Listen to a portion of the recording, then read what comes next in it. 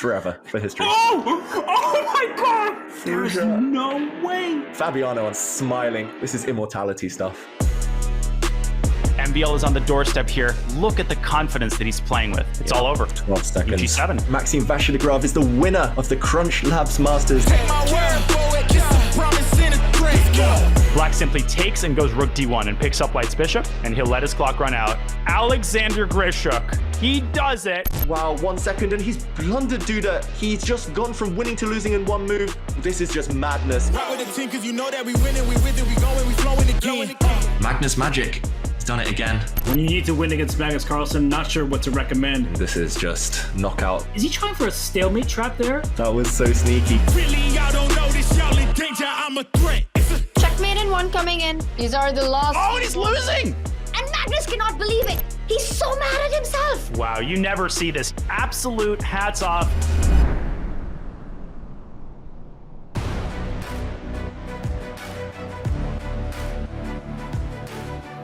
We're ready, the players are ready, and in just a few minutes, action starts. Welcome everyone to our coverage of the Julius Baer Generation Cup. Today, it is the losers quarterfinals and a big winners final. Welcome, I'm International Master Tanya Sachdev, and alongside me, Grandmaster Arthurs Nixons.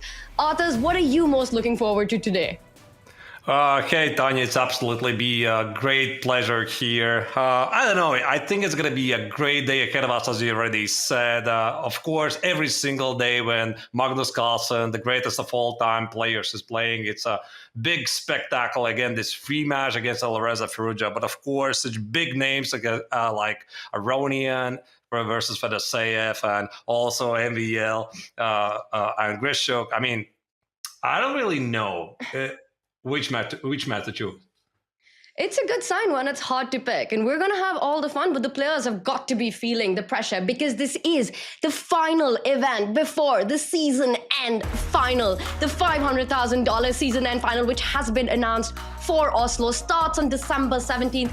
Mark your calendars. It's going to be epic. It's going to be in the beautiful city of Oslo, and we're going to see some beautiful chess by 8 of the world's top speed chess specialists. This is the Julius Baer Generation Cup. You win it, you punch your ticket directly. The other way to get there is through tour standings.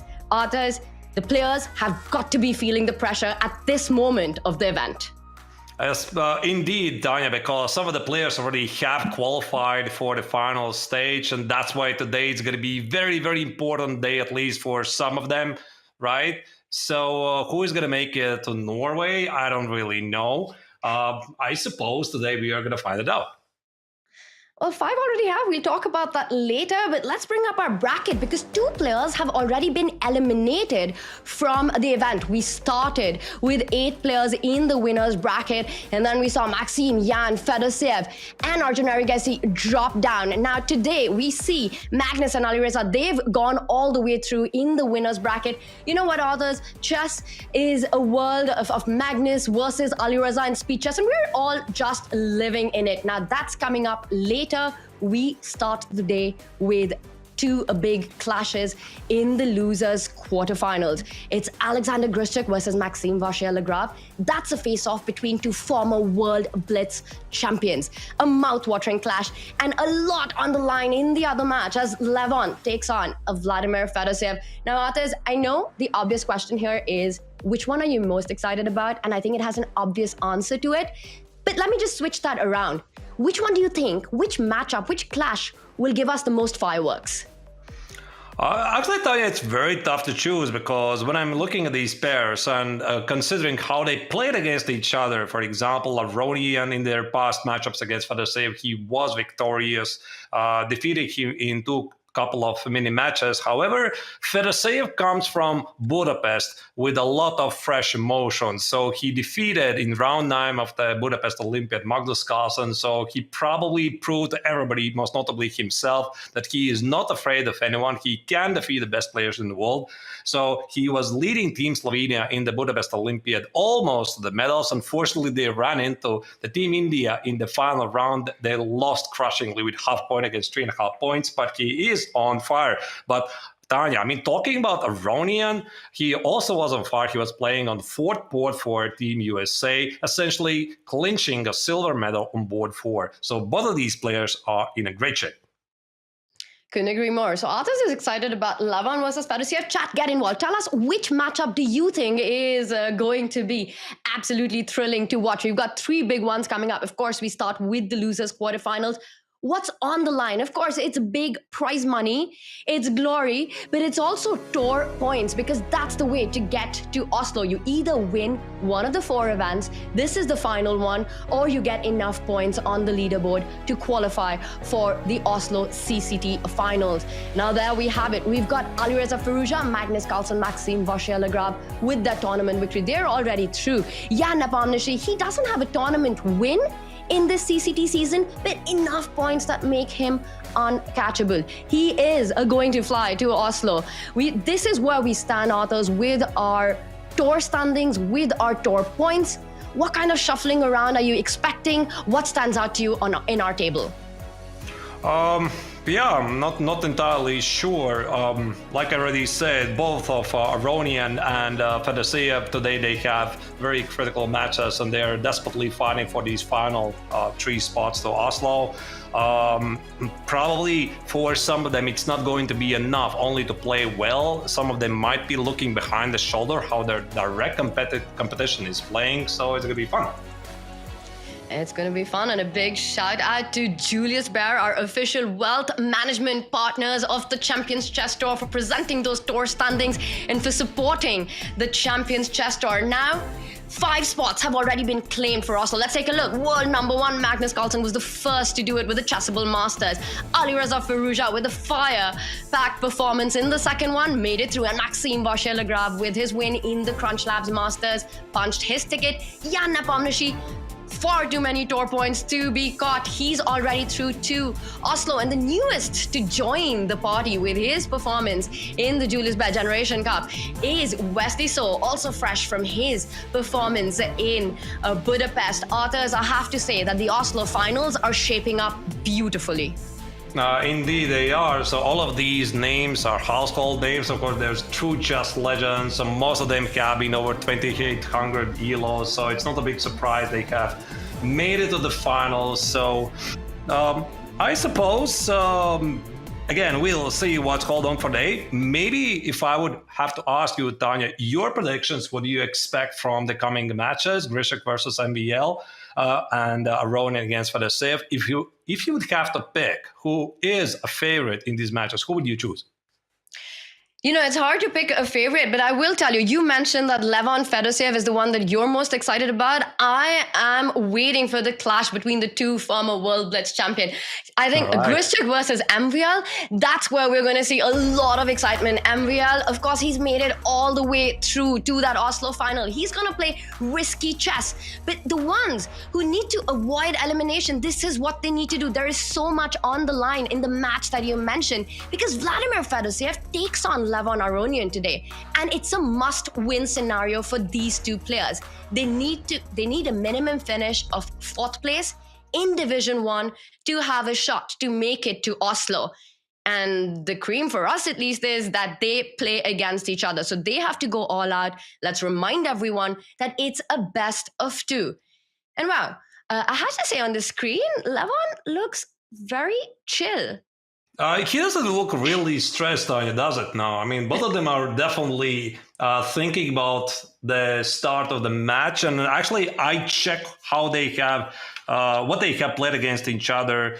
Aronian against Fedoseev. Both of them really like to start with e4 move, the king's pawn move, and the game could lead to some sort of Rai Lopez. But I think, Tanya, usually what happens at these high-level tournaments, they usually prepare some new ideas for this particular tournament. So I'm not really sure if it's going to be indeed e4, e5, or we might see some surprises. We might see some surprises. I'm sure in this one we're going to see surprises as well, because as we mentioned, for Grischuk, this is a big tournament. This is his shot to make it to Oslo. He needs to have a deep run in it. He needs to go all the way through. He first faces Maxime Vachier-Lagrave. They're good friends as well. They know each other. They played against each other a bunch of time. Both players have an aggressive style of play, but I think in this one, Arthur's clock management from Grischuk will be such a key role, because Maxime really puts the pressure on that 17th piece.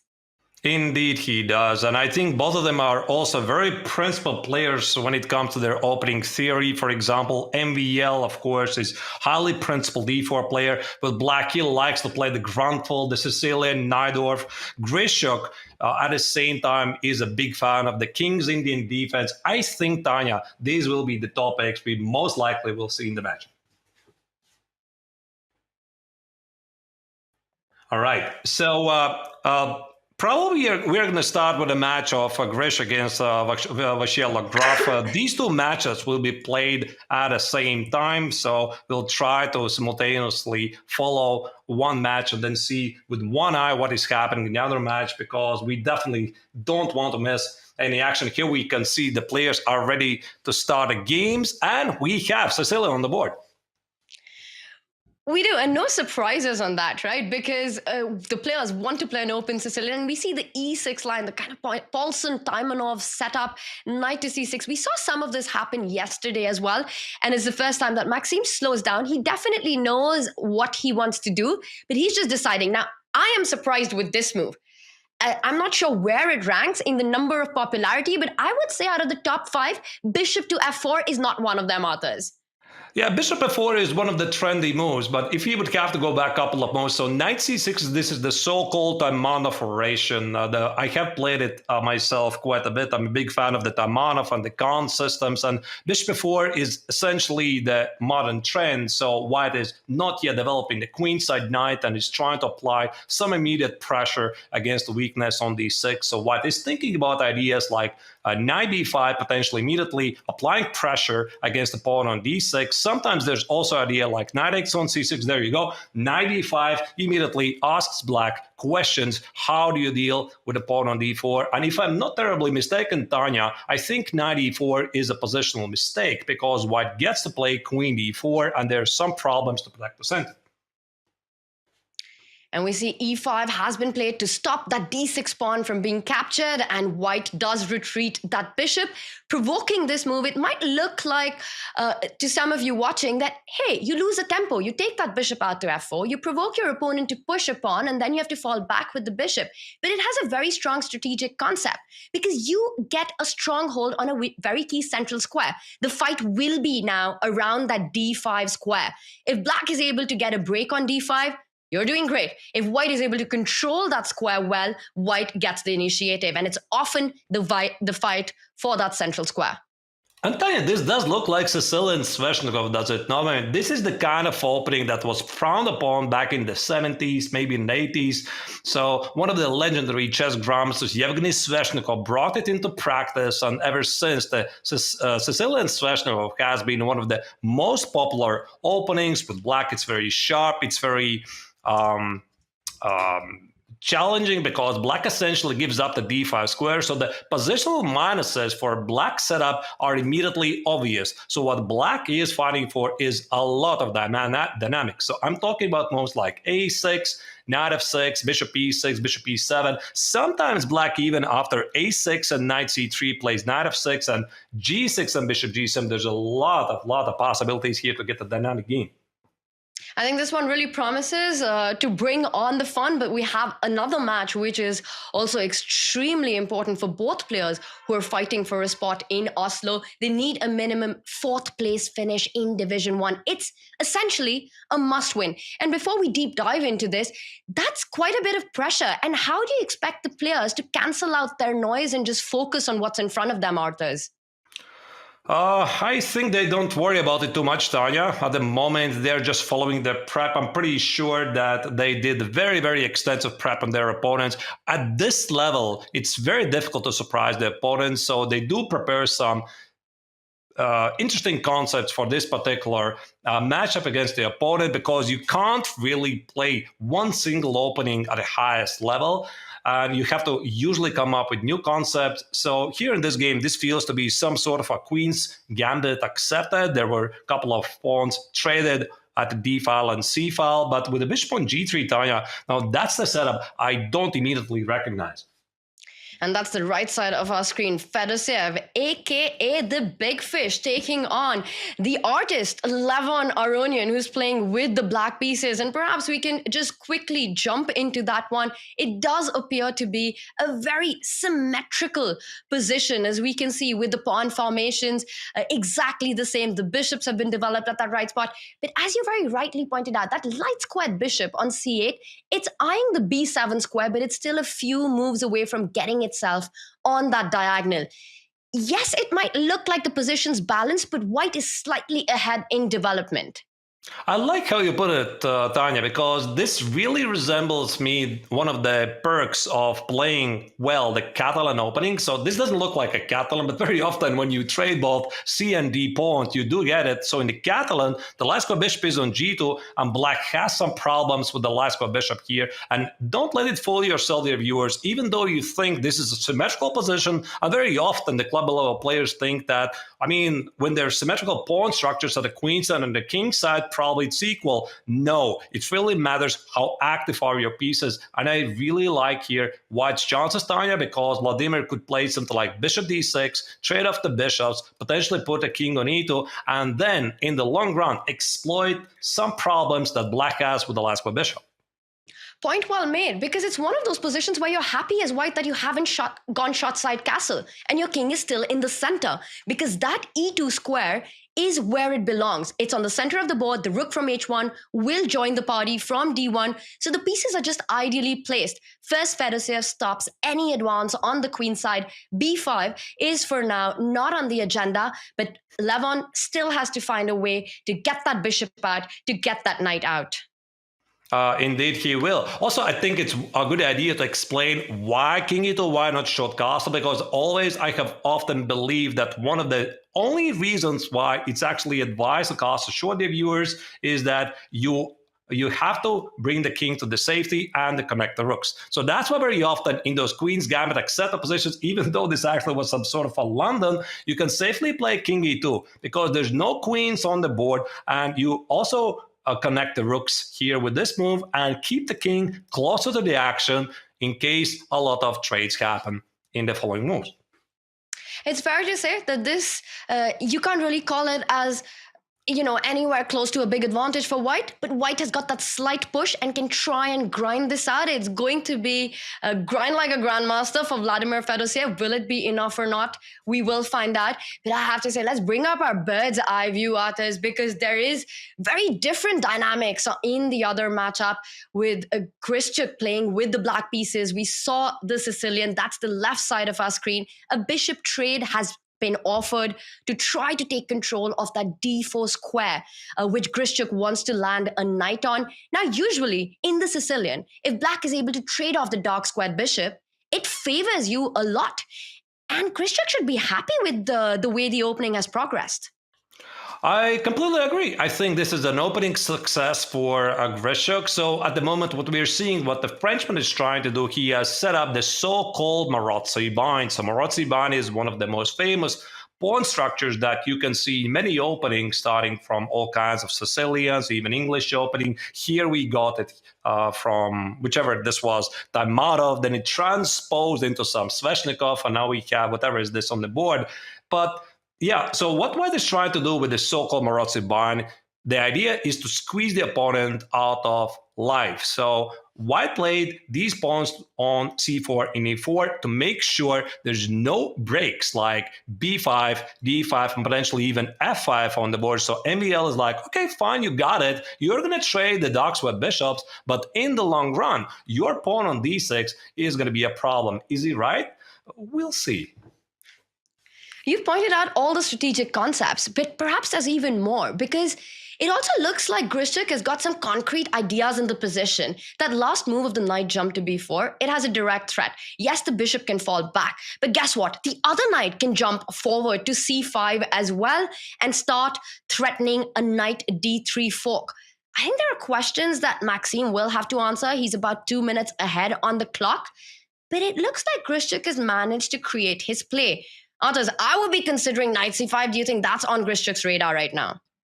Actually, I have a question. Can you take the pawn? That's the first thing I'm saying. So knight c5 is the obvious idea. You want to threaten with the fork on d3, and I was wondering what happens if I played something like queen e2.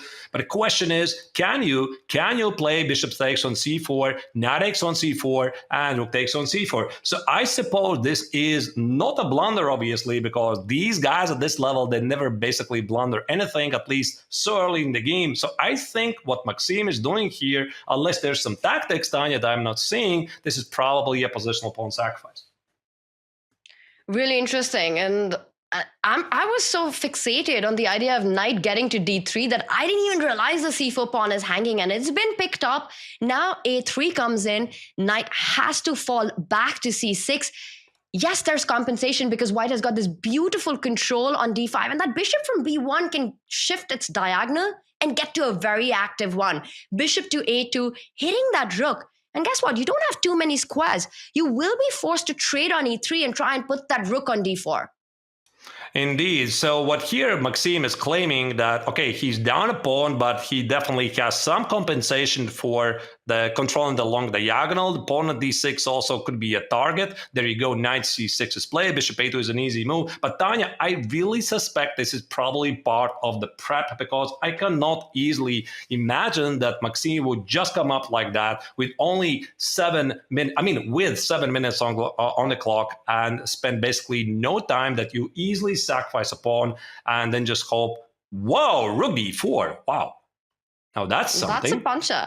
I was expecting a bishop trade before putting that rook on d4, but Grischuk, he says, I want that bishop, because notice how the rook on c1 is hanging as well. So really nice full board awareness there. If bishop takes rook, you can perhaps even throw in a pawn takes bishop where you're hitting the knight and the rook on c1 authors. So rook to d4, great tactical awareness there. Grischuk down to 3.5 minutes though. Right, indeed. Now the big question is what Maxime is supposed to do. I suppose he has to take on d4, because if he does not do it, then essentially he has lost a pawn for nothing. I'm trying to understand what happens after b4. You know, it really amazes, Tanya, how they think at the highest level, because while I'm trying to figure out what happens after bishop takes on d4, what happens after knight e5, they're thinking so quickly that suddenly b4 is like the third option I have not even started to consider. It's amazing. b4 would not have been in my top 5 candidate moves in this position, but it's also so fascinating to watch the top players make use of every single element of the game. Maxime knows that if he can put pressure on Grischuk's clock, that will play out to his advantage later on. He keeps up the speed. Grischuk responds as well with the move 8-6, so still the rook on d4 is on pre. Now, I just want to point out one line, that if bishop takes rook, I was thinking pawn takes bishop is possible, but I think we can completely ignore that, because f4 would hit black's bishop as well as stop that diagonal. And this is not what you want. Maybe you have some compensation, but it doesn't look enough. I think after bishop takes rook, black's simply going to do the same. Bishop takes c1.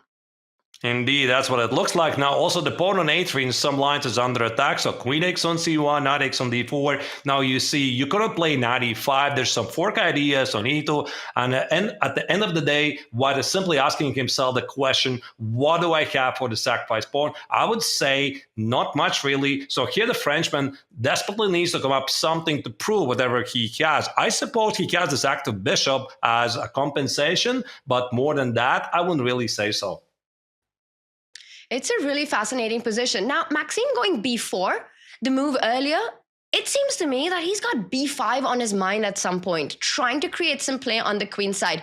When this move appears, I'm not sure, but it's definitely on the cards in this position, because you want some trades there. You want your knight to jump to b5 to get control of that d4 square. Right, yeah, that's interesting. Unknown. He plays queen e2 instead, so I suppose He wants to delay the decision to capture on d4. Now, bishop e3 is a very easy move for Grischuk because Emil essentially wasted tempi for playing queen e2 and queen e3. And now the more we are looking at this position, I'm starting to wonder, does really Maxime have any compensation here? I don't know. I'm starting to like black. Easy to forget. He's down a pawn. He sacrificed that pawn on c4 about a year ago, and black's got a nice rook planted on d4. Yes, that pawn on d6 is a backward pawn and hard to move forward. White has got beautiful control of d5. But as you're nicely pointing out, once black's knight gets to d4, threats will start becoming real. And for Maxime, this could be the start of a very troublesome endgame.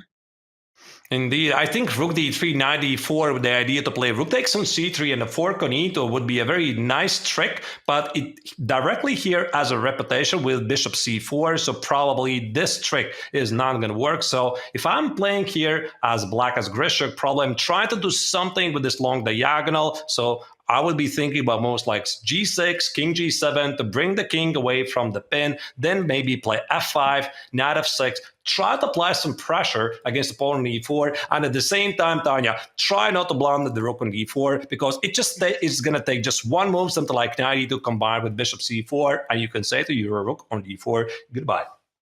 A centralized rook, but it's got no squares. Thank you very much for landing there.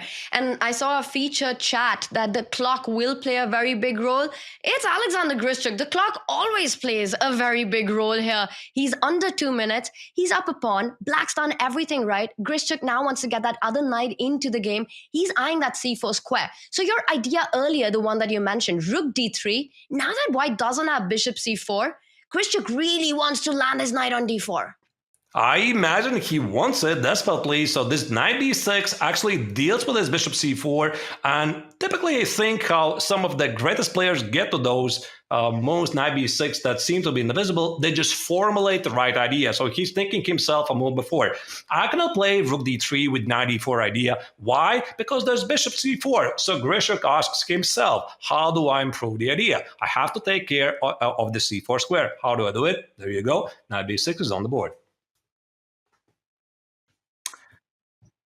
Serious move for me because he's put the rook from f1 where it was blocked by its own pawn on f3 to that a1 square where it's also blocked by its own pawn on a3. So rook to a1. What does Maxime have in mind? How do you explain this move? Because Grischuk just goes through with his plan.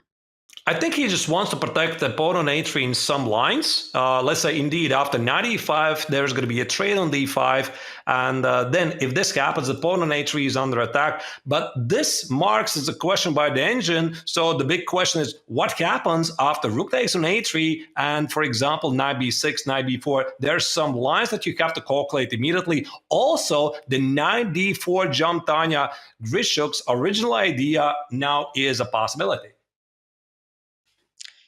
It really is because it comes in with a big tempo. And to everyone, we have a second game going on. We've got our eye on that one as well. And maybe it's a good moment to bring up our boards side by side as the players go into that under 3 minute zone in the Fedoseev versus Levon matchup. Now, we were talking about how the endgame will favor white. This is crazy stuff because white has got a rook. Meanwhile, Levon's got 2 minor pieces for a rook, but is down also a bunch of pawns, 2 to be exact. How do you assess this material imbalance in this endgame, authors?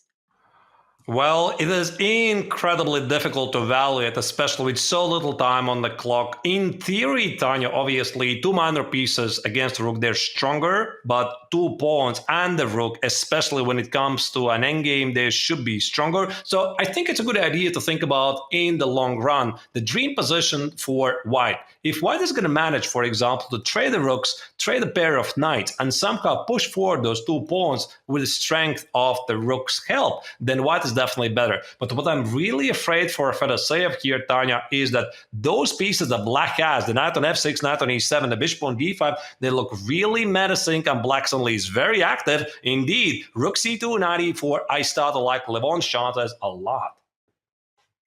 I completely agree with you. When you've got the minor piece imbalance against the rook, you're actually looking for ways to attack the white king. And it just looks like once you win that f2 pawn, the g2 pawn will be incredibly weak as well. Things looking great for Levon on this one, Arthurs. But I'm going to leave it to you because I've got my eye on the other board. Also excitement on that whenever you want to jump back to it, because I just want to point out, Grischuk is under 50 seconds.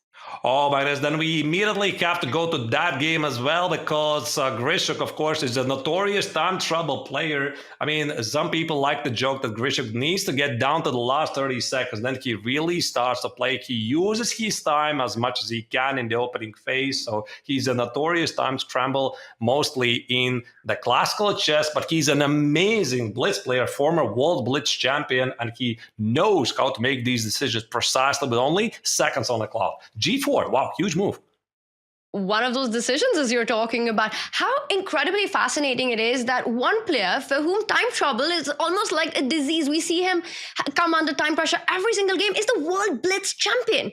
And that just shows that even with little time on the clock, his quality of play is super high. And this move G4 is exactly an example of that. He wants to obliterate White's pawn formation on the king's side. He's inviting White to capture a pawn. It looks like a free pawn, but no, thank you so much, because that rook jumps to the 4th rank and both your pawns are going to be hanging. One of them is going to be falling and the rooks will be super active. Maxime takes the bait, but this could get very dangerous for White's king now.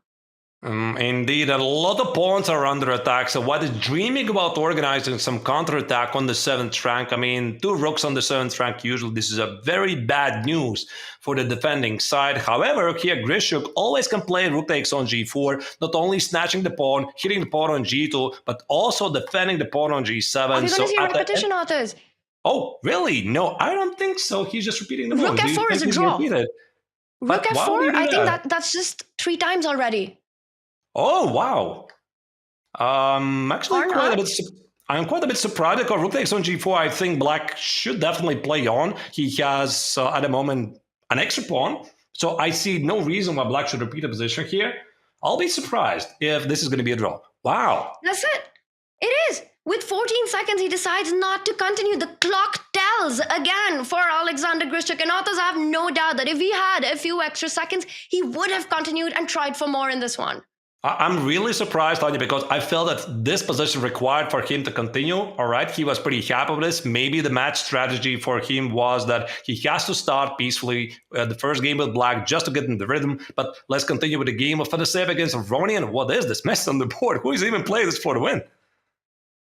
That's a great question because every single piece on the board is hanging. That last move, e4, that pawn is not for free because the bishop on c6 needs to defend that knight on e8. Instead, Levon jumps in with his own knight to h4, now targeting the g2 pawn.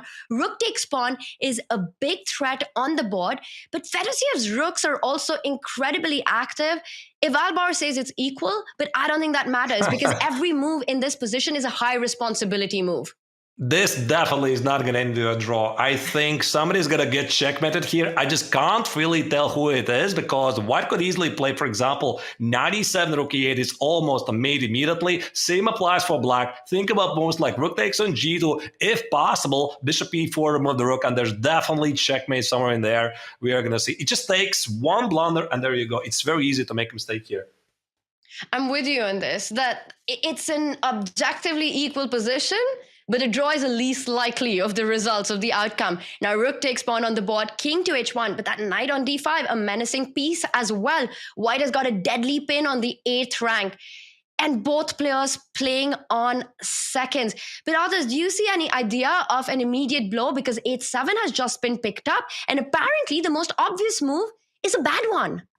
Yeah, so rook takes on h7. I think that here Fedoseev might be missing what happens after rook remove at knight f3. Now, this is something, Tanya, that people tend to miss in the time scramble because how do you deal with this checkmate threat on h2? It's a very, very annoying. Wait, it's a mate on the board. Knight f3, bishop b5, just a mate on the board. That's it. Wow.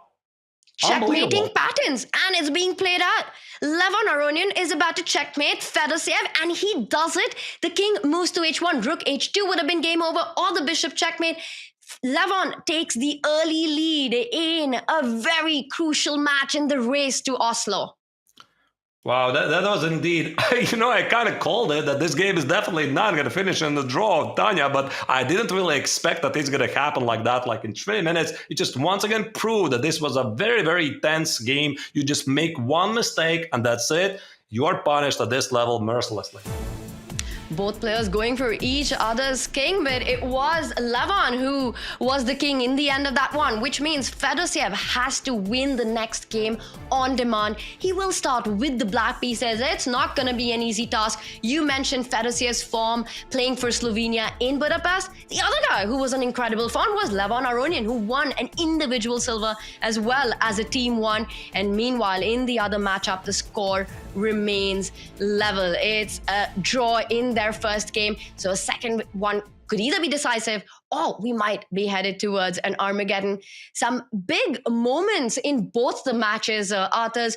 Which one stood out to you? So I suppose we could select the game of Vladimir Fedoseev against Levon Aronian because this was the sharpest game, and I think we could call it as a game review here of the first round game. So let's go through very quickly what happened in this. So it started out to be a rather peaceful game after d4, knight f6, bishop e4. So this is some sort of a London after e3, e6, knight f3. A lot of pieces were traded pretty quickly. As you can see, d pawns were traded, c pawns were traded, and queens were traded. So you would think this is going to be a peaceful game.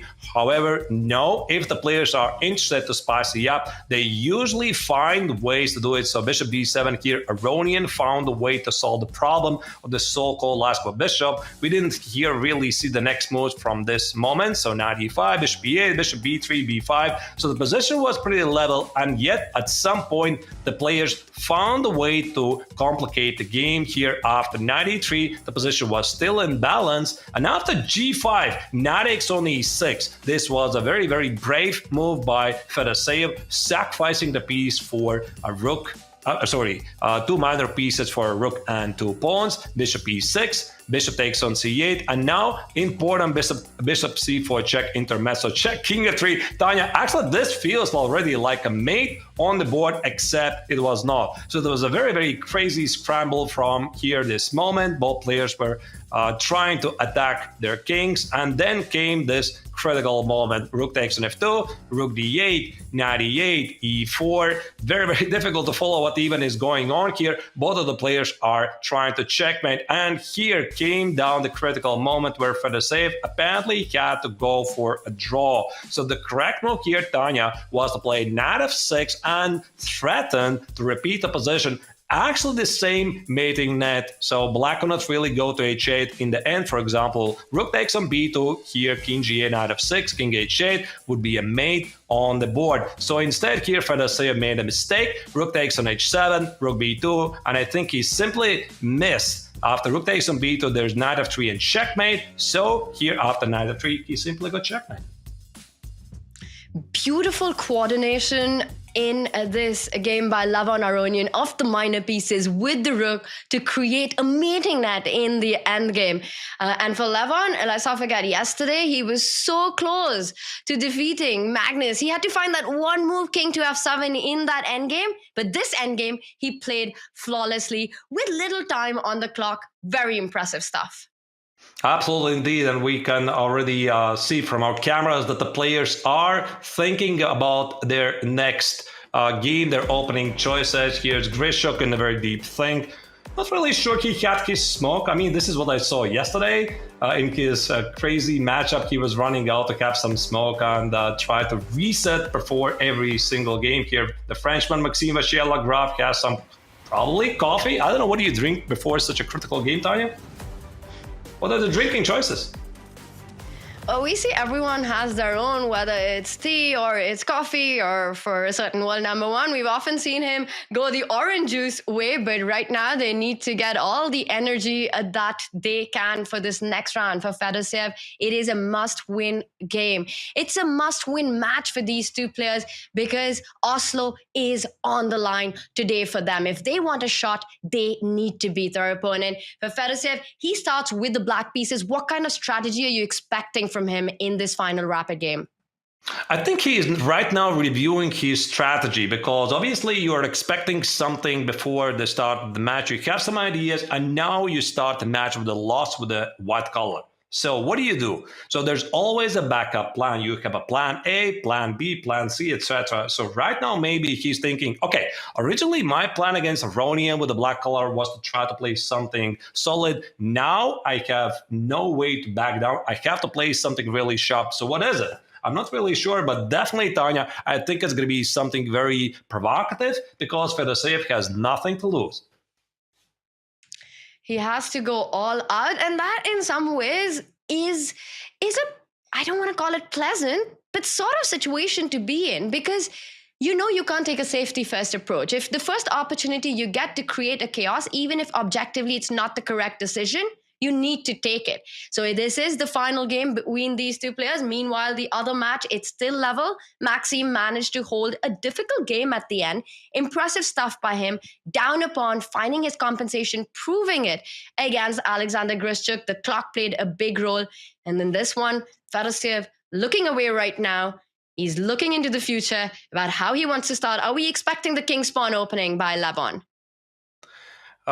Yeah, actually, I think, Tanya, this is what Aronian was. Oh, there's a couple of more moves incoming. For some reason, we jumped to the game of Grischuk against Maxime Vachier-Lagrave. So about Aronian's game against Vladimir Fedoseev, I suppose we'll see. But what is this opening, actually? D4, D5, C4, C5? Or some sort. Okay. I don't think I've actually seen this before. But the players are blitzing out their moves fast and quick. It looks like it's an opening that they are quite familiar with. Grischuk has managed to get the bishop on the long diagonal, so it's a strong piece. And Maxime immediately advances on the queen side, asking questions. That a-pawn isn't stopping there. At some point, which is right now, it moves even further, and we might even see it get to a3. But for now, knight c7 is a threat, and apparently king to d8 is the way to stop it. I mean, Tanya, all it took is just 1 minute to make the first double exclam move of this game. So knight b5 was threatening with a fork, and king d8 played very quickly. So this probably proves only 1 point that both of the players are still within the prep. I don't really know this particular setup. So it was knight f3. If I'm going to show you very quickly the opening, knight f3, d5, d4, knight f6, c4, c5. Very rare line, but this is exactly what you need for a surprising game. So it appears that the Frenchman is well within the prep, but most importantly, Grischuk knows.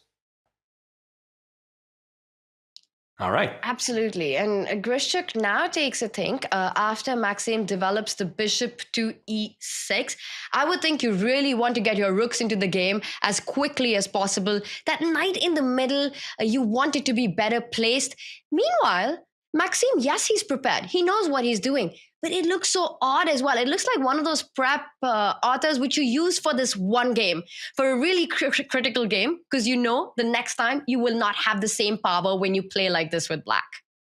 Yeah, I think this is typically what happens at any level. You just prepare certain variations for just one particular game. And I think this is one of those opening surprises for Maxime that he had prepared against Grischuk. However, Grischuk is still within the prep.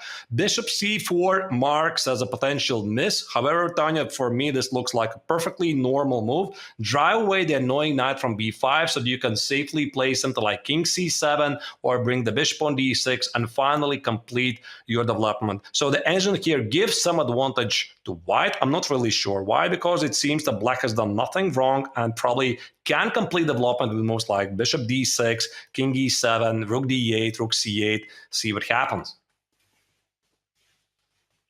Nicely broken down. And Maxime thinking what he wants to start with. That bishop, the dark squared bishop, definitely needs to come out. Let's bring up our other game as Maxime takes a think at this moment of how he wants to proceed in this position, as Fedoseev is in a must-win on the right side of our screen. The queens in this one are still on the board. The bishop has just come out to g4 and has been given a question mark. Looks like a very natural developing move to me, Arthur, as you're pinning that knight to e2. You know, you're also vacating perhaps a potential queenside castle is what you're looking at. Though I do feel that that might walk under fire with a3, b4 coming in so quickly and that f7 being a tender spot.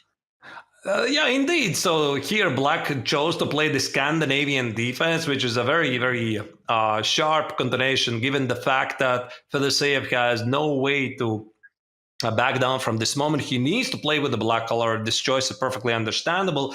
But one of the big ideas of the Scandinavian defense, why Black plays, if I'm going to show again very quickly, the first opening moves, e4, d5, queen d5, knight c3, knight a5, queen a5. Why this is done? Because Black essentially is hoping that White is going to play d4, be very aggressive in the center, and then with this long castle, apply some pressure on d4. Guess what? That's why Levon decided to play d3 and make sure that you have no counterplay against the pawn on d4 because it simply is not there. Scandi becoming a bit of a mainstay in a situation where Black needs a must-win result to try to create dynamics and imbalances early on. And that happens because on the very first move, the E and the D pawn get traded off. So you never end up with a symmetrical pawn formation.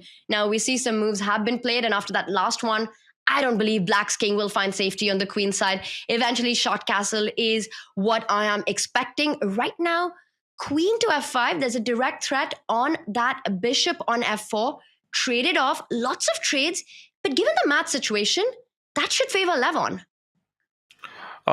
Probably indeed. So the position has simplified a bit, but I think also Fedoseev has no reason to be unhappy in this position because one of the reasons when you play something sharp as a Scandinavian defense, you want to provoke your opponent to do something. And I think that, Tanya, this position is slightly unbalanced. It's not as equalish as it seems. Okay, so the relation bar says this is completely equal, so probably Levon should be very happy about this. However, when you look at the pawn structure, I do see that White has multiple weaknesses, and this f4 push, not really sure, Tanya, if this was really such a great choice. So here Levon is trying to control the e5 square, but the position starts to feel a bit unbalanced, and I can easily imagine moves like h5, h4, okay, short castle, but Black definitely has some ideas here. You know, you're pointing out f4 defending e5. I wonder if Lev's got knight g3, f5 ideas as well on his radar. You need to time it correctly because you can't allow Black to build a center. If Black has the option to push that e pawn forward, that could be something that's not ideal for White. But I would be worried as Black to make sure that I have a good response to f5.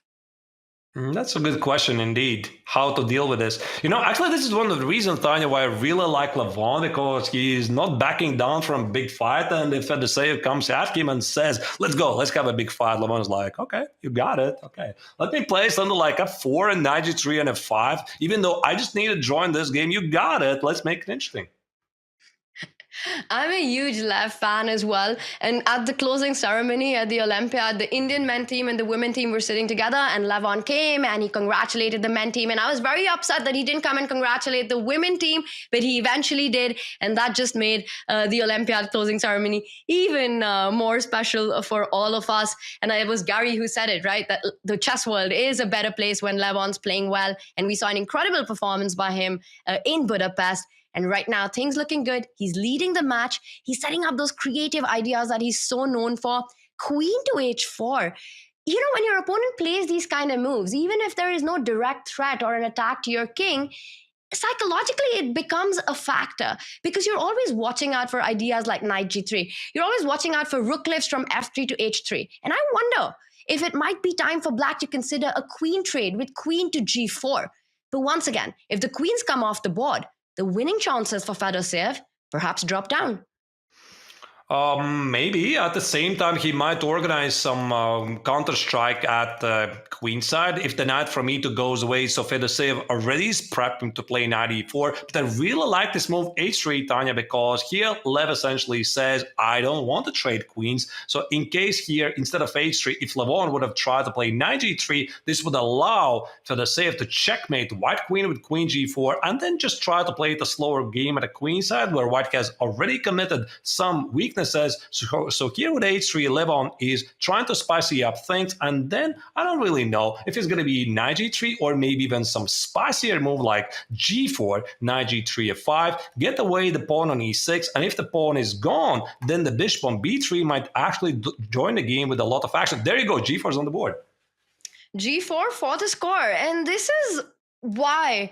This is the chess that we love from Levon Aronian. He needs only a draw, but he's not backing down. He's going for it. And a queen trade was offered. He decides to accept it. The pawns have got a lot of mobility on the king side. And that f5 move is always on the radar at the right time to try to destabilize Black's pawn chain in the center, to activate that bishop on b3. I'm really liking Levon's approach.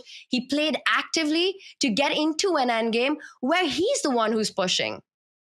Yeah, indeed. I think after knight f6, probably f5 is going to happen. So right now, Fedoseev is reviewing his chances to take with the pawn or the knight. Knight x and f6 is played f5 here. So the problem for Black is he cannot really play e5, which would feel like, oh, it's a great center, right? I mean, I have two central pawns.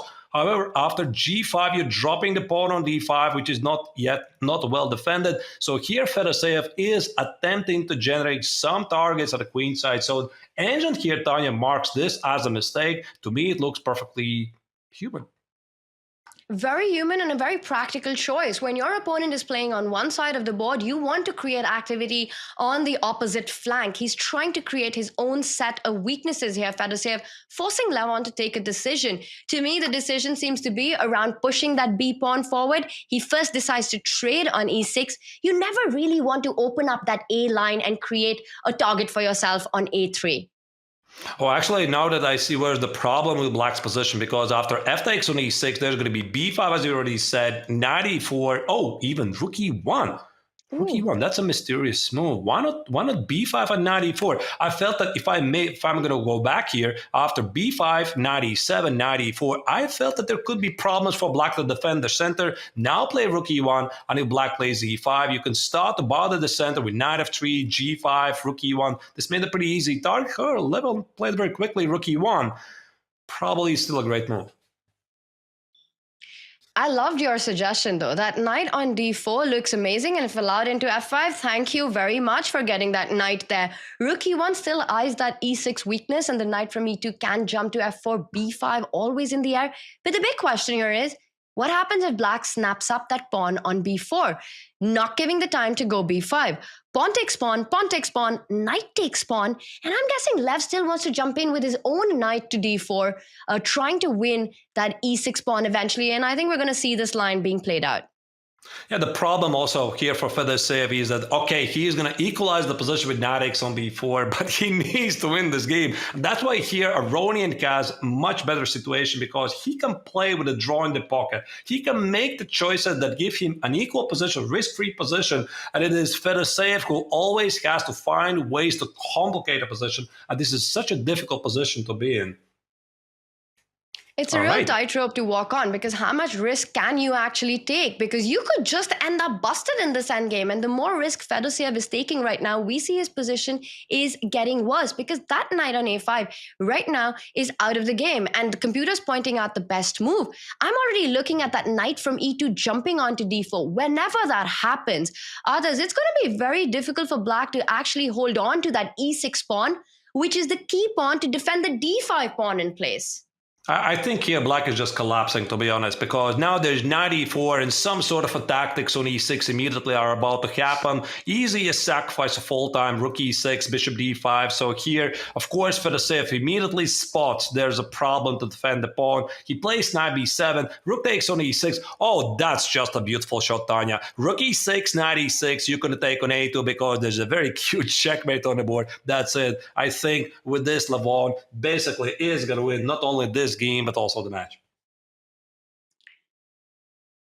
Very dominating performance by Lev in that game one, under pressure, finding all those right checkmating patterns, and then rook takes e6. Boom, the most precise way to get this big advantage. Now Fedoseev, he's not going to give up. He's going to keep fighting. Yes, the a2 bishop is hanging, but the knight on b7 was hanging as well.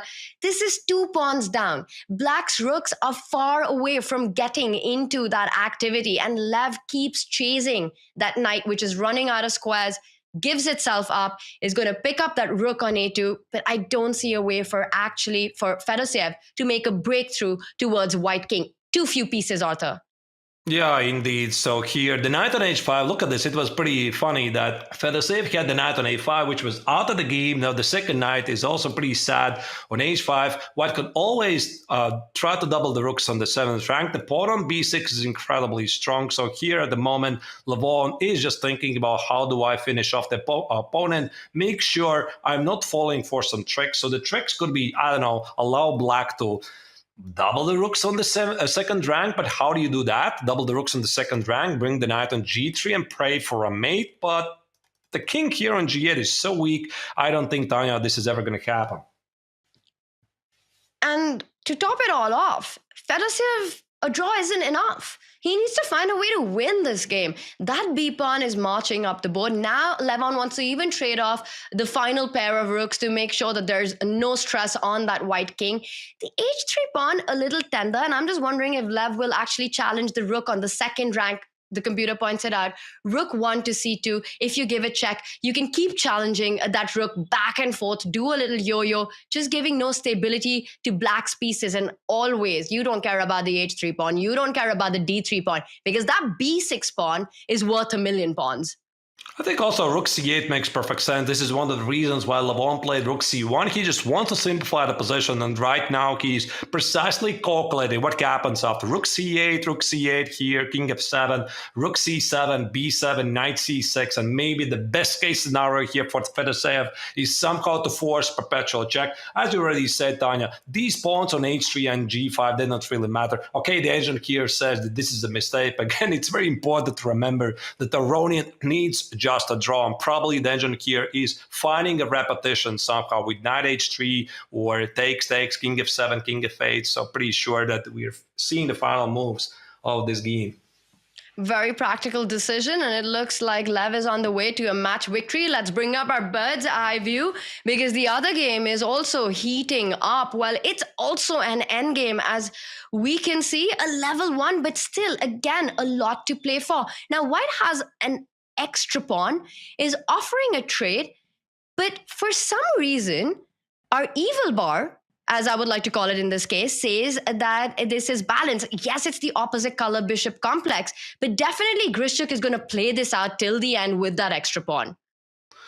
Indeed, he will. So I don't really know what happened before. Probably MVL sacrificed a pawn for an active defense. By the way, this is something I've noticed in MVL's game, Tanya, that he very often solves the problems of the openings, or if he's having a slightly passive position. He's a very practical player, obviously one of the greatest players in the world, and he really likes to sacrifice a pawn to get away from his problems. So that's why here he's down a pawn. Probably he had some problems in the opening before. Now, because of his piece activity here, this amazing rook on c3, knight on d4, the bishop on c7, at some point, if you get to position it on the a7, g1 diagonal with rook a2, it's very difficult here for Grischuk to win this game. So he has this extra pawn, but at the same time, he has to be careful because black could easily take over the game here.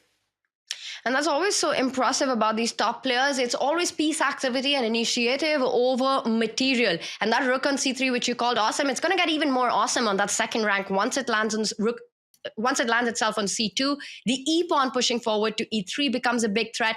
The bishop can line up, as you pointed out, on that a7, g1 diagonal. So Maxime Vachier-Lagrave is asking questions despite being down a pawn. Compare each of Maxime's pieces to its counterparts, to Grischuk's pieces. The rook, more active. The bishop has got more targets. White's bishop on f1 doing nothing. That knight on d4, a beautiful piece. Rook c2 played, e3 coming in next.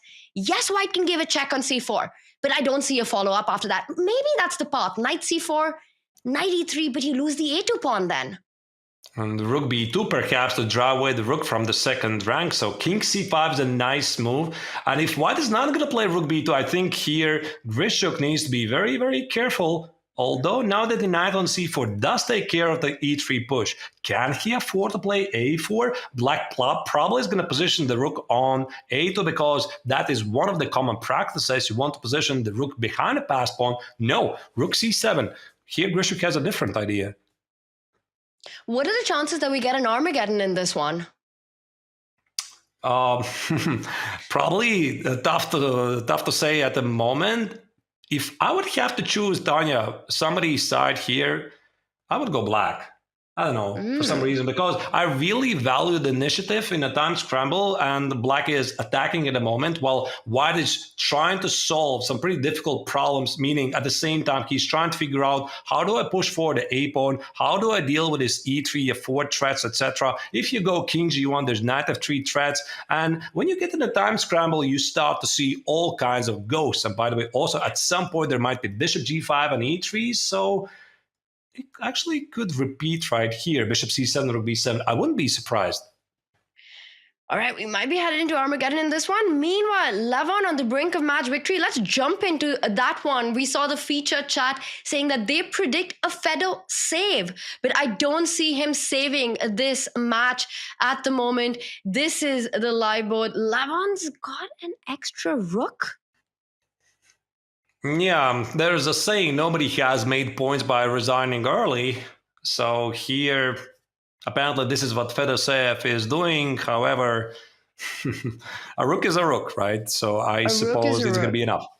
And it's also not enough time on the clock. With 20 seconds to Fedoseev, it's hard to imagine. And of course, Levon's already leading the match. Fedoseev keeps on fighting. This is perhaps his last few moments in the Julius Baer Generation Cup, which if he's out, Otters, it's the end of the road. He doesn't have a shot to make it to Oslo.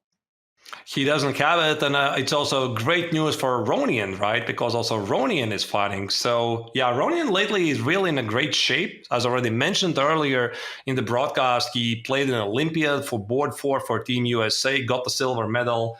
So yeah, he's playing fantastic. Fedoseev probably at the moment is simply unhappy about his performance, so the match didn't went his way. But yeah, okay, he's fighting until the final bullet. Actually, here Aronian can just take on d3. No, he's not going to do it. I mean, the rook is a rook. Of course, he could just fix a draw. There you go, there's a resignation. And that's it. Levon Aronian wins 2-0. He advances through for Fedoseev. It is heartbreak. He will not be in Oslo as he gets eliminated from the Julius Baer Generation Cup. In this one, big stakes for Alexander Grischuk. Don't forget, Maxime has already punched his ticket to the season and final. The match so far is level. For Grischuk, he needs a tournament victory to get that ticket to Oslo. Right now, it looks like it's still in balance. That extra pawn has gone off the board. Again, I'm liking Maxime's piece activity right now. That knight on d4, the pawn on e4. Does Grischuk need to be a little careful here? Yeah, this is everyone's game. So what I really like what Grischuk has done in the past couple of moves. He has activated his rook here on the 7th rank. But then again, I mean, can he really take the pawn on h6 at some point? Not really sure. There's always this pressure on the pawn on f2. So black again with the bishop on a5. We missed this moment when here the Frenchman was threatened to play bishop e1, threatening to take the pawn on f2. So here with king b8, Frenchman is trying to activate the bishop. And that's why again with the seconds ticking on the clock, Grischuk has to very, very carefully calculate the lines and make sure he can take the pawn. What happens with these tricks of bishop a5, bishop e1? What happens with the mate threat, knight f3, rook g1, rook b1, my apologies. There's so many things to calculate only with seconds left. I agree. It looks like it's a game for all three results. And Maxime is once again going for the white king in an endgame. Grischuk giving a check. The king will move forward. And the question is that are we going to see another repetition? I was just about to ask, but Grischuk is playing for more. What about e3? Is there e3 here? e3, knight f4, rook takes on f2. If I'm here playing with black, I'm trying to calculate this very quickly. 20 seconds for MVL. No, bishop d2 he's playing. Okay, e3 now is a big track at some point. Bishop e1 as well. Big What is threats this? on the board. The f2 pawn's about to fall. 9 seconds for Grischuk. It's all about the clock right now, and the f2 pawn's been picked up. Opposite color bishops. It could still be checkmate on the board. Yeah, now White is going to lose the pawn on h2. I don't think, Tanya, I have ever seen this position before. So opposite color bishops, rook each, knight each. There's not a single pawn on the board. No. All the pawns are off. This is a crazy position. Just 6 minor pieces, and the sides are trying to create a mating net against each other's kings, playing on seconds. Yeah, now this is going to be a draw. Knight f3, king f3, there you go. They found a way to liquidate the position into a draw. So indeed, we are going to see the Armageddon here. What a game. And this is why these two players have been World Blitz champions. With just seconds on the clock, the way they're able to create dynamics and threats on the board, few can stand up against them. And right now, this one goes into the thrilling bidding Armageddon. And that means more fun for us. Grischuk does not look very happy, does he? Now, he feels like he missed some chances. To be honest, it felt like this was a very high-class game from him. He found a lot of very good moves, but yeah, he probably feels slightly differently. Let's bring up our scoreline as the action continues in the losers bracket. It's not over yet. Before the winners final, we've got a big Armageddon. There will be only one of these two players who will go through. Will it be Maxime? Will it be Grischuk? Meanwhile, Levon Aronian with a dominating 2-0 victory, but it doesn't tell the full story. The games were topsy-turvy, but Levon, the better player today, he goes through for Fedoseev. It is the end of the road, and we've got a huge bidding Armageddon coming up. I'm really excited about this whole format of bidding for your time. You know, it's so many mind games there to decide how low do you go to get those result odds, to try and get the black pieces. But before we get to discuss that, what was your big highlight from the action that we just saw, Atiz? Probably this crazy endgame where Grischuk was finding all the precise moves. And that's why, once again, Tanya, he proves he's a world-class player, because I was saying that from my perspective, I felt that if I would probably play this position from the Black's perspective, because Black was having all those threats with the rook on the second rank and finding tricks. However, Grischuk was very, very precise. So I think this is what sticks to my memory. Maybe once again, I'm going to pick up from the very beginning how this game progressed. So there you go. So it was the ready opening, d4, c4, this weird double pawn trade. I think this was definitely a surprise from the Frenchman. However, Grischuk was still within the prep. g3 makes sense because you want to position the bishop on the long diagonal. e5, knight c6, bishop g2, a5. Black is trying to play very dynamically. Knight b5, our double exclam move here. The trick was that you cannot take on b3 because there's a fork on c7 threatening. So we saw all of that. And then eventually there were some simplifications. I think we actually missed this part. After knight e5, bishop takes on d5, Grischuk was having a slightly better pawn structure. There you go. This is what I was telling you, Tanya, that typically MVL solves his problems by sacrificing the pawn for dynamics. He gave up the pawn on b7 to make sure he has active pieces. And there you go. Both of the players were fighting very aggressive for the initiative. There you go, knight takes on a4. Again, yet another pawn sacrificed by the Frenchman. And starting from this moment, I think the players were playing really high-class chess, probably even the entire game. Knight c4, make sure that e3 is not happening. Yeah, I'm just very, very impressed. And there you go. Yeah, this is how the game progressed. Knight e3, king b8. At some point here, Grischuk probably had some chances to play for the win. Bishop c4, rook b2. This is probably the moment where he was pretty unhappy about. Engine marks, rook takes on h6 is a mistake. So rook h8, bishop d5, rook a8 check. With knight c4, there's some mate threats. But in the time scramble, Grischuk missed this and allowed the Frenchman to escape. All the pawns disappeared, and the game was agreed to a draw. Yeah, what a final that was with no pawns on the board. Haven't seen that kind of an endgame in a very long time. And just the kind of creative play that these two players bring on, it's not the end because they've got a big Armageddon coming up. And before that, we've got some big news for everyone watching because there is brand new stuff up at the Chess.com merch store. And this is the best time right before the Armageddon. Go check it out and upgrade your closet and your home with t-shirts and mouse pads and clocks and more. Visit go.chess.com/merch or use the command merch in chat to shop. Do it quickly because you've got to be back for the action that's coming up. The big question, can Maxime keep going or will Alexander Grischuk's road to Oslo, dream to Oslo, will stay alive? A huge Armageddon coming up in just a few. Stay tuned with us.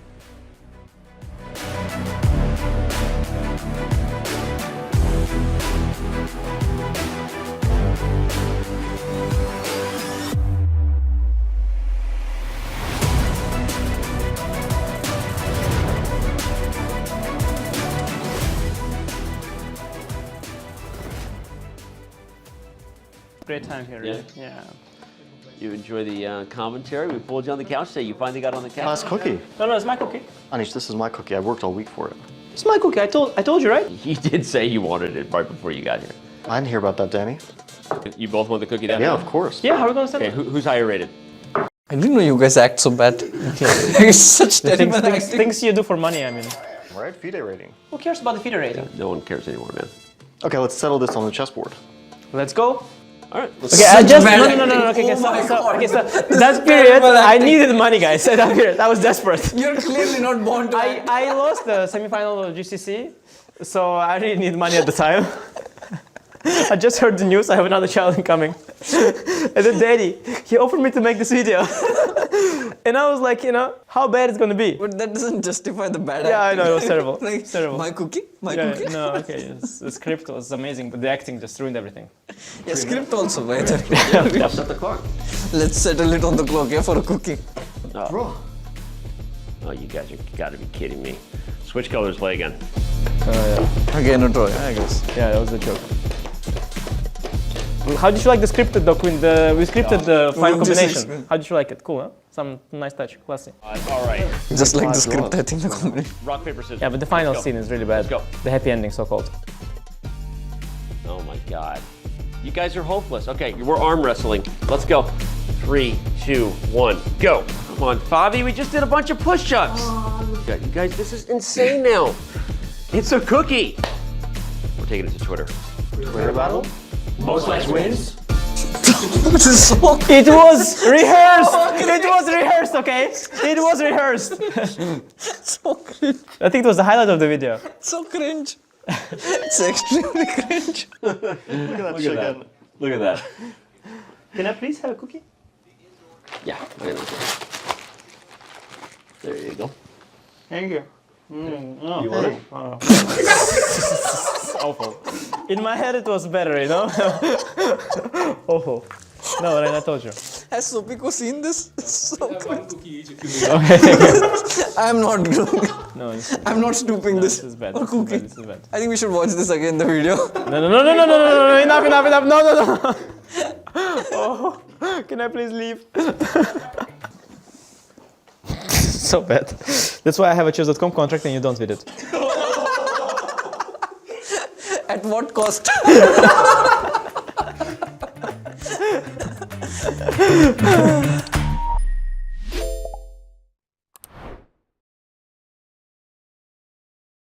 Chess with friends is fun, and Discord is your place to talk with friends. This month only, Discord is joining forces with Chess.com. Win a game against Wumpus, Nelly, or Clyde, and you'll win a free month of Discord Nitro. And watch out for a super secret opponent later in the month. Play them all only on Chess.com.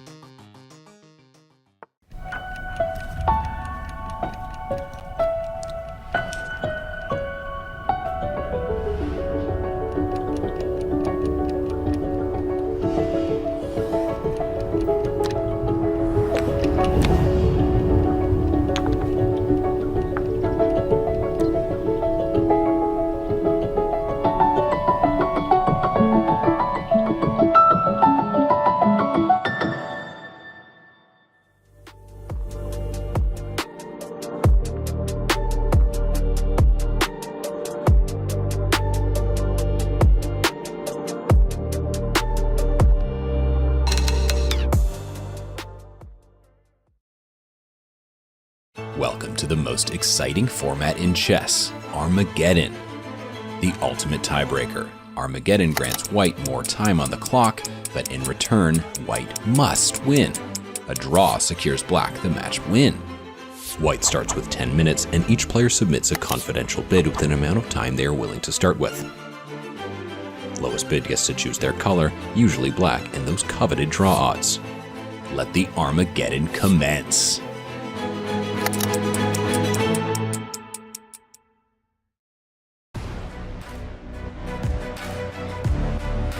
You don't want to close your eyes. You don't want to miss a thing. It is time for Armageddon, and here are the bids. We've got them. Alexander Grischuk bids 7 minutes with 35 seconds. Maxime Vachier-Lagrave wins the bid by 1 second. 7 minutes, 34 seconds. This is mind games. Max authors, I can't believe it. What do you make of this? What does this mean for Grischuk? Oh, these are like meta-level mind games, Tanya, because how can you possibly predict that your opponent is going to select 7 minutes and 35, mind games. You select 7 minutes and 34, only 1 second less. You get the black color and draw odds. Yeah, let that just sink in. That Maxime Vachier-Lagrave outbid by a second. So he starts with 7 minutes, 34 seconds. He starts with the black pieces. A draw means that he goes through. But I have to say, Grischuk bidding 7:35, he wanted the black pieces because this is edging towards quite a low bid.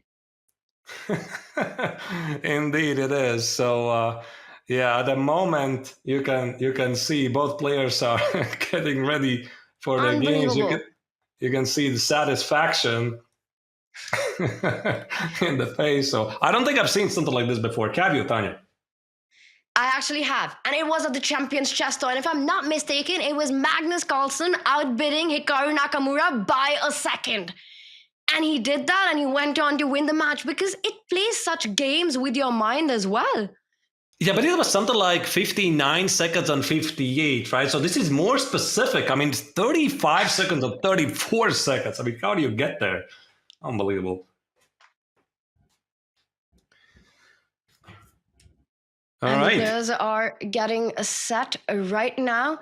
We're still reeling from the bids that we just saw. Bid 7 minutes 34. Is that too low? Yes, you get the black pieces. Result odds.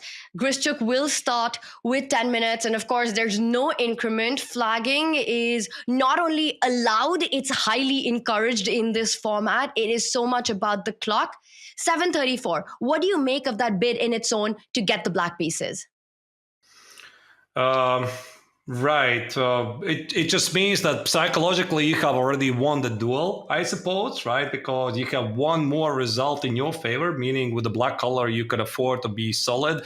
And actually, we talked about this before, is that some players, not some players, actually quite a lot of players like to select the black color because at this level, it's supposedly much easier to play with black because you get to play some safer positions. But if I would have to ask you, Tanya, if you would have to choose, you're going into Armageddon, or you have a choice to play with white, you have to play for the win, and supposedly it's easy to play with white, or you're playing with black. What do you choose? Would love to get the result odds, but you have to make sure you don't go too low. And we've got the action on already. I'm just wondering what's going on in Grischuk's mind. Is he thinking, I wish I had done 7:33? How did this get so close? It's just incredible how Maxime managed to outbid Grischuk. The action's on, the moves are coming in quickly, and it's very similar to what we saw earlier in the match, authors. It's exactly the repeat of the previous game. Now I'm trying to recall what was the previous game after knight b5, king d8, knight c1. I think it continued with something else, something like bishop e6 and bishop c4, if my memory is not completely hazy. So here the Frenchman in the break very quickly checked what was the prep. Apparently now he comes with improvement, a3, this is on the board. But most importantly, he feels confident that this tricky line that he supposedly prepped for one game, actually you can play it for some more. And he comes in with this idea of pushing the A pawn all the way through, and Grischuk takes his first think. Now, Armageddon is like no other format. Every second is super critical because there is no increment. And he's already asking big questions. it's not so clear how you actually react to this. You don't want to take that pawn on a3 because that would give black a direct target on a2. Bishop takes pawn comes to mind. You don't want to push that pawn on b3, allowing that a3 pawn to stay there forever. So Grischuk decides to just defend the b2 pawn and keep the tension.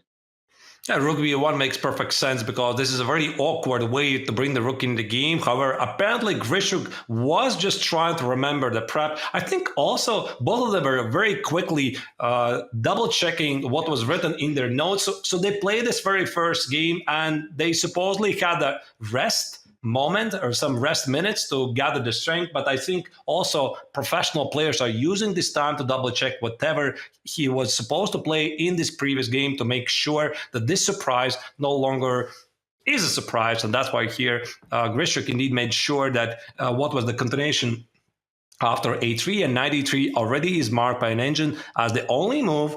I suppose there was no other way to deal with it, say takes on b2 threat. Because the rook on b1 was hanging, and now white is eyeing tactics as well. That bishop from g2 at the right moment can pick up that knight on c6, which is a key defender of that e5 pawn and the b4 bishop. Knight d3, a good move given. Grischuk, look at him on the camera, completely focused. It comes down to this game. One of these two players will go on in the Julius Baer Generation Cup. And yes, queens are off the board, but it's only a queenless middle game. Everything else stays on. Still a highly competitive, combative battle with so many threats that are being created by both sides.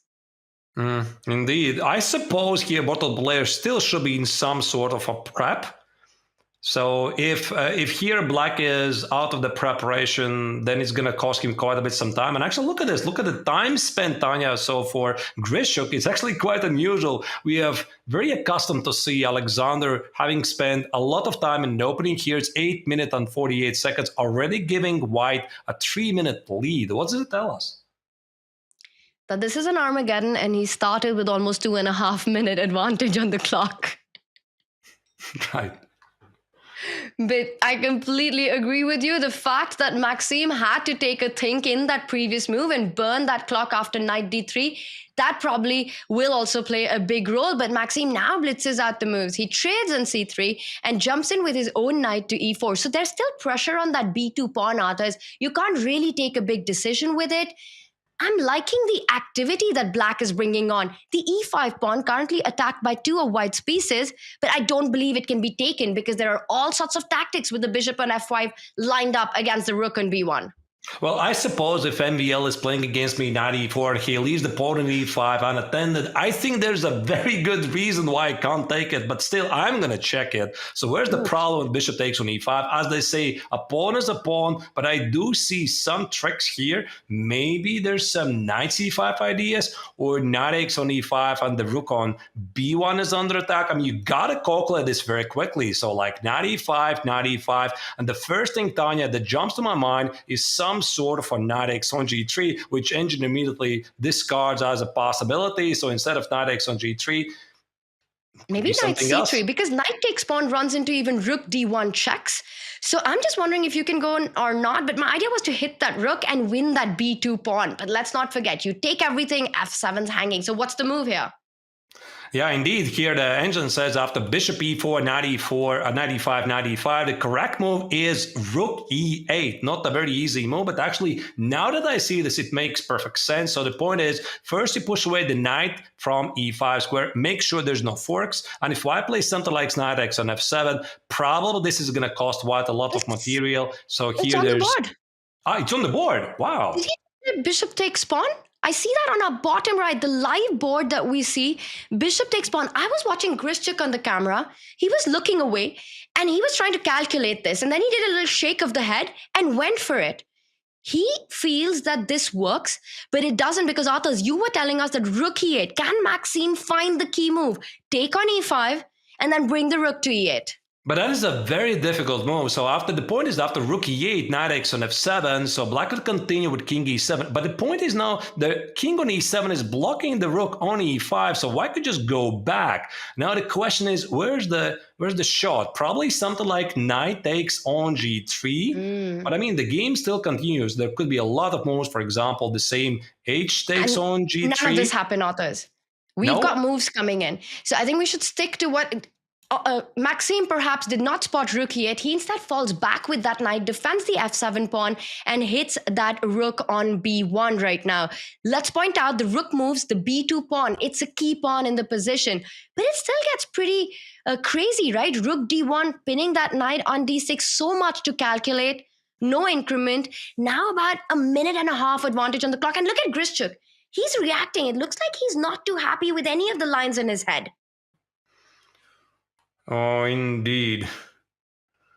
Well, I don't know. The game indeed is super complex. So if here he plays e4, probably the game leads to some sort of equality. Let me just put it on the very board very quick. Okay, I can't do it because they made a choice. He played knight e3, but the position is about to simplify. So here, after knight e3, rook e8, the most important thing is that Grischuk keeps his extra pawn. Yet again, MVL is down a pawn, but he stays true to his playing style, Tanya, because he has a lot of piece activity here. Now the threat is bishop takes on d3, maybe 8x on b4, 8x on b2, and knight c4. Black has a lot of activity, but again, a pawn is a pawn. So king d2 or king d1. I think these could be one of the moves to follow, and king d1 is on the board.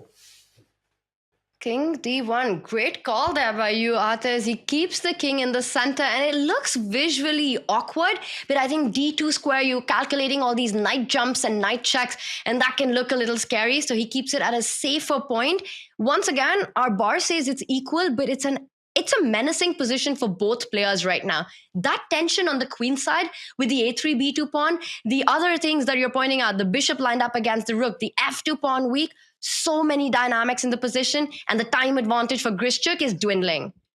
Now, this knight e4 was a very powerful move, and that's why Grischuk immediately gets rid of this annoying knight, so he plays rook e1. The question is, what does black have for the pawn? 8x on b2. He tries to get rid of all of the pawns on the board, probably get to the pawn on a2. Can he play something like bishop d5? Also going for rook endgame could be a possibility. Bishop d3, 8x on d3, rook e1, king e1, and play something like king c7. But again, the question is this a draw? I'm not sure. Neither is I like this MVL. move. I like this move because he lifts that rook to either go to the queen side, double up on the a file to target that a2 weakness, or sometimes even target those king side pawns. A great way to activate the rook through a rook lift. If the knight was to jump to c5, there are all kinds of checks on d6. A really nice square found by Maxime here. Also, I think every single game in this match, Arthurs, Maxime has been down a pawn playing with initiative, and he continues to do that. Now, this is how he likes to play, right? So Maxime always gives up a pawn and then finds a lot of activity here. So now the question is what happens after knight c5? Giving a fork here, I suppose black wants to play rook d6, annoying check, and then there's no king c1. I'm going to put it very quickly on the board. Knight c5, rook d6. If you play king c1, this could be a problem, right? And if you now defend very quickly with rook d2, there's going to be a trade, and at least white loses the pawn on a2, and with it, the hopes to win the game. That would be a big problem. So with no knight c5, you still have to find a way to get that rook on e1. It just feels like such an ugly piece. Meanwhile, Maxime's rook's beautifully placed. And I'm just wondering, now that the knights are off the board, it might be time. You're pointing out rook d2. I was actually thinking king to d2. Instead, Grischuk goes with another idea. He brings the knight to defend that a2 pawn, keeping it flexible. The d2 square can be occupied by the rook or the king next. I think here the next moves, Tanya, are going to be very, very important, because if Grischuk is going to manage to keep his extra pawn, keep the knight on b4, let's say trade a couple of rooks and keep it going, he simply has this extra pawn, because the knight on b4 has a very, very nice outpost. It protects the pawn on a2, which is something that white desperately needs to hold on, because if black is able, for example, to trade these pawns and essentially get 3 pawns against 4, basically any rook endgame has high drawish tendency. So that's why here Grischuk is really hoping that the pawn on a2 stays in the game, and then maybe after the rook trade, king d2, f3, e4, try to capitalize on this extra pawn, and f3 is on the board. F3 is on the board, and Maxime counterattacks that knight on b4, and I think this makes a lot of sense. You want to destabilize the knight that you were praising so correctly, which was defending the a2 pawn. He pushes a3, no time to capture it because the bishop on e4 is hanging. Maxime will have to retreat with that. I don't believe that you want to place it on c6, going into those endgames down a pawn, I would be tempted to keep the bishop alive and not trade it at the moment. Yeah, but now Grischuk probably is going to give up the pawn on a3 indeed to centralize the knight on d5. So he did give up the pawn, but look at this bishop on g6, Tanya. Now it's completely out of the game. And even though we have a material complete balance on the board, suddenly after a couple of moves, White sold the pawn on a3, but he has a lot of activity. So he could like double the rooks at the d file, maybe retreat with the knight. And at the same time, the Frenchman is going to be looking for ways to get the bishop in the game. I really like White's chances here. It's a completely different narrative. White doesn't have that extra pawn, but is the one with the piece activity. The rook from e1 will join the party as well. And look at the clock situation. It's going to be about flagging this one. Players are going to play on forever till one of them gets flagged. And this is going to get really entertaining for all of us. King e2, Maxime needs to make a move. He has to play fast, Arthurs, right now. You can't afford to spend too many seconds in this position. Yeah, now I start to sense there could be even some mating threats here. Rook c2, rook d2 here, threatened with rook c8, knight c7. White has two heavy pieces with the knight, with the bishop disconnected from the game. Also, the pawn on e4 could have a say at some point. Even with the limited material here, White could cause Black a lot of problems. But at the same time, of course, here Grischuk has to be tactically alert, because if he ever positions the rook on c2 here, you have to watch out for the rook takes on d5 move here. You see the bishop would be hitting the rook on b1, but that's why White always has this intermezzo check, rook c1, so the position is full with a lot of tactical tricks. And now Grischuk could double up on the b file, creating more threats. A rook takes pawn, always something to watch out for. Instead, he's going on to make sure that Black doesn't break with f5 at any moment. And Maxime desperately trying to get his bishop back into the game. Bishop to f7, get that knight off the board.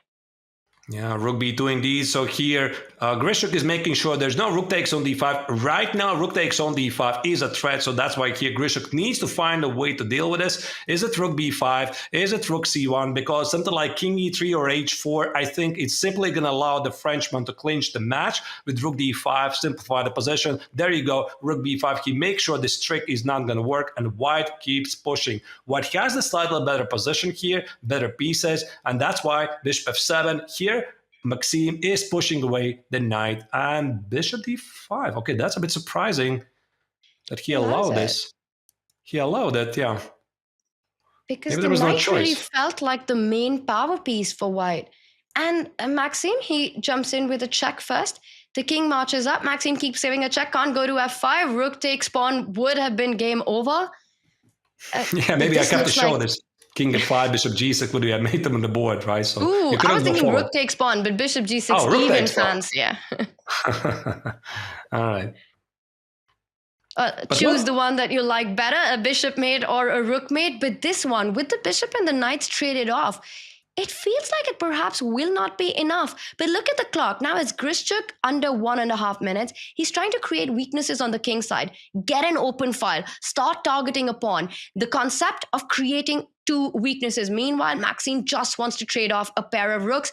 I don't see a way to avoid that. You move the rook, you lose the d5 pawn.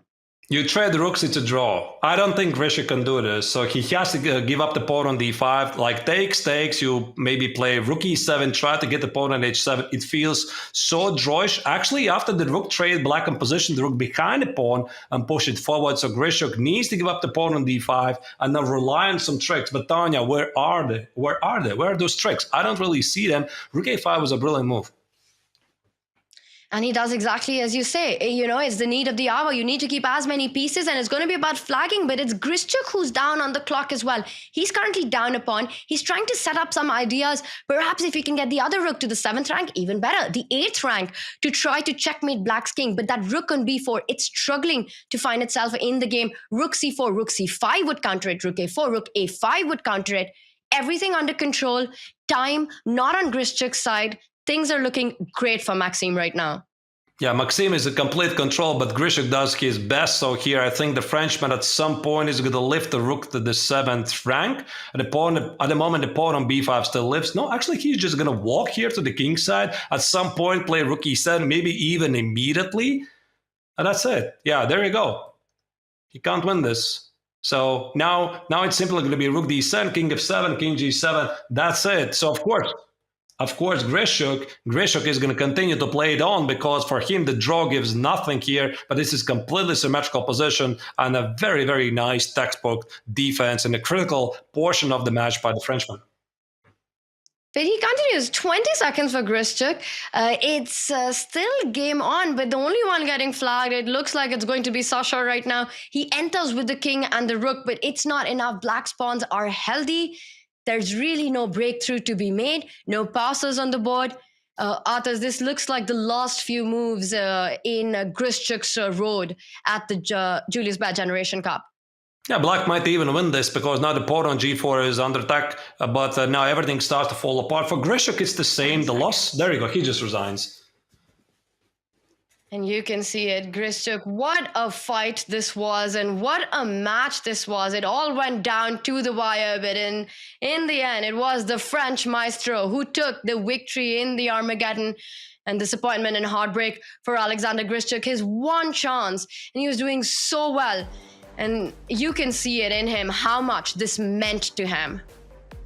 Indeed it is, but yeah, but a great game by the Frenchman, so he kept his cool. And I really would like to go back again to this critical moment of the game one of this match, right, Tanya? You remember where Grischuk had this great position with the black color. He decided to repeat the position in this 2-rook endgame. He had like, what was the time situation back then? Something like 20 seconds, 30 seconds versus MVS 1 minute. He had like an extra pawn. He decided not to continue. And now, maybe in the hindsight, this was probably not the best choice. But who could have known? And Maxime Vachier-Lagrave does prevail eventually in the Armageddon over Alexander Grischuk. Levon Aronian knocks out Vladimir Fedoseev. We will have a losers semi-finals between Maxime Vachier-Lagrave and Levon Aronian. That's tomorrow. Today, it's a wrap for the losers bracket. But guess what? This has just been the appetizers because we've got a main course coming up. It's the big winners final as Magnus Carlsen takes on Alireza Firouzja, and that's a matchup that we've all grown to love. There's so much history between these two players. Arthurs, it was Alireza Firouzja who won the Chess.com Classic after defeating Magnus not once but twice in the grand final reset. But the Speed Chess Championship, the most recent matchup between these two players, what a dominating victory by Magnus, who proved it once again that he truly is the best. But if anyone can beat him, it is Alireza, and that is coming up next. Arthurs, how excited are you for this one? That's the main event of this evening, I suppose. These players just can't get enough of each other. So we are going to see what's going to bring us. I think it's going to be a lot of drama. It's going to be a lot of drama and a lot of excitement, and it's going to be 4 matches of rapid between these two players. It's Magnus versus Alireza coming on next, and we can't wait for it. It starts soon. Get whatever you need to get ready for this match as the players are getting ready to bring on the action.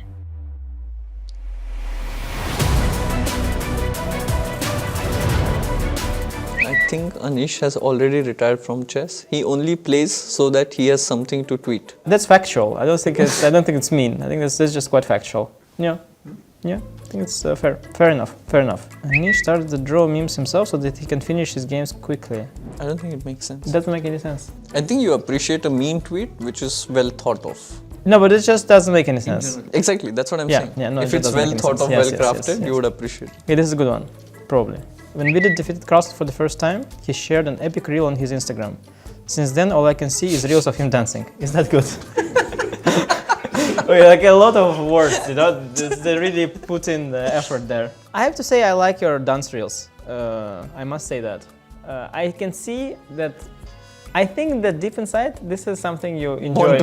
Want to dance? No, you want to, like, I think you really enjoy that. I see the spark in your eyes, you know, when you dance.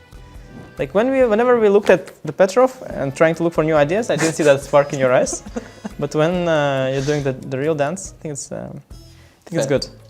But to be fair, not many people defeat Carlsen a lot of times, so I think it's... Or not many players can dance also. That's true. Both. Yeah, I mean, you gotta keep that Instagram content going, and if you only have to do it when you beat Carlsen, then Instagram would be a pretty dead platform. So yeah. Why is Anish playing chess? He looks like an accountant who says he has 21 years of experience, but actually uses ChatGPT. Wow. Which this is some good right there. I mean, wow. Why are you playing chess, Anish? You look like an accountant. No, but this is some meta stuff. Accountant who says he has 21 years of experience, but actually uses ChatGPT. Wow. No, this is actually good. I don't know what is the insulting part.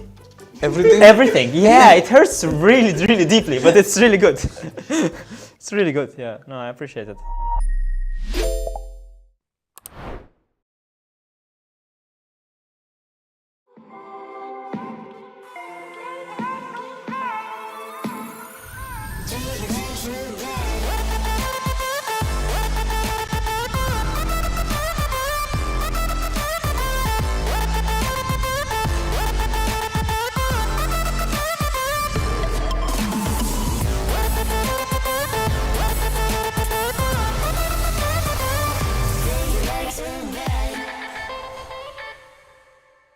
All I ever wanted was like to be accepted by people and this and that.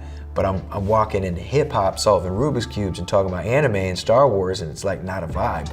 But through it, I was always myself. Oh man, the feeling I had the first time I saw the Rubik's Cube was like, it's only begun. Because I was like, it took me that long to do it. And I just wasn't satisfied.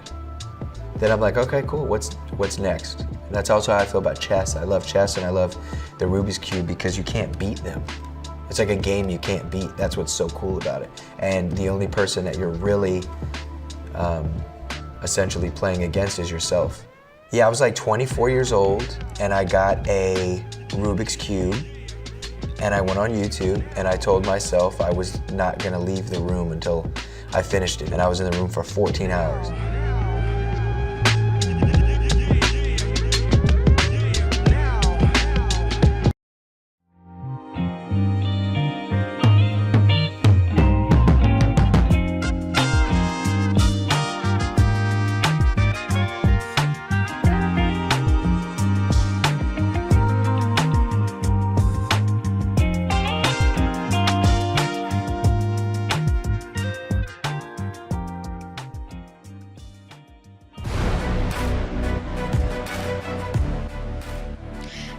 Speed chess, it is a Magnus Carlsen versus Alireza Firouzja world, and we're all just living in it. We've got a big winners final coming up as once again these two giants of speed chess and chess just face each other. We're super hyped about this one, and before we get to all the action, let's remind everyone of our bracket of the Julius Baer Generation Cup. We've already had such an action-packed day. We saw in the losers quarterfinals Maxime Vachier-Lagrave knocking out Alexander Grischuk and Levon Aronian with a dominating performance against Fedoseev. For Maxime, it took an Armageddon. Levon did it in match in 2. And now we move on to the big winners final where authors, it's going to be a best of 4 between these two players. Yesterday, Magnus knocked down Levon Aronian. Alireza Firouzja won against Alexander Grischuk. They face against each other.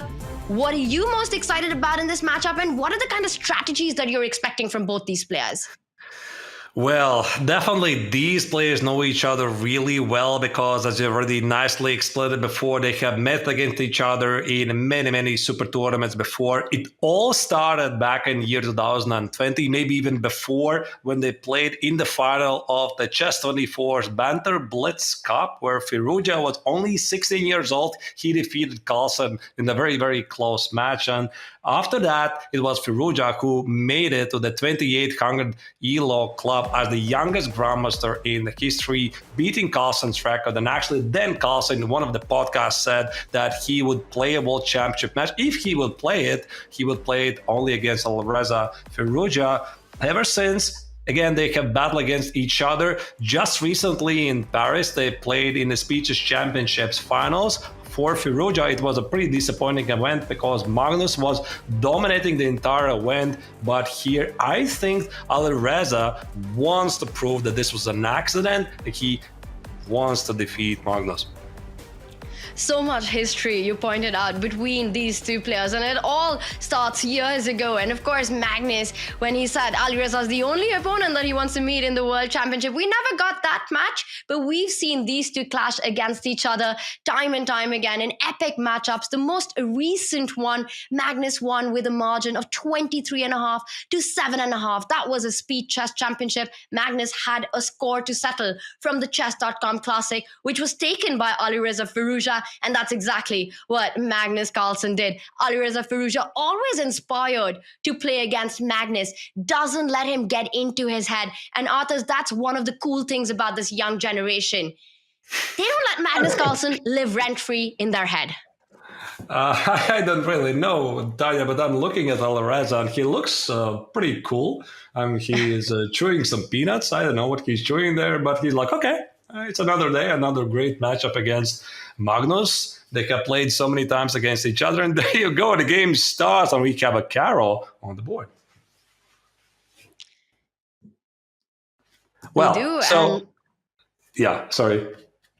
No, go on. And I was just going to say that, are you surprised that Alireza starts thinking after this third move by Magnus? Because this is still standard mainline. Indeed. So the advanced variation in the Caro-Can has become but the main continuation against the Caro. So the theory has moved on, probably because of the reason that the old line Knight C3 is considered to be, pretty safe for Black because of the so-called Tartakova variation. Black has pretty good reputation here and good results. That's why here the theory now suggests grabbing space with E5. And here Black's options are pretty limited with C5 and Bishop F5. So Magnus played Bishop 5 pretty quickly, and H4 C5. This is one of the sidelines, so Magnus is not going to play the typical move H5, and he's immediately attempting to complicate matters here in the game. But actually, I think that Firouzja, probably Tanya, was slightly surprised by the opening choice, because how many times Magnus has played Caro? I think he basically plays everything. He plays everything, and that's what makes it so hard to prepare against him. But I understand what you say, because we don't see it that often. Yes, he plays everything, but when was the last time I saw Magnus play the Caro? I'm not sure. I'll have to rack my brains for that. The other thing about modern chess and the younger generation is that H4, push Harry the H-pawn at any point of time, is a good move, apparently. We see that already on the board, so Alireza not shying away from any concrete direct lines. And now, after sacrificing that pawn on C5, Magnus is putting pressure on that E5 pawn. I'm not very familiar with this H4 move. Arthurs, what can you tell us about this opening? Yeah, H4 move, this is one of the trends in many openings. If I would go back here while the players are still thinking, you just basically want to trap the bishop. So if Black plays something like E6, there's an idea to play G4, Bishop E4, F3, Bishop G6, H5. That's why the common response here after H4, Black typically plays H5.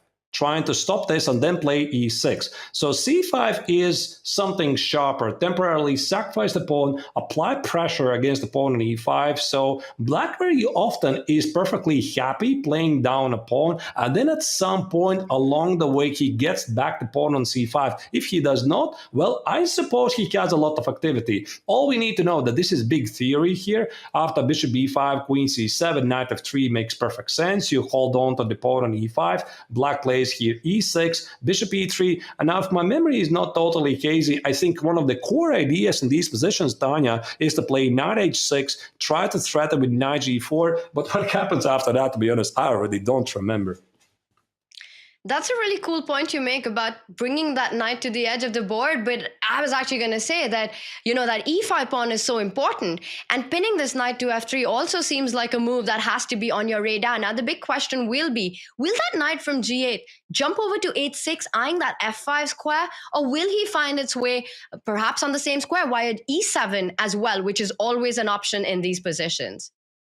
Yeah, and here also White needs to figure out, is he willing to give up the pawn on e5? Because that's why the greatest players in the world, they know when to accept the pawn for free, and then they're not going to hold on to it, but in my language, use the right moment to sell it back for the right price. Sometimes White is pretty happy, give up the pawn on e5. For example, he's going to play c3 and bishop e2, allow Black to collect the pawn on e5, but with b4, with the help of modern engines, obviously this is home prep, prove that he has the better position. By the way, knight h6 was played. Great call there. So he chooses the h6 square, lands at the center of the board, and look at the way Alireza is hanging on to that e5 pawn. He's doing everything to make sure that when he does give it up, as you said, he gives it with interest. And always watch out for that h pawn advancing further down the board. h5, h6 ideas are on the card as well right now. And let's not forget, Alireza for the moment has an extra pawn in the position. So Magnus still has to prove his compensation. Indeed, he does. So queen a4, I like this move because this applies some pressure to Black. So the first threat is to threaten to take on c6. And make sure that Black cannot recapture on c6 with the queen. Also, there's a hidden threat to, at some point, to hit the bishop on g4. But to be honest, Tanya, I'm not really sure how to execute it because this bishop on d4 has no good squares to retreat to make this threat happen. But, I mean, you never know. Maybe in a couple of moves. Sometimes a bad bishop is actually a good bishop. That bishop on d4, it doesn't have open diagonals, but it's doing a great job of defending key central pawns for White, the c5 pawn and the e5 pawn. Right now, Alireza decides to trade off that knight on c6, and Magnus, he pauses. Queen trade, nah, don't want it, I'm down a pawn. He decides to keep the queens on the board, and now the b file is opened up as well to start targeting the b2 pawn. Alireza continues to play fast and creatively. He attacks that bishop on g4. And authors, if you go bishop h5, g4, incoming. Indeed. So this probably, this could actually explode pretty quickly. Knight h2 is a very, very creative way to spicy up things. And since Alireza played it so quickly, he probably is within the prep. Knight e4, Magnus played very quickly. I was wondering actually what happens after some non-human moves like h5. I would see some immediate f3 on the board. Is this bishop trapped under attack after bishop takes on h4? Complete mess on the board. Okay, it doesn't really matter because knight e4 was played, and now probably Magnus can just retreat with the bishop. Getting, by the way, because g4 is still going to be a threat. g4, h5. It's coming. So I'm not sure how Magnus wants to handle these problems. And I've noticed in the Champions Chess Tour, it was Maxime who beat Magnus twice in the last season, then Alireza did it this time. It's always in these chaotic positions. It's always in these positions where the chances for both players to go wrong is very high. And getting these early on, by the way, bishop f5, g4 played. How does Magnus Carlsen keep the balance here? There is a hidden resource, Tanya. I'm not really sure what it does, but it's bishop c2. But to be honest, after bishop c2, rook c1, where do you go next? Not really sure, but I start to like here Alireza's position because it seems that this bishop is trapped. So could it be that Magnus made a mistake? Knight takes on d4? Because now again, if he plays bishop g6, h5, if you play bishop c2, rook c1, if you play bishop e4, I can actually consider f3, but even this position just feels great for White. Extra pawn, castle short, put the knight on f3, and just enjoy the extra pawn. And Magnus on the camera looks like he's not enjoying his position at all. Big questions being asked early on in the game. Alireza playing concrete chess, g4. Not too many squares for the bishop. Yeah, I'm a bit puzzled what happened here.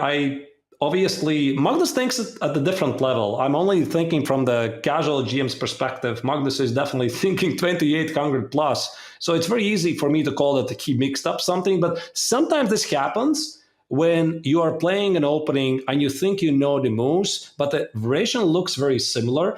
And let's say with a couple of moves or one move included, knight takes on d4 seems to be the correct move. And then after g4, you're supposed to have something. And then when you get it on the board with this move order, you look at this, you're like, wait, it's actually not working, right? So I'm not really sure what happened here. Wow, f6, whoa. Whoa.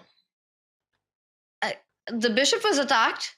Magnus doesn't care, literally doesn't care. And he's going for all-out compensation in the center. He says, you take my bishop, I'll take the pawn on e5 with the pawn, and we're going to see this being played out. It's a piece. What a creative sacrifice. I see that eval bar doesn't give a massive advantage to Alireza being up a piece. The f5 pawn will fall next, so Magnus will have this huge pawn storm in the center. How do you evaluate this compensation, Artez?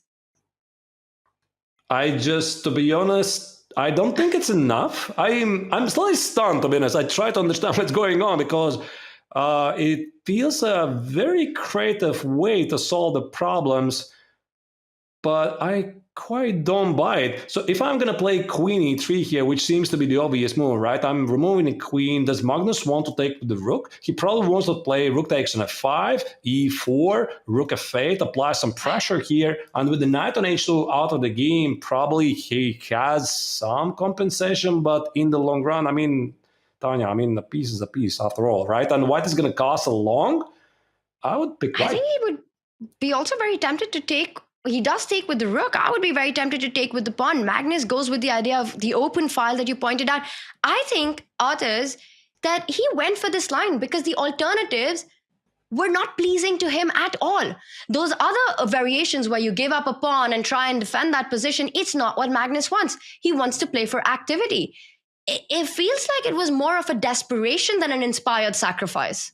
This is pretty unusual for Magnus. I mean, sometimes this happens, especially in the first match, because he's not yet in the rhythm, right? In the very first game, and then he picks up and he crosses everybody as he typically does. But yeah, this is quite surprising. So maybe I was right. Maybe he did mix up something. This earlier move, and he played it pretty quickly. Again, this knight takes on d4. He didn't really consider anything else. There were other moves, right? There was this crazy move h5, f3, bishop h4. Maybe it made sense consider here bishop h5, g4, and now sacrifice the piece in a different way. But now, could it be that he just missed this g4 from this version, and then came the desperation sacrifice? A bit unusual.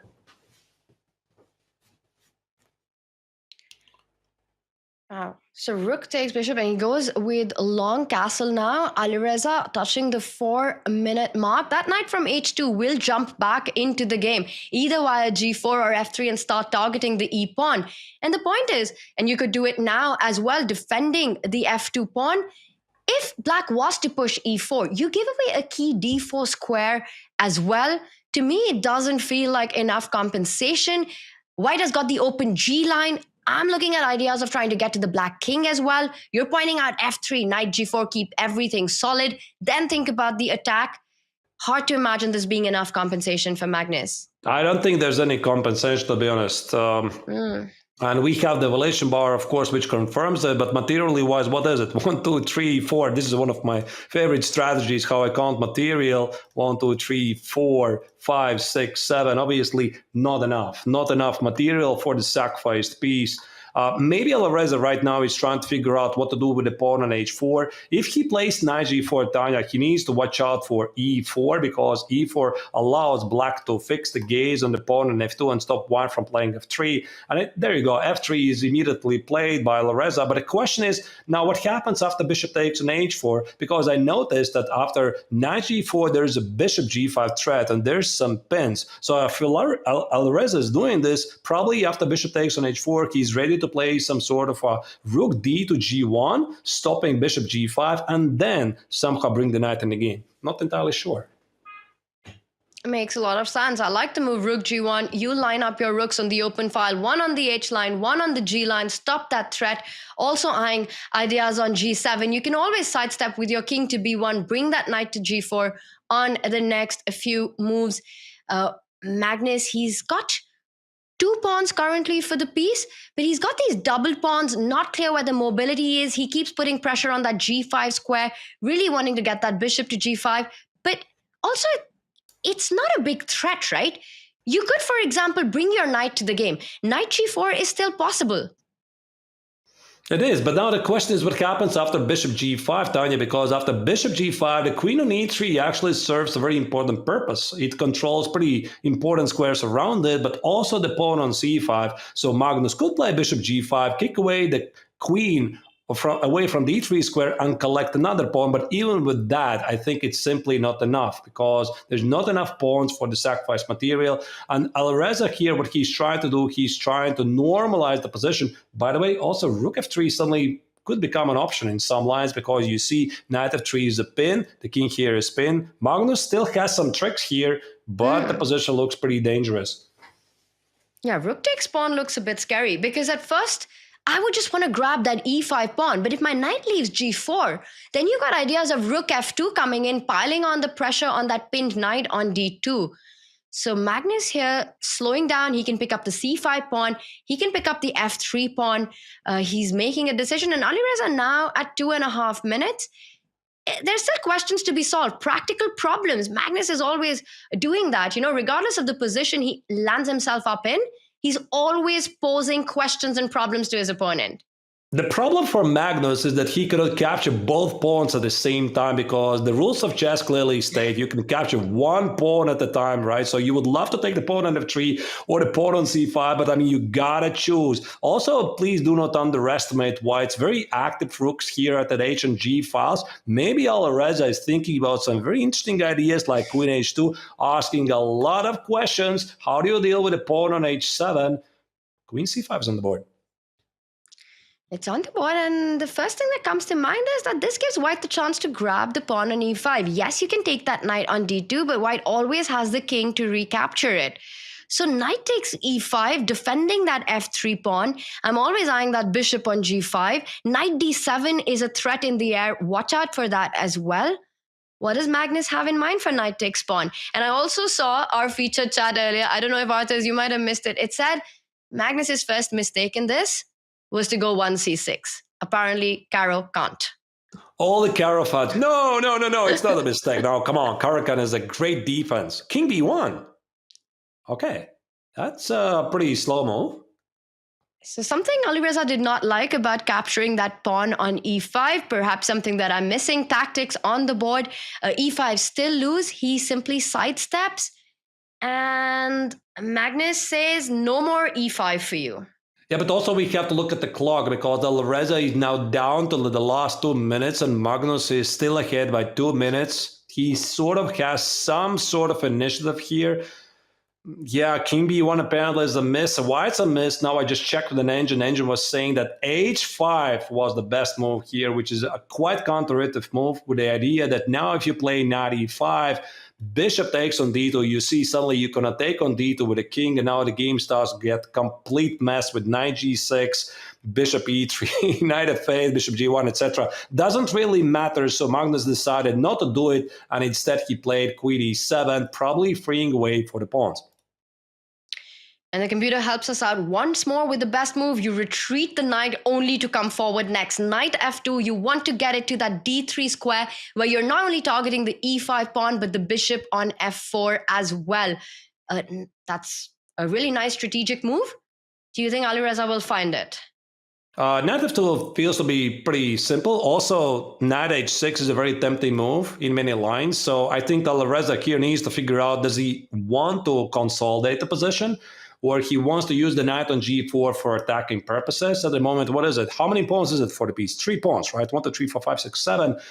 3 pawns for the piece. Technically, it's material balance on the board, but it's not equal, dear viewers, because the piece is always a stronger thing, a stronger material in the middle game. Because you can use the knight as an extra piece to target something. These pawns, they're looking really menacing. They're pretty static, unfortunately, at the moment. If we would go to an endgame, let's say we remove all the heavy pieces off the board, black's chances dramatically increase.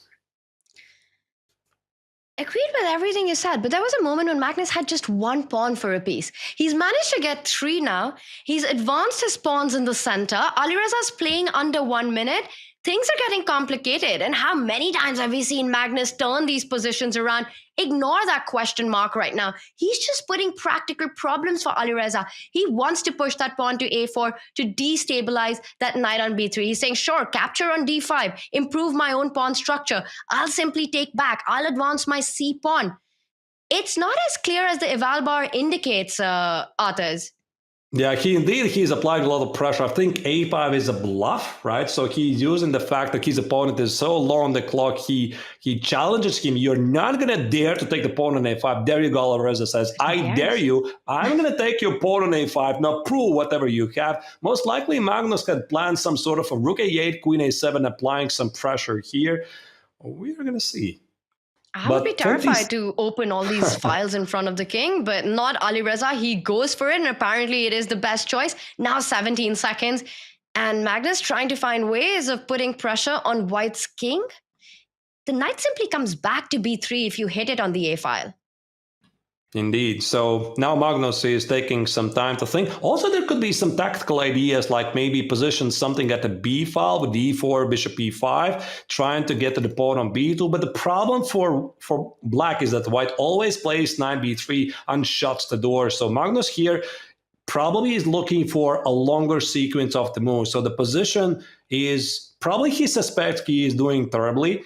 But white has only 17 seconds on the clock, so he's trying to find a longer sequence filled with a lot of tricks. Maybe remove the bishop, play e4, rook f2 ideas, you name it. Fascinating chess. And right now we do the math. He's got 2 pawns for a piece. So queen a7 played. The knight on c6 would have gotten trapped, far too gone, no way home. So he comes back, gets the knight closer to the king. And knight is not only a great attacker, but a great defender as well. And look at this. He pushes that a3 pawn. Where is the attack? You've got to switch to the b file now. Now that the knight on b3 is not defended by that a2 pawn, are we expecting rook b8? A different approach. He puts the queen on b6. Watch out. If you move that knight, rook takes pawn becomes a reality because the pawn on b2 is pinned. Yeah, indeed. That's why I think the knight is going to remain on b3. But again, Alireza has to calculate very quickly here what happens after rook f7, rook b7, 4 seconds. This is not the situation you want to be in. With so little time on the clock. Now this rook has to join the attack, but again, you can't do it now. Look at this. The pawn on h7 is under attack in some lines, so the rook on f5 is pinned to defend the king. I would have blundered that for sure. Queen takes pawn. That is full board awareness, and you need that. The rook on f5, you very nicely pointed out. I love it how you call it pinned right now. Right, so Magnus, maybe he missed it from afar. No, okay, he's going to go all in. Knight g4 here. Now, immediately there's some tricks with knight h6, e takes on f3. Okay, what's going on here? Can you take on e3? 3 seconds? Luckily, the bishop on e3 has that h6 square in control. Alireza now attacking the h7 pawn with his own rook. He's playing on 3 seconds. Wow, knight a1 with, this is panic. Okay, this was a panic move, knight a1. I think he almost blundered. I mean, he almost lost on time. Knight on a1 cannot be the correct move. And suddenly, just like that, evaluation bar goes in favor for Magnus. Magnus, again, does it. Of course, the game still continues, but how does he do it, Tanya? He does it over and over again. Magnus Carlsen doesn't only have the unique ability to convert games flawlessly, but turn around difficult position, difficult games, and find a way to win those. Right now, Alireza with 2 seconds, a position that suddenly looks busted for him. The f-pawn queening, immense pressure on b2. We saw the shake of his head. He's wondering as well, how do you do it, Magnus? Yeah, and now just like that, it is Magnus who has extra exchange. The knight at a1 is completely off the game. I was trying to pinpoint maybe there's going to be queen b3 fancy move at some point, but Magnus decided not to do it now. There's no need for that. Maybe now play rook f3, make sure that this trick is going to go through. Yeah, Magnus is going to do it. But again, I mean, 15 seconds, he can still misplay this. The king is weak. He needs to be tactically alert. Queen b2. Just like that. And he goes for a very practical choice where he believes this rook with 2 knights, because look at that knight on a1. It's out of the game. It needs some time to coordinate itself. And the g-pawn is going to start rolling down the board very quickly. Yeah, this probably is winning game. This poor knight on a1 is not doing anything here. Magnus pulls the king closer to the defense. g3, rook f2, g2. Very easy plan. Well, in the meantime, Alireza has to figure out how to bring this knight in the game. There you go. I think rook f2 is about to happen. Knight e1. Maybe there's some chance for a fortress for Firouzja. The bar says no, there's no chance. Comes close to that pawn on a6. Magnus was down a piece. He's just turned this whole game around move by move. Now G2 is coming in. He's going to have 2 extra pawns as well. He's going to pick up that knight on e3. He does it. And Alireza Firouzja resigns. Magnus Carlsen also shakes his head. Nobody can believe what just happened against one of the best in the world. Down a piece for what looked like no compensation. Unreal stuff. His chess is from another planet. I think Magnus also was in disbelief. I've seen this expression so many times. Like, he gets in trouble in the opening, he misplays something, and yet he always wins. How does he do it? Nobody knows except Magnus. Maybe Magnus doesn't know himself, and yet he does it all the time. It's not once or it's not twice, and it never seems like it's luck. It's not that the opponents blunder. You just see them slowly, he puts pressure, somewhere there's a collapse, and incrementally he's able to turn the game around.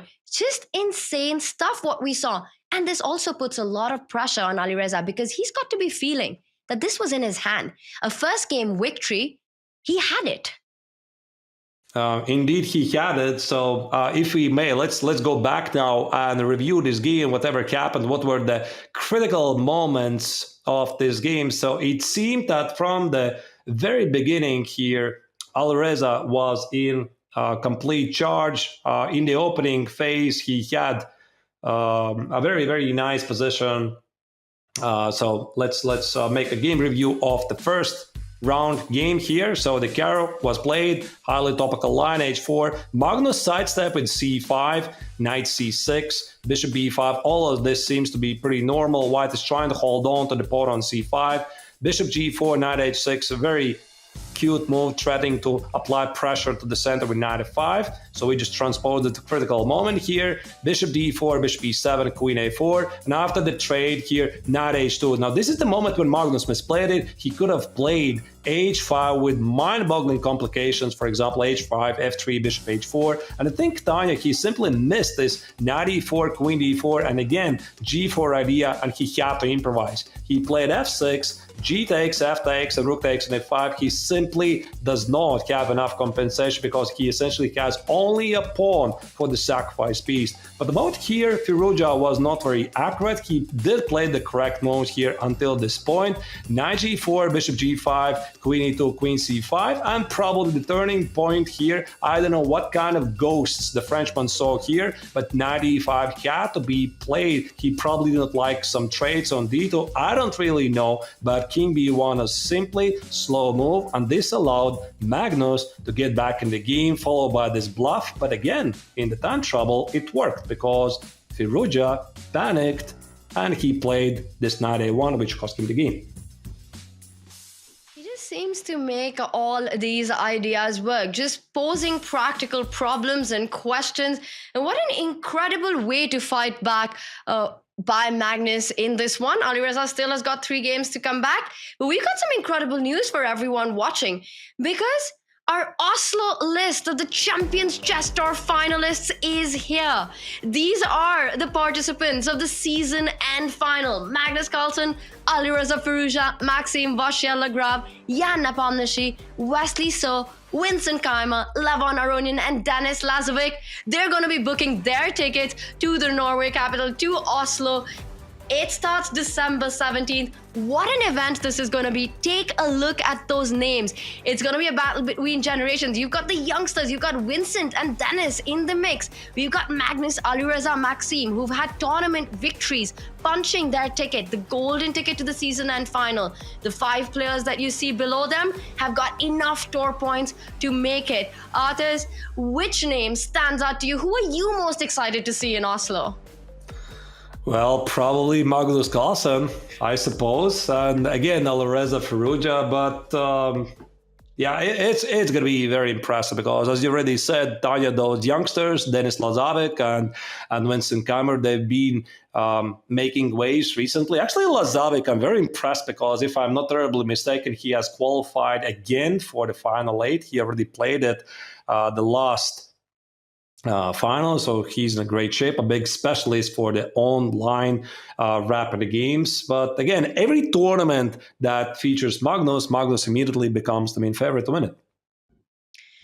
He's going to be playing Denis Lazovic, his second tour final. He was in Toronto. He's going to be in Oslo as well. He will be the youngest player in the field. And there's Vincent Keimer as well, who's proved himself time and time again against the world's elite. It's going to be an incredible event. And Chess.com will be putting out more information on the tickets where you can watch it live. It's going to happen in person in beautiful Oslo, perhaps Magnus's neighborhood, closest to home. And right now, Alireza Firouzja is getting ready to play against the world number one after his big miss in game one. As we get ready for game two, which is just about to start, what do you think is going on in Alireza's mind right now?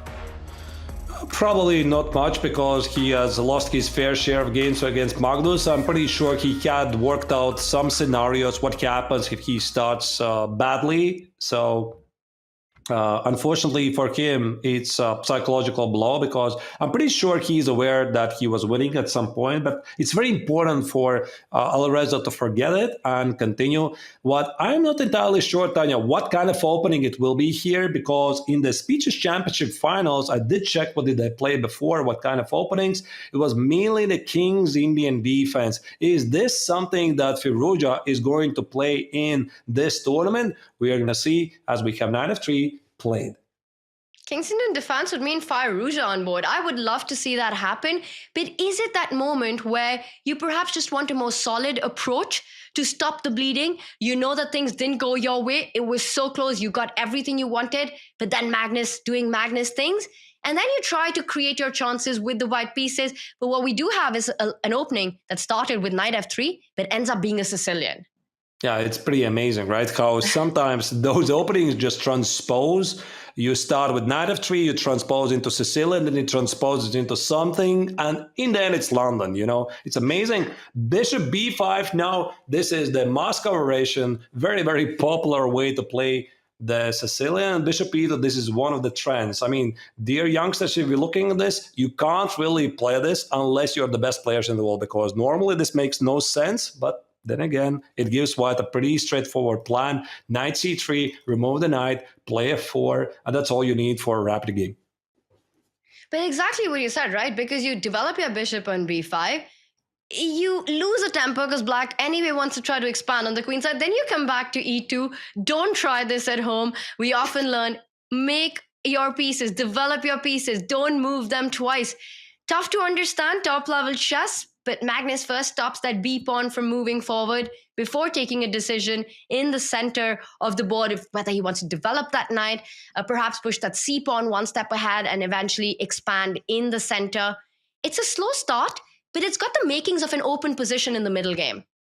Yeah, I mean, there is some logic, of course. I mean, the question would be, why bishop b5 check? Why don't you play bishop e2 and d3 immediately? So what Magnus is saying is that after bishop b5, knight e7, your knight on d7 is kind of misplaced, because you have to position it on c6. It blocks your bishop. And that's why this is basically a new trend here. He is not taking on d7, which is one of the main topics of all kinds of anti-Sicilians. He plays bishop e2. Sometimes white plays even knight c3 and d4. This is what I've seen actually being played more and more nowadays.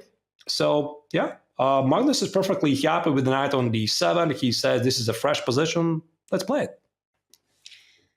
Let's play it. And your idea of expanding on the king side as well, I like it. Retreat the knight and push that f pawn, making intentions clear. Magnus first finishes his development, knight c3 played, f4 definitely in the air. And you're pointing out Magnus won't stop with the f pawn. The g pawn is going to start rolling as well.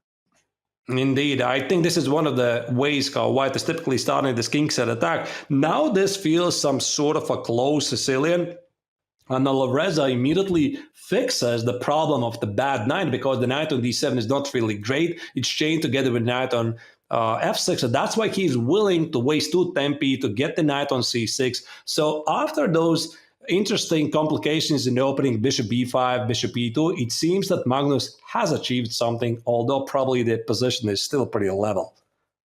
And meanwhile, our chat has spoken. The poll was up, Magnus versus Alireza, and it's 62% for Magnus, 38% for Alireza. And I have to say, I've seen so many of these polls, 38% against Magnus. The chat believes in Alireza quite a bit. They've seen him do it before, but the way the start has been, I wonder, authors, if the number that had Alireza on, it was perhaps even more than 38% before that game one. Has there ever been a poll where Magnus has had like 38%? Probably It's not. usually a lot more. The odds are a lot more for Magnus.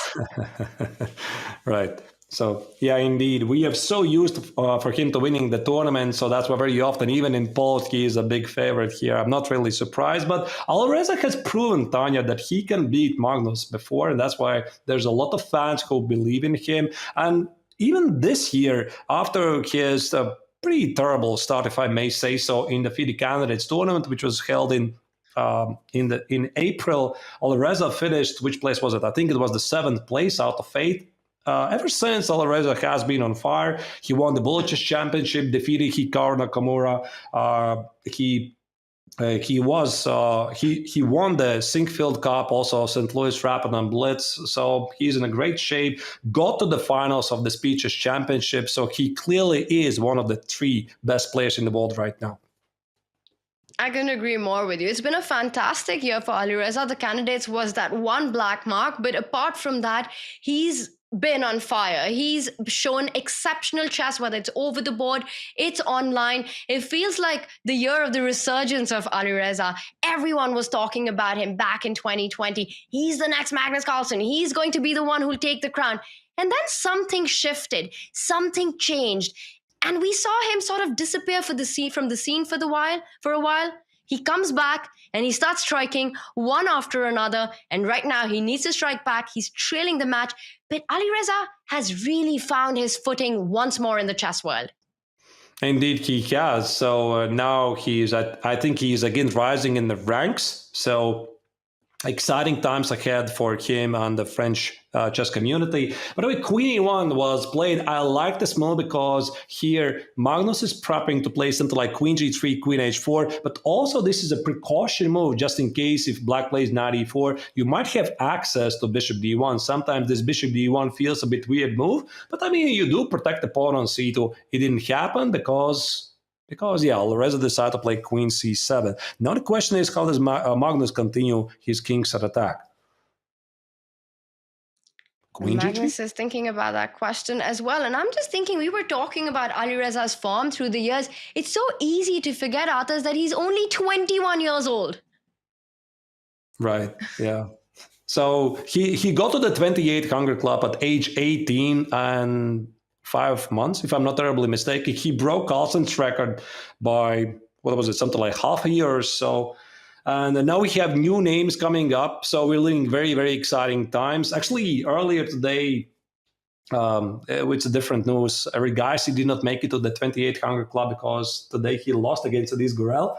In Bundesliga, we have Gukesh, the World Championship candidate, also on the verge of breaking 2800. These youngsters, they keep coming, and it's exciting. They're coming. They're definitely coming. And right now, Alireza's attack on the king side is coming. Queen to G3, hitting that pawn on G7. Magnus for now saves it with G6. How does White continue the pressure? You want to get F5, but you need to time that really well. It has to work out in your complications. So I think it's a bit early. You still want some of your pieces closer. I'm looking at ideas of developing the bishop, getting that rook from A1 to the central file before striking in with F5. Actually, what I've tried to figure out, where exactly Firouzja is planning to put his king. Is it really short castle here? Because G6 is a very committal move. And basically, if he wanted to castle Tanya, he had to do it immediately. So if you play G6, then after the short castle, you have a lot of dark sword weaknesses. So Magnus right now is trying to figure out what could be this smart intermediate move. There you go, Bishop D2. He's like, do you want to castle long? You got it. I mean, you can definitely do it, but your queen side is quite exposed because I could fire it up with moves like C3, D4 eventually. But again, Firouzja is losing in the match. So maybe the long castle is what he needs. It's going to be super gutsy if he does go long castle because you're walking into a lot of breaks, a rightly timed A5, a rightly timed B4, or perhaps in the center. But Alireza's last move, H5, I think it's pretty clear that short castle is at least not on his radar immediately. Magnus controls the g4 square, making sure there's no knight g4 jumps at the moment. What do you think? If you had to make a prediction, where is Alireza's king going to find safety? I'm willing to bet anything. There's not going to be a short castle because it just literally makes no sense. I mean, you're not supposed to play like that. Play g6, h5, weaken your king side, and then hide the king there. This is not how chess works. So I think Alireza, for the moment, wants to keep the king in the center because he knows as soon as he's going to castle, then his opponent is going to launch everything at him. So at the moment, Tanya, I think they're playing a bit cat and mouse game. So he keeps the king in the center to keep Magnus guessing. So are you really going to castle long? Are you going to stay in the center? Fascinating. Fascinating. And let's point out that last move, h4, it might look like that h-pawn was on pre, but that bishop on e7, x-raying that knight that would have landed there. There are all kinds of tactics here. Knight takes pawn.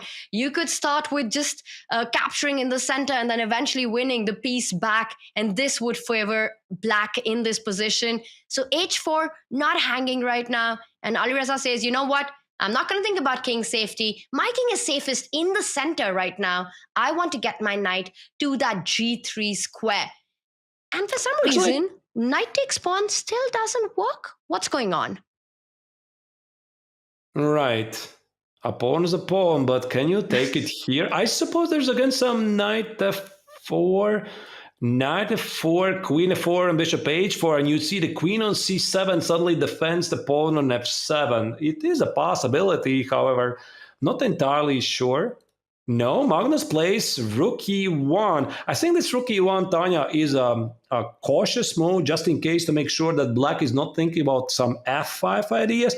I was wondering about this move a couple of seconds ago. Maybe black was thinking about f5 and king f7 with the idea to open up the bishop on the long diagonal.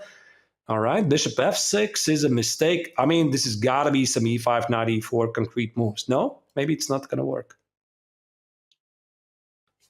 I don't understand the question mark because bishop f6 looks like exactly the square you want your bishop in. And apparently Magnus doesn't find a direct way. Can't blame him. He simply comes back with the knight, rerouting it to the center of the board, also opening up space to expand on the center with his own pawns. Finally, Alireza's king finds safety on the queen side. I'm expecting that h5 knight to land onto g3. I'm not sure. I'm not sure there's going to be safety, but indeed, Alireza had to castle already at some point. He's looking for some action here. So Magnus now knows that there's a very clear target. So he is going to fire up the queen side with something like b4. You cannot do it immediately because there's after a couple of trades. This is one of the reasons why black positioned the bishop on f6 to apply some pressure here on this diagonal. But Magnus's game is pretty straightforward right now. So cat and mouse game is over here, and it's time to start some action. And action is coming in with a pawn break at any moment. So black needs to also find a way to keep activity. And I'm just wondering what Alireza might have in mind. The reason I wanted to play knight g3 is to control that e4 square, making sure that at least for the time being, you don't have d4, because the e4 pawn would be tender in that case. And it just feels that for now, you stop a critical break. Indeed. Yeah, but now this also enables knight e3, because here in the previous position with the knight on h5, black was hitting the pawn on f4. So this closes some doors and opens some others. So there's an immediate change of the position. d5, e5. So it was Alireza who strikes in the center first with d5, and Magnus blocks it. Indeed. Now this looks like some sort of a King's Indian attack position. So white typically, or maybe closed French defense position where white is firing up the queens. I'm sorry? I was thinking French, but interesting. French, King's in an attack as well. Yeah, I kind of like the system here, but indeed, this does look like French. So knight g4, bishop e3, b4. Black probably is going to have enough time to hide the king on b8, and b4 is definitely pretty obvious for Firouzja that it's incoming. I think Firouzja should be pretty happy with the position here, considering that he lost the first game with the white color. This is a fighting position. Fighting position, not a single pawn or piece has been traded off. It doesn't get more fighting than that. You know that there are so many dynamics here. Black trying to find a breakthrough against the white king. At some point, perhaps we might see a g5, g4 break coming in at the right time. Meanwhile, white making intentions clear with a b4 or an a5 coming in at the right moment. Alireza first sidesteps from that c line, gets the king to safety. And Magnus, where is he going to strike first? He chooses the b file. I'm expecting b4 next. Yeah, b4 is incoming, but now I'm trying to understand, Tanya, what happens with d4, because d4 does make sense because black is opening up the bishop on b7 for some pressure here. However, white might just ignore it and then anchor the knight on c4, launching it on d6 or c6. No, Alireza does something else. Well, actually, I like this because here Alireza noticed he suddenly gains access to the e4 square. It's also a pawn sacrifice, technically. Probably you can't really take it just because it feels very dangerous. Chess is so concrete, and it feels like there should be something concrete as well with the d file opening up. Knight e4 ideas always in the air if you were to take on c4. Magnus playing it cagey a little bit. He just blocks it further with the move d4. And now Alireza has this beautiful outpost on e4. Are we going to see a repetition? Do you think this ends in a draw with knight g3, queen f2? I mean, it could, but it's never going to happen, of course, because Firouzja needs to win. But this is officially the funniest repetition of the draws I've ever seen. I mean, we have so many pieces on the board, and the queen, you can't escape with the queen. If you want to, you can't do it. Pretty funny. It's not going to happen. There's no square for Magnus's queen. It's kind of trapped except this one square. So Alireza has a draw in his hand, but he decides not to go for it. He doesn't even repeat it once. He goes for that knight to a5, and eventually the bishop comes to c2. So no more knight e4 anymore. Indeed. Yeah, I try to picture whose position I would favor here. Now, I started to think maybe indeed I like Alireza's position a bit more because he has a pretty clear target, the pawn on a4, which is sometimes an idea in the French defense. Bishop c6, queen d7, try to apply the pressure on the pawn on a4. You see, if you want to protect the pawn, you have to take on b3 here, which is going to weaken a lot of your light squares. And that's why Magnus immediately goes for a counterattack at the king side, applying some pressure against the pawn on f7. Wait, is there some tricks on bishop g6, knight e6?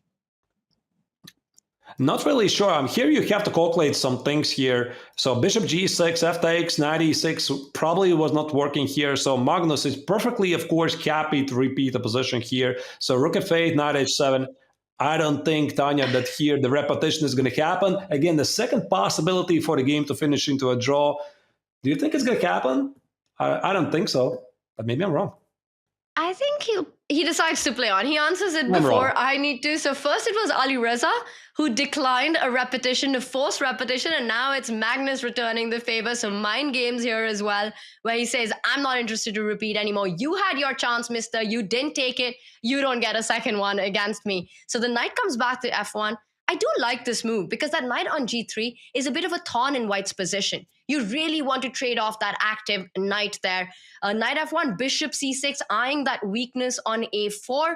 So Alireza says, you can take the g3 pawn. I don't care about that. I will get the h file that'll be open, plus capture on a4. The position's closed, but still incredibly dynamic because the a4 pawn is hanging, the h pawn is hanging. Who would you favor here, Arthurs? Definitely black. I think black's position is a bit easier to play. I see the evaluation bar is slightly changing the evaluation up and down, but I think that black's plan is pretty obvious here to expand to the queen side, remove the bishop, play a5, b5, b4, hide the king somewhere. The knight on b3 actually is very annoying for black to deal in the wrong run with the stopping off the a pawn. But what slightly worries me here, Tanya, is Alireza's clock because he has only 1 minute and 15 seconds, so the position is still pretty sharp. It's entering bullet mode, and we know who won the bullet chess championship this year. So Alireza, he needs to keep up that speed. And what you pointed out, look at the way he's advancing pawns which are in front of his own king, because that knight on b3, first there was a knight on g3. Now that knight on b3 takes away any activity from white on the queen side. And ironically, it's Alireza who's pushing on the side in which his king is there. I completely agree with you here that yes, clock looks worrying, but position-wise, it looks like a dominating one for Alireza. Now the a-pawn is about to start moving up the board.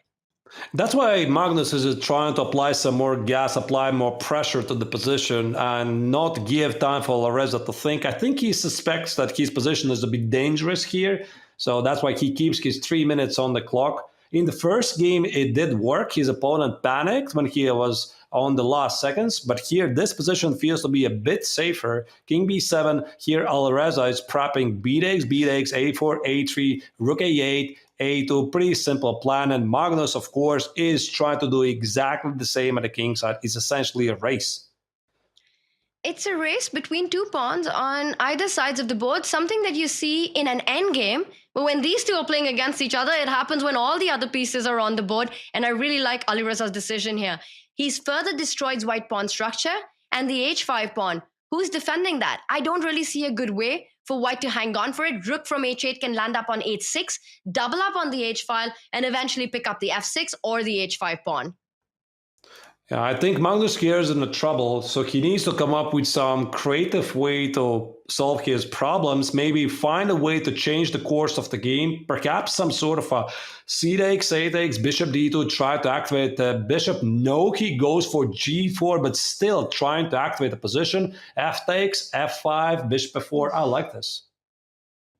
That's a big move, especially when your opponent's down to 30 seconds. Even if objectively it's not the best move, practically it makes things difficult because Alireza was not expecting this. It was not on his radar. So suddenly he has to deal with these new problems, calculate these new lines, while in his head he was ready to snatch up that h5 pawn, keep things under control. He decides to take it. Is Magnus going to push the f pawn as well? He first decides to defend h5. Yeah, queen h4. I thought he's going to play 5, bishop f4. Maybe there was something that was, it was not working. It was just a suggestion. Again, Magnus has to work out these tricks very carefully. There you go, a4. Firouzja finally launches forward. His queen step on the thread is pretty obvious. a3, a2. The game is very, very exciting here. Magnus might slightly regret not playing a 5 and bishop f4 because now this is not a threat. The bishop is not defended. If you play queen g4 f5, after e takes on f5, you have to take with a queen here. So no, he does it anyway. Wow, that's a pretty weird order of the move then. It's a mind-boggling position because we might be seeing two queens on the board at some point. White wants to push that h-pawn ahead. Black's coming in with the a-pawn. I think Magnus wants to get that rook to e7. But he needs to get the bishop out of the way first. He grabs on b4. Alireza plays king to a6. Wow, okay. Explain that move. How do you even get this position physically on the board? It just feels like from a different century. Somehow when these two are playing against each other, they get these crazy positions here, completely unbalanced. The black king is on a6, the white king is on g1. Both kings are completely exposed. The pawn structure is completely shattered. Both players have their passed pawns. How do you get here even? It's an insane position. And that pawn on f6, a target always. I like what Alireza has done. He's taken control of the 7th rank. He's playing on 3 seconds. He's got 3 seconds on the clock. Only a 2-second increment. It's still a wild position. He's probably got the ghosts of that game 1 going on in his head right now, Arthez. Still too soon to predict a result after we saw what happened in that last game. But look at that move. A huge threat with that knight to d2. I loved it. The computer says it's an inaccuracy. But threats of knight f3, knight e4. This is a still 3 result game here, and also it feels like a deja vu of the first round game again. Only a couple of seconds. This time, of course, Alireza is trying not to panic. Queen f4, sneak move. Look at this. Queen g5 threat is here. Queen g5. Is it? Can you do it? Queen g5 right now? Can you sacrifice a queen? No, knight f3 instead. He jumps in, he trades it off. Could have happened, but he's going for more right now, Magnus. Alireza playing on seconds. I mean, it's impossible to remain accurate. There's so little time on the clock. So here Alireza plays queen h3, threatening to play g3 and activate his king side. Now the pawn on h6 suddenly becomes very strong, and I think that, wow, rook takes on f6. Look at that. And now Magnus with a shake of his head. He knows that this was a really strong resource, but maybe it gives him a chance because White's king is beautifully placed to enter. Has Magnus done it again? Has he turned this around? I don't know. I mean, bishop on e6 leaves the pawn on a4 unattended. King b5 is going to be rook b7 check. So again, final seconds for Firouzja. No time to make more mistakes. King c6, probably rook a7 here. I think Magnus should be pretty safe, but Black is trying to play rook g6 and push forward those pawns, so he needs to watch out. A4 pawn is weak. Magnus Carlsen's king doing a fantastic job on the king side. Alireza Firouzja playing on his last seconds. If he misses out on this opportunity, others, he had another winning position for a second time in a row. It's going to be super difficult to come back. For now, Magnus stops any advance of the g-pawn. He's in complete control of the position. Right, but also Magnus is down in the last 5 seconds, so the position is very complex here. He would probably not mind repeat the position and then force perpetual check. No, apparently there's a win. There was a min. So, wait, it's a mate. Rook a to c7, rook c6. No, that was a mate on the board. No. Oh my goodness, it just happened so quickly. A check on the 7th rank, the king coming in further to cement the attack. Black is close to getting checkmated. But there is the threat of rook h6 for king f6, so still everything under control, pushes the king back, players playing on seconds. Now Magnus is going to run back and try to collect the pawn here. Rook, again, watch out for the mate threats here. King e7, this king might be the mate threat here. So rook c7, bishop d7, super tense moment here. Both of the players have their passed pawns, and yet the engine says Black is somehow slightly better here. This is crazy. Not anymore, and it's a race one more time. The b pawn is coming in, the g3 pawn is hanging, and Magnus misses something, and the f pawn moves forward. It is still absolutely crazy. Whoa. Oh, that was beautiful. That was a beautiful intermezzo check. There you go. I think Alireza now, is he going to win it? Where do you put the king? That's it. He's running. Magnus is running out of checks. He's going to lose.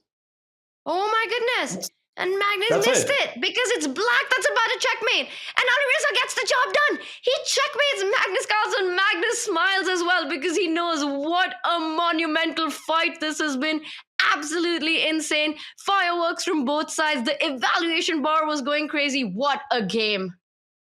How do I even make a game review out of this, Tanya? Because it was, there were so crazy swings happening. It was just absolutely insane how these two managed to get these crazy time scrambles and dramas. But again, all that matters, Tanya, is that the score is level. It's 1 each. Both players have won with the black color. Alireza actually was pretty close to lose this game as well at some point. I just got a feeling there's got to be a mate, and Magnus missed it, so probably it's deserved. It's a truly match I think so far. he did, because right at the end, after we lost him on the camera there, he had that expression that, oh my gosh, I just missed this one. And you could see the frustration on him. He could feel it, how close he was. He had turned it around, you know, after being in a difficult position one more time.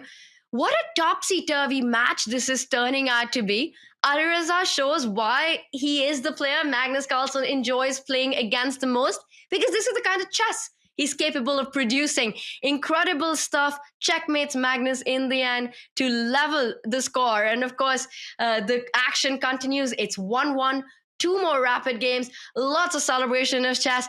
And we're also very happy to announce that the Rubik's Cube is celebrating 50 years with the Make Your Move campaign. In the past 50 years, 1 in 7 people, that's just 1 in 7 people across the entire world have attempted solving the puzzle. Like chess, the art of a Rubik's Cube is its complexity and the eternal human values of curiosity, perseverance, and creativity. With over 43 quintillion permutations, 43 quintillion permutations, that is, and only one solution. The question is, what is your next move? Visit go.chess.com/Rubix50 or use the command Rubix in chat to explore. And as you do that, the players are exploring what to bring on into Game 3 as the action continues. The fireworks continue as Alireza has bounced back. Can he do it again against Magnus Carlsen?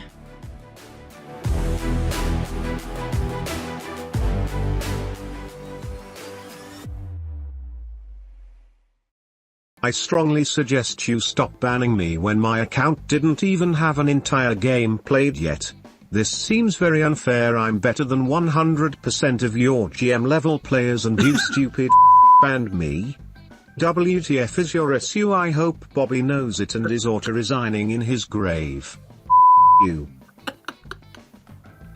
Wow. Dan, you want to run with that one? I thought maybe you would take it. I mean, he apparently, if we're banning him before he's even completed a game, I don't know. I mean, kudos to you and the crew, Casa. I don't even know what else to say to that.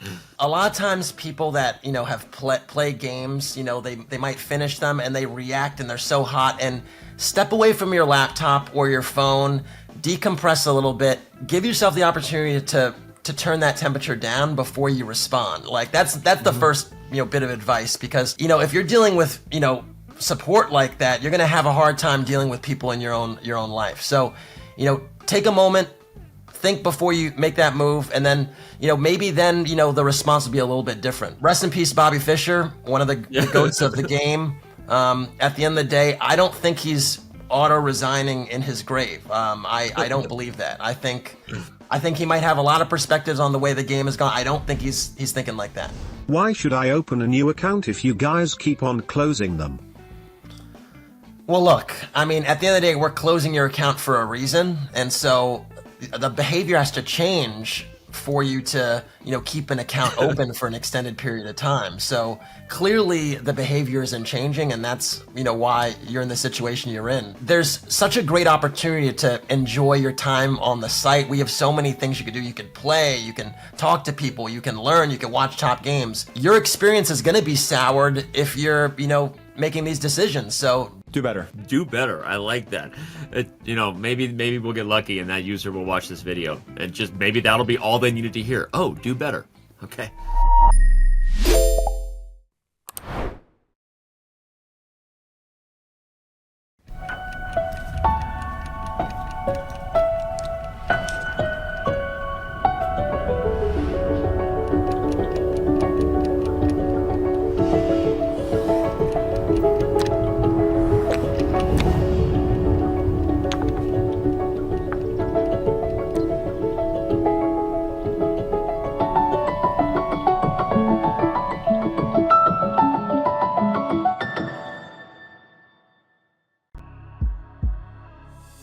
Levon Aronian has been one of the world's strongest players for almost 2 decades. The 41-year-old has won numerous major tournaments, achieved the 4th highest rating in history, and consistently been ranked among the world's top 5 players.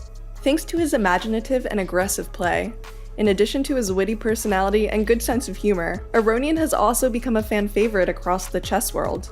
However, in the Champions Chess Tour, he has yet to fully showcase his immense capabilities, sometimes coming up short against the younger generation of elite players. This time, Aronian faces the daunting task of competing against a new wave of prodigious talents, many of whom are less than half his age. The question remains, can his wealth of experience and profound understanding of the game help him prevail over the dynamic and innovative strategies of his younger rivals? Looking to deck out your closet this fall, or a gift for that person who loves chess? We've got you covered in our all-new merch store. Literally. Never forget that it's always chess o'clock somewhere, with clocks in a brand new colorway. And keep your mouse speed on point with a classic green or bubblegum pink mousepad. Oh, Middens wants to say something too. She says, check it all out at chess.com/shop. And yeah, you might want to do what Middens says.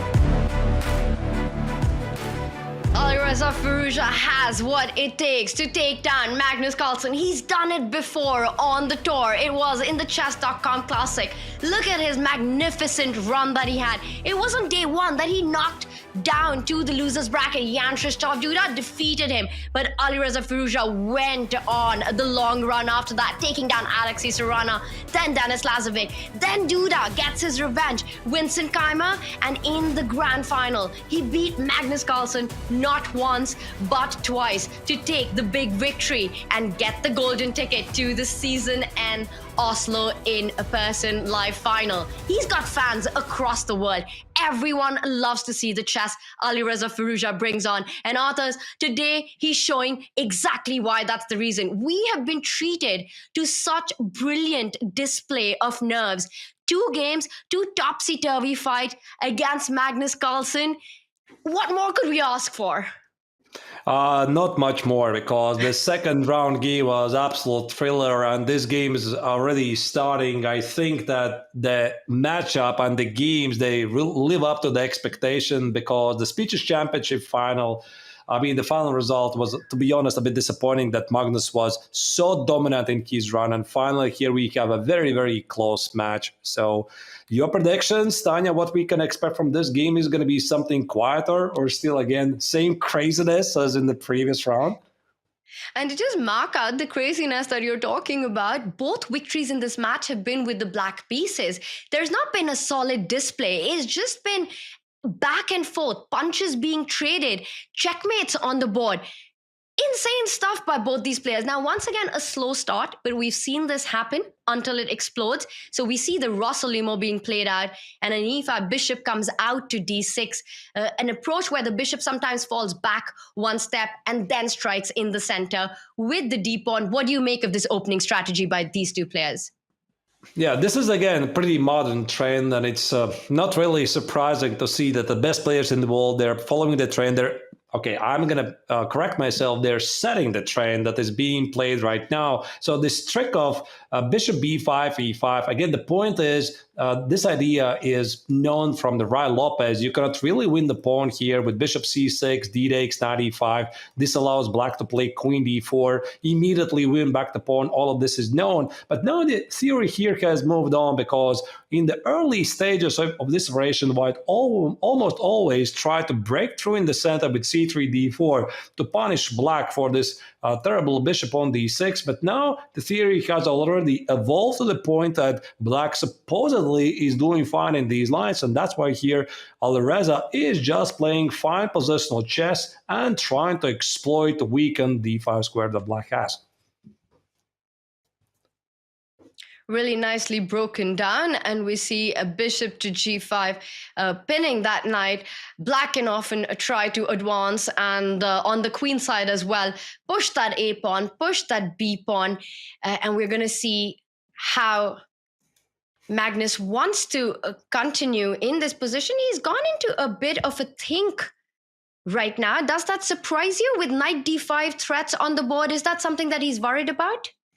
He's probably just trying to recollect some theory. Usually at this level, players have a very long variations, and they're trying to recall, okay, in this position, I have like 8 continuations. So if I choose this continuation for this particular game, what do you think is going to continue? So he's trying to picture already the course of the game for the next 5 moves or so. So obviously he knows how to play here. There could be the move h6, but I think, Tanya, here, the typical move here that black typically plays is a6, b5, and then if after a6, white decides to take on c6, then black immediately either with a b pawn or the d pawn takes on c6 and immediately solves the problem of the knight d5 threat.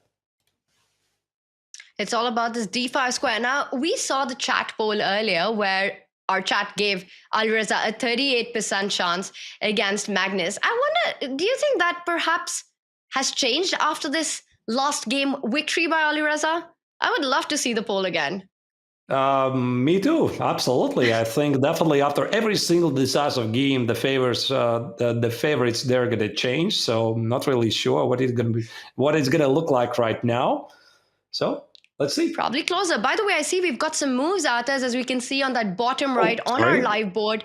In fact, I believe a6 did happen, and you're putting the moves on, and this is our live position. So still a pretty, well, a cagey position with a lot of strategic points, a lot of play around d5. Black, can he ever eventually aim of getting a central f5 break in these positions? Actually, this is something that Magnus really likes to do because he came to be quite a big fan of the Sicilian Sveshnikov, the so-called Boleslavsky call on d5. Black willingly weakens the d5 square, but he says, in the long run, which is one of the big themes of the Sicilian Sveshnikov, also sometimes the Sicilian Najdorf, Black says that in the long run, I have these two bishops here, and after something like king h8 and f5, your knight on d5 is beautiful, but that's all it is, and my two bishops and my powerful pawn chain is all that matters. And Magnus really likes those Sveshnikov positions here, and that's why here we're seeing something pretty similar, and I'm not surprised that he's playing it. And I think this is why he slowed down. The f5 idea tempting, but he goes for play on the other side. He strikes with b5 first. Now he needs to take a decision what he wants to do with the tension on the queen side. How does he want to react? It's a face-off between the b and the c pawn, and he decides to fix it. He trades on b4. Alireza wants to keep the knight alive. The knight on d5, a beautiful piece. No reason to trade it off. Recaptures with the pawn. Now with the c line open, I see ideas of queen d2, rook c1 coming in for Alireza with what seems to be easy play for white. And Magnus stops it. Yeah, Magnus immediately puts the bishop on h6, which probably is a bit better idea than king h8 and f5, because one of the things that you can always do when you don't know what to do, and I'm sure that Magnus always knows what you have to do, is improve your pieces. So this is what he's doing. The bishop on g7 was staring in the face of the pawn on e5, so you simply give it a new diagonal here. And also on top of that, he deals with these queen d2, rook c1 ideas, and then maybe at some point later he's going to play king g7 or king h8 and still continue with the idea of playing a5. We might see all of that being played out. He goes with queen c2, hits the knight, defended. For white, often in these kind of position, it's about getting that d4 break in. Put a rook on d1 and try to break the center. You want to create a d6 weakness. Is that something that perhaps is on Alireza's radar to counter king h8, f5 plans? It could be. Yeah, I'm not entirely sure. I wouldn't completely rule it out. I mean, if you play something like rook d1, d4, and eventually, let's say there's a trade, you need to watch out for bishop g7, but we can't rule it out. For example, if Alireza at some point, he's going to position the rook elsewhere, like rook a2, rook d1, then indeed d4 becomes a possibility, indeed creating this weakness on d6. I think that Alireza mainly is going to focus on the queen side because this is where he has positioned his pieces. And there you go. You indeed called it, Tanya. So rook d1, just in case, think about d4. Maybe it doesn't mean that Alireza indeed is going to push d4, but at least he brings this as an opportunity in the near future.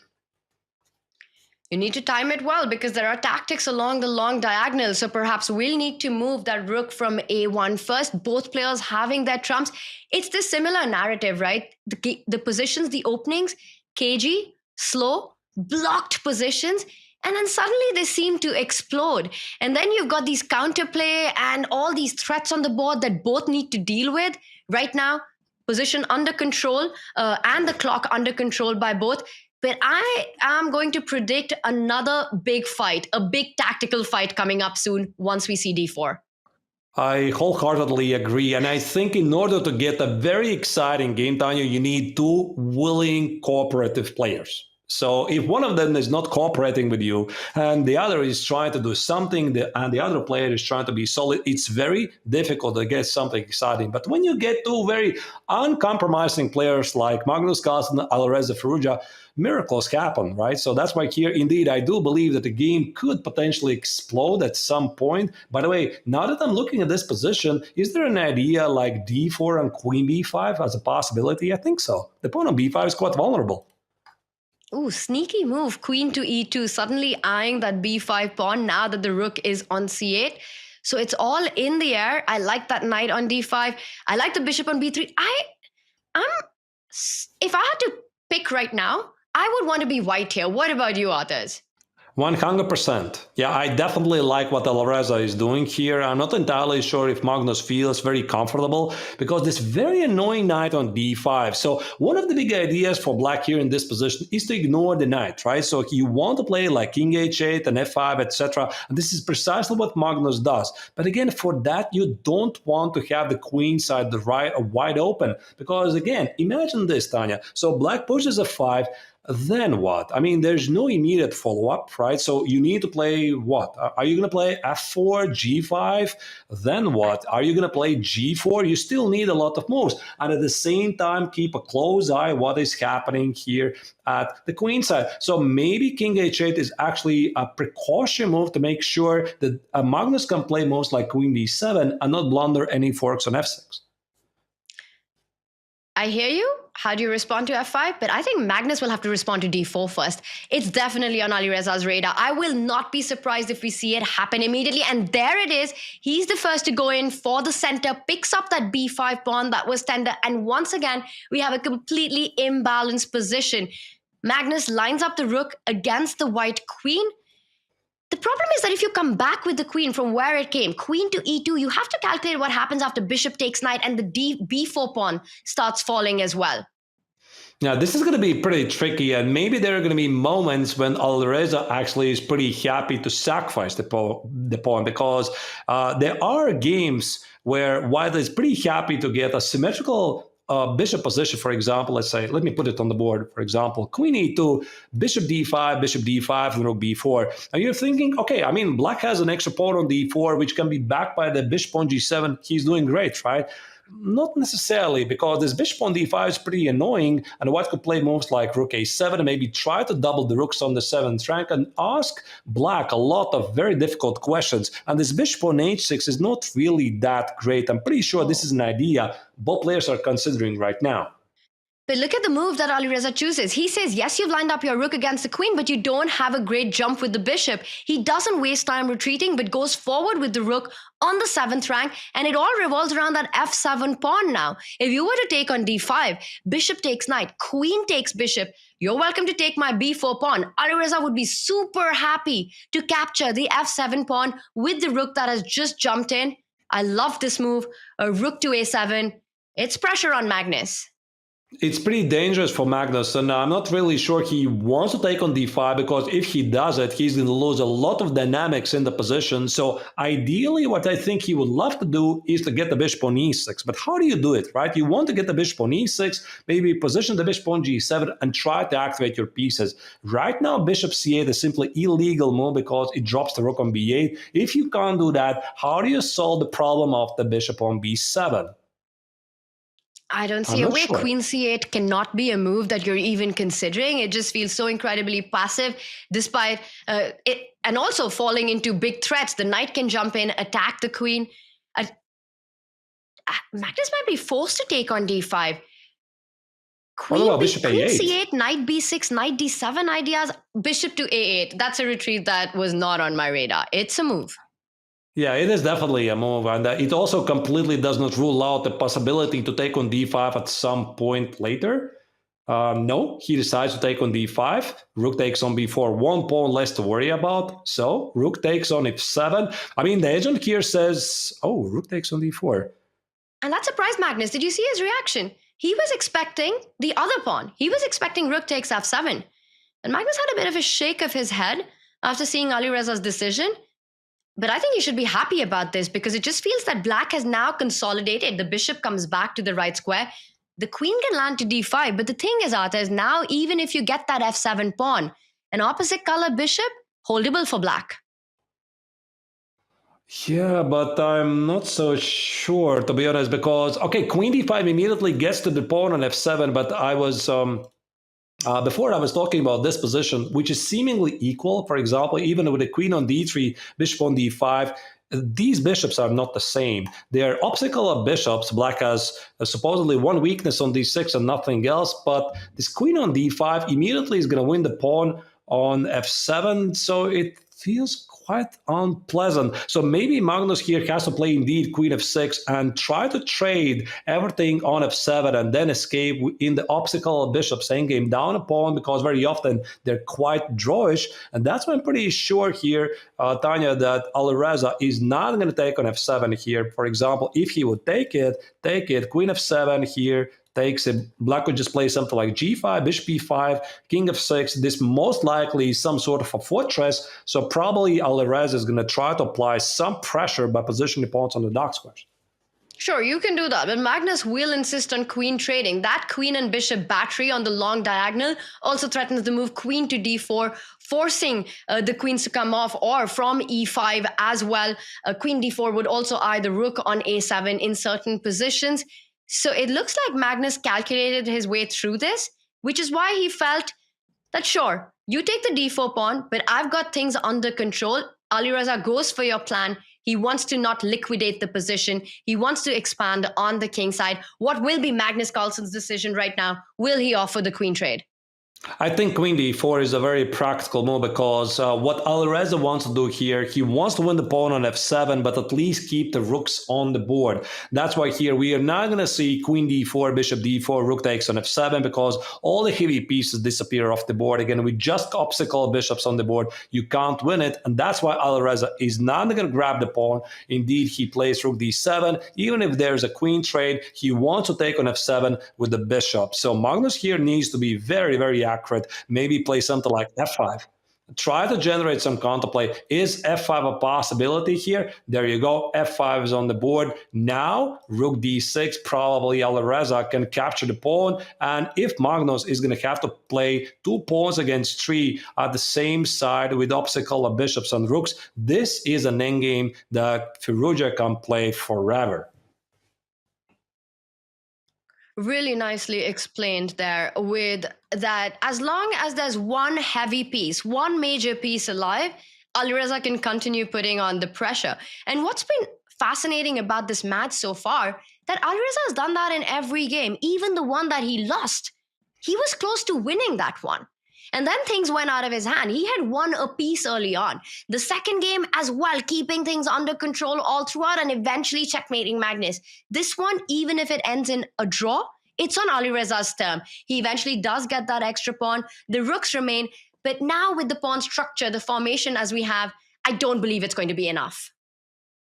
I'm not sure yet. I think that here Alireza is going to play one conquered move game from this point. Again, he could play moves like f3, put all the pieces on the light squares, maybe at the right moment try to play g4, if it's possible actually, g4, g5, h4. So Magnus immediately plays h5 to make sure these pawns are not marching forward. But it just takes one shot here, Tanya. For example, I could position the rook on the 5th rank, find the right moment to play f4, f5. If I trade these pawns, I could position my bishop on f3, attack the pawn on h5. Probably still a draw at this level. Probably it's still not going to matter. But I could easily imagine at any level here what winning this. Probably not here, but we'll see. It will go on. If I had to predict, I think it will end in a draw, but Alireza will make Magnus sweat for it. He's playing risk-free in this position. Magnus is the one who needs to be a little careful, as long as the rooks are on the board. In this position, if the rooks come off, it's a draw immediately. And Alireza will not let that happen as easily. g4 played. He wanted to take it with the pawn, so he decides to defend that bishop on e4 with the rook. And now perhaps the h-pawn will start moving forward. You're pointing out g5 so that you can get to the g6 pawn. I actually like that idea even more. Why simplify the position more? G5, rook c6, get to that g6 pawn. So still stuff that you have to be careful about. Yeah, so here Magnus has to make a big decision. I think g5 is a very ugly move because this allows white to play h5. Now this pawn cannot be stopped, and then you combine it with ideas like bishop 5.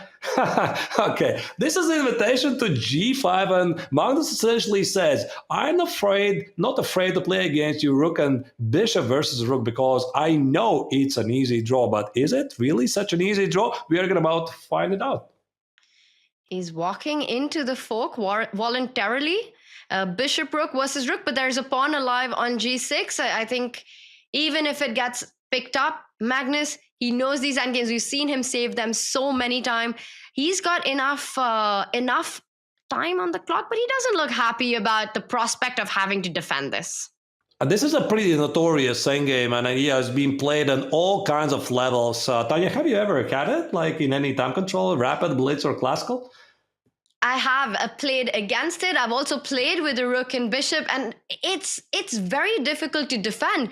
I've actually lost against it, and I've managed to win, trick my opponent and win a rook and bishop where you have to find all these mating net ideas. It's not easy to defend, especially when you're playing on seconds. I've been on the receiving end of that, but these top class players, they've practiced this endgame so many times. They've learned it at the back of their hand. I think Magnus holds this one, others. Yeah, probably he's going to hold it, because now I also can't even find any single idea how to get to the pawn on g6, because without the pawn on g6, the black would have to show one of the two defensive techniques, right? Either keeping the rook together, the last rank defense stalemate trick, or position the rook behind the bishop. So there are a couple of very sophisticated defenses here. But again, Alireza can't even get to the pawn on g6. So I do agree with you here, Tanya. Most likely we are not going to see that unless Magnus is going to find a way to lose this pawn on g6. And Alireza is trying. He is trying here ideas like king f6 and a check here. By the way, there's some tricks. King g7, rook a7, king f6. I think this pawn is falling.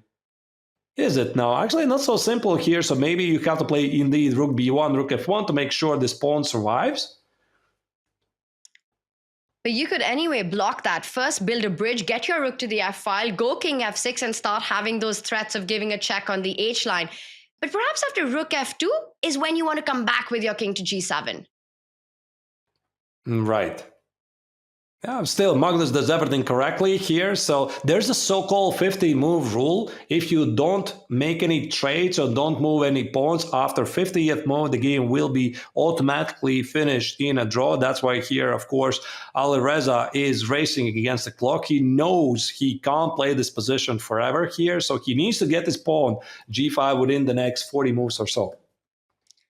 I think less than that. I would love to know when was the last pawn move that was made. I don't even think he's got 40 moves. Definitely should be less than that. As others, I can tell you're probably checking that out. 37. The stat, because 37, almost 40. About so there's 37. still a long way to go.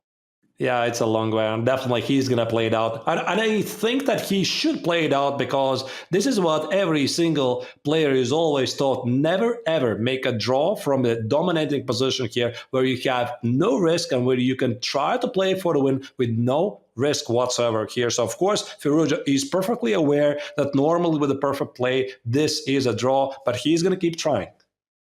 That's great advice, because for Alireza, if Magnus does earn this draw, he plays another 30 moves and gets it. Again, it's on Alireza's term. He's the one who's pushing Magnus to that brink. Psychologically, that plays a huge role going into the next round as well.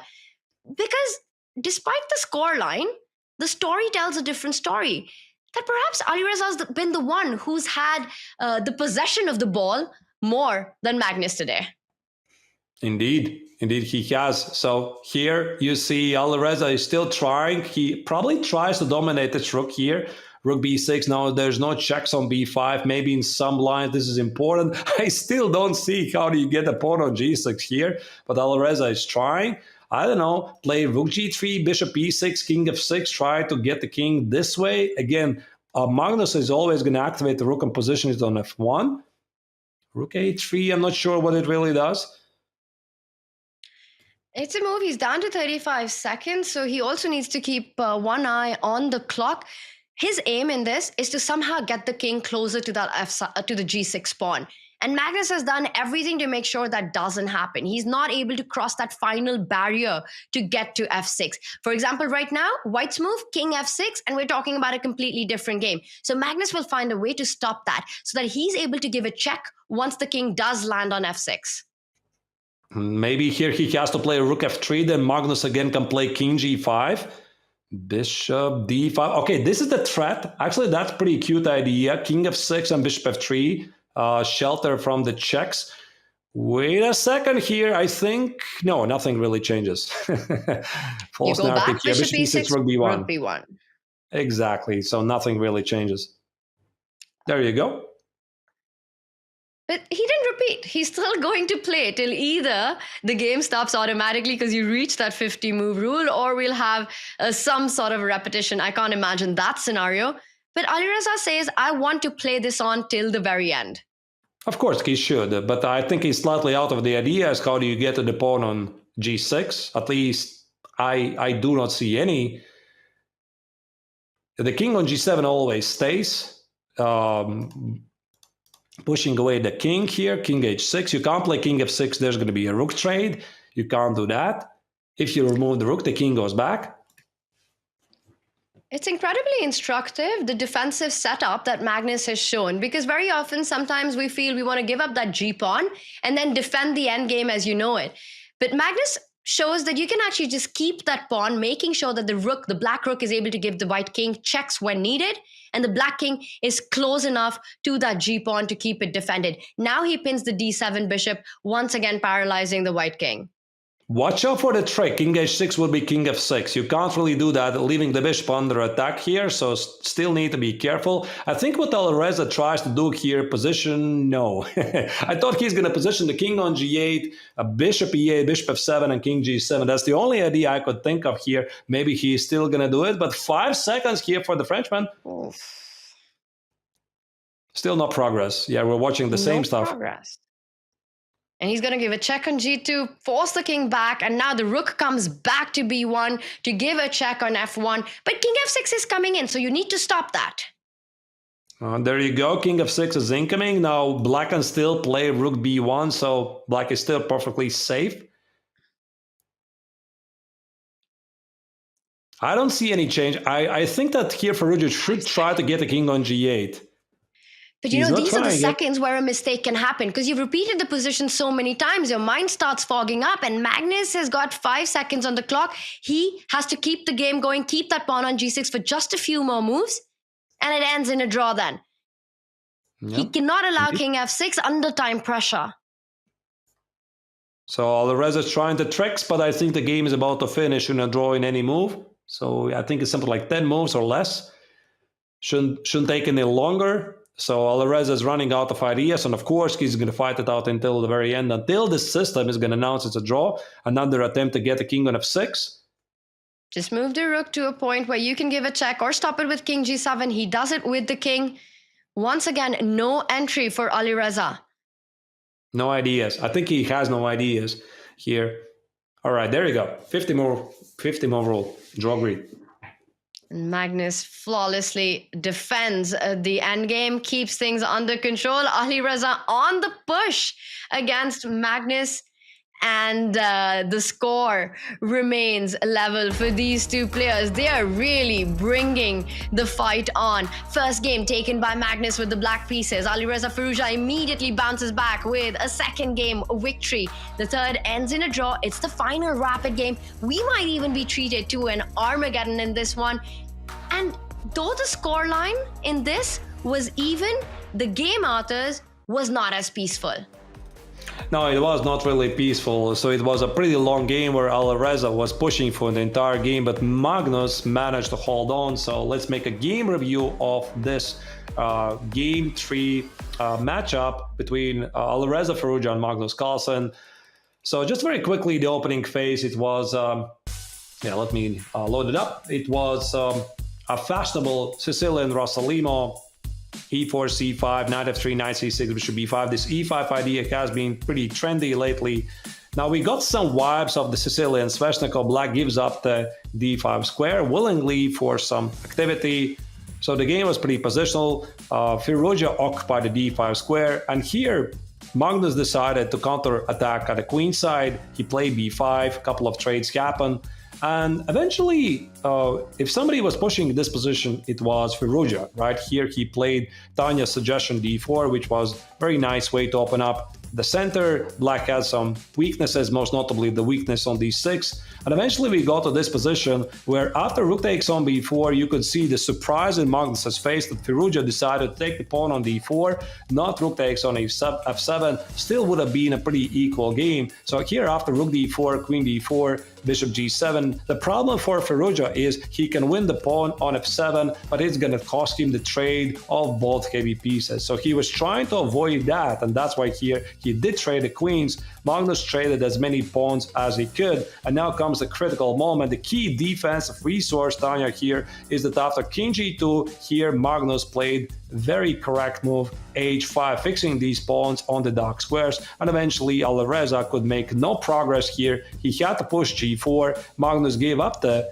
bishop for the remaining 2 pawns. This is a theoretical draw, and the game eventually finished with a peaceful outcome. That's a great breakdown, Arthurs. And to me, the big takeaway from this one is that Alireza wants to push until the very end, until he's consumed the absolute final resource against Magnus. You know, we see him not going into that opposite color bishop ending. We see him play that final position out all the way. And once again, it makes me think about how the younger generation, they play fearless regardless of who's against them, who they're up against. And that's exactly what you need to do when you're playing against somebody like Magnus Carlsen. We've got a final rapid game coming up. What do you make of this? And do you believe that this match will go into an Armageddon, or do you think we're going to get a decisive round 4? I think it's 50-50, to be honest. It's very unpredictable because after the first game where Magnus was losing with the black color and Alireza blew it away, he panicked in the time scramble and lost it. He fought back in the second game. The third game was under his terms. He was slightly pushing here. I think the match is very, very even here. Maybe Magnus has a slight edge because of the white color here. Not really sure if it matters. The big question here is if Magnus is going to play some mainstream theory here, try to rely on the white color, or try to play something offbeat that he played in the first game that he played with a white color. We'll see. What do you think, Tanya?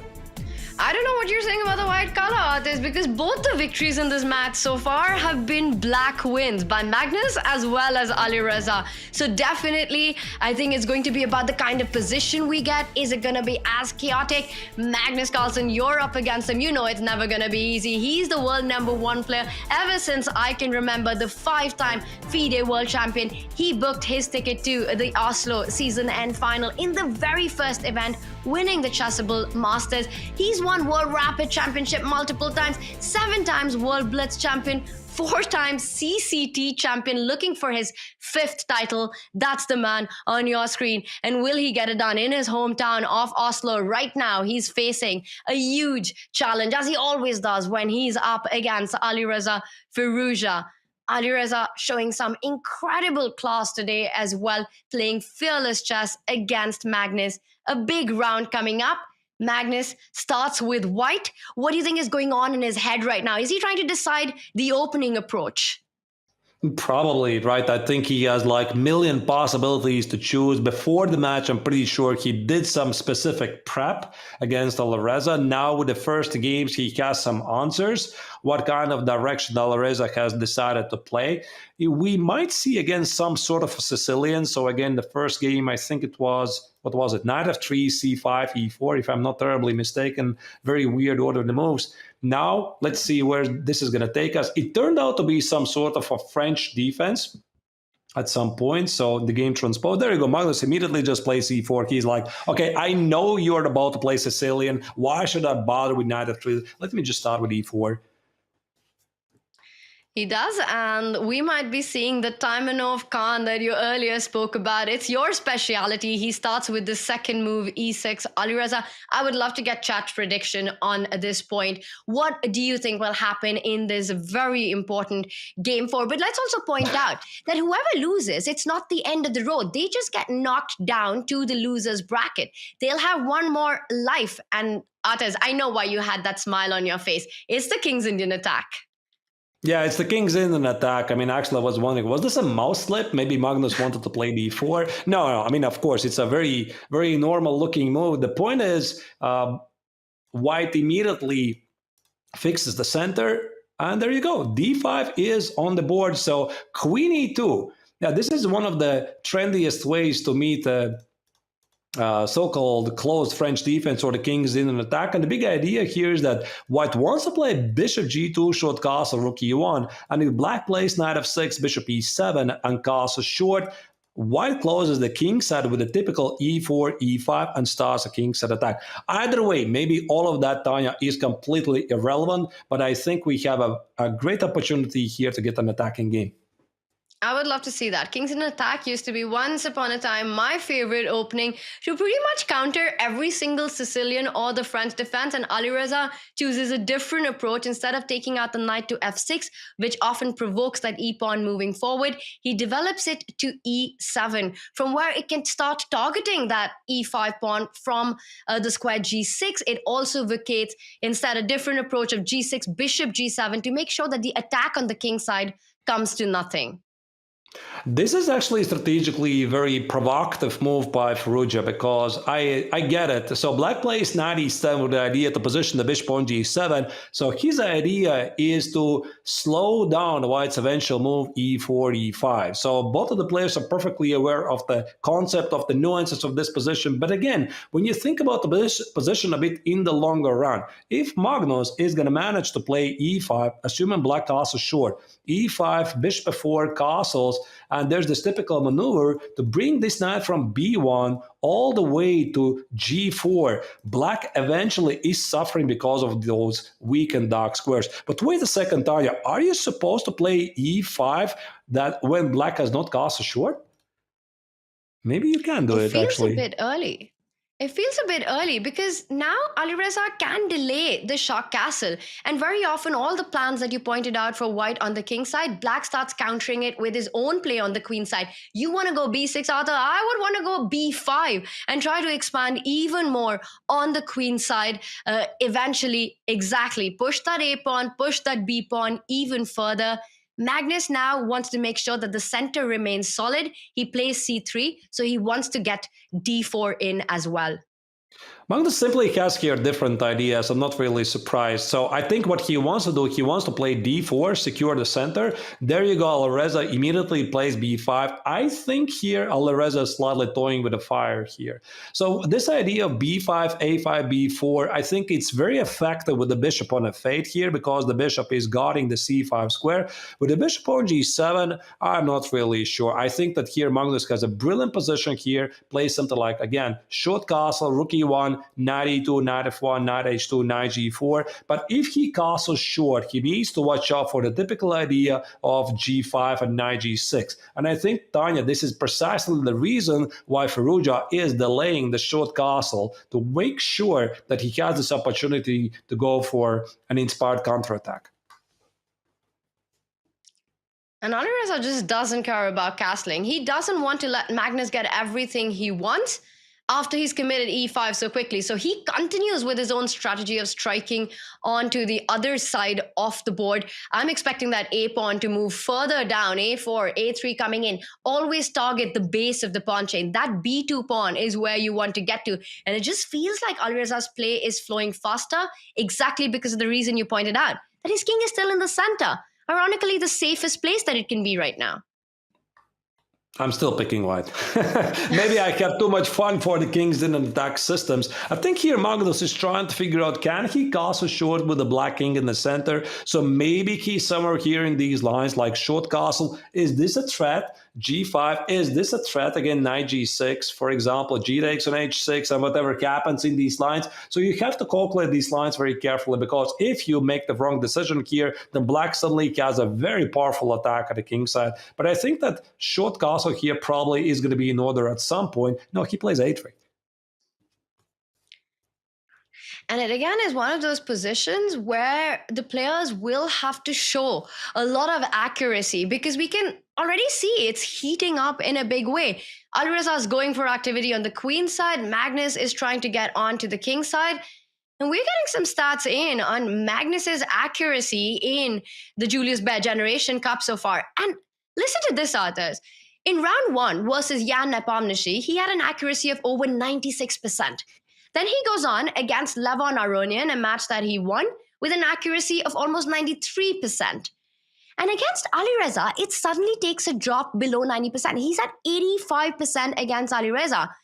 And I think the reason for that is simply the kind of positions that Alireza is able to create. They are so chaotic. They are so incredibly messy. It's that Mikhail Tal's forest of complication where 2 + 2 is equal to 5 and the path out is narrow enough for just one person. So mistakes happen.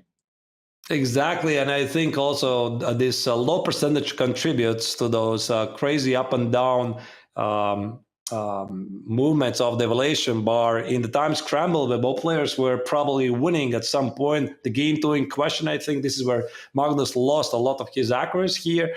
Maybe it doesn't really matter, but yeah, that's what makes chess really exciting. By the way, a4 is played, Tanya. I really like this move because here Alireza is bringing queen a5 as a possibility here on the table, hitting the pawn on c3. To be honest, I'm a bit surprised that Magnus is delaying the short castle here because I can't really imagine why he would want to keep the king in the center. I suppose we'll see. He doesn't like something about his g5.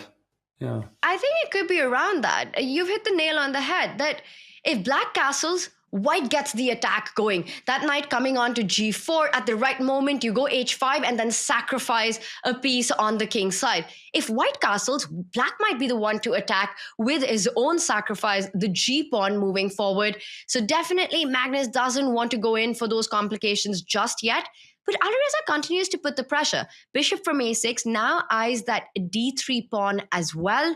I can imagine a scenario where the queen from d8 jumps onto a5. I'm looking at the c3 weakness as well. That feels tender over the next few moves. Are you still sticking with white? No, I'm not so sure, to be honest, anymore. Yeah, finally, Magnus plays the short castle here. He already decided, okay, whatever. If you want to play g5, fine, I'm going to go with this. But now he has created some weaknesses here. And I think in a nutshell, Tanya, you're not supposed to play at the queen side. At least this is how I treat the Kingston attack myself. So you're supposed to go for this king side attack, leave the queen side alone because black normally is supposed to play the queen side, degenerate any targets. So these are the normal standard practices. But of course, when the best players in the world play, different rules apply. They understand the game a bit better, and the game is very, very concrete. And because you said the word concrete, and we all know Alireza Firouzja, how creative he can be, always looking for trying to create those imbalances. Right now, he's trying to calculate and think out the move g5. And it doesn't matter what the objective evaluation might be, but I think we have to look at that alternative. He first decides to get the knight to a strong post. But look at the way he hasn't castled, because g5 is definitely on his mind. Alireza doesn't really like castling, does he now, right? Because he didn't really castle in the second round game. What did he do in the first game? Yeah, he did castle with white, but he's not castling with black. I wonder why. Well, he's just delaying it. We still might see a castle at some point, but right now he's played knight f5. g4 is not possible. The queen and the knight are eyeing the h4 pawn, so you really can't kick that knight out. White always has to watch out for a central pawn move, whether it comes in with the c pawn moving forward or the d pawn moving forward. Yes, you're pointing out white's long plan, but others, that's a whole lot of moves to get there. You're correct, but I don't really see anything else because, again, if you play something like c4 to block the bishop, you give up the d4 square. You can't play d4. The queen is locked by defending the pawn on d3. There's no points here to crash through at the queen side here. So the bishop on g2 stands. Okay, you could play maybe bishop h3. The bishop on f4 has no moves. The knight on f3 has no moves. So I think simply with the elimination method, the knight on d2 has to go on h2. Maybe I'm wrong. We'll see. It's a great point you make. Improve your worst placed piece. Everything seems beautifully placed, as you pointed out. Get that knight on d2, which doesn't have any future prospects in the center because of that pawn on d5. Get it to the best square. What's the best square? g4. It's a long plan, and Alireza will find a way to get his own counterplay. It might be with a break with the c pawn moving forward, or perhaps a trade along the b file to try to infiltrate on that b3 square at the right moment once the knight from d2 moves away. He starts with the trade plan.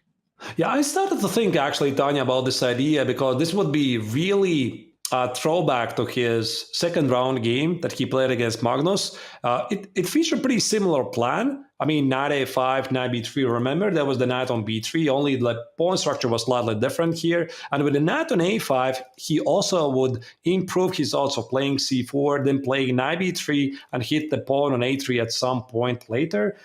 Maybe that's the reason why he decided not to castle short just yet. And the more moves are played, I do believe that we are not going to see a short castle from Black's perspective at all. Maybe there'll be a moment where he decides he needs that final piece, that final toy to come to the nursery. That rook on h8 needs to land on b8 at some moment.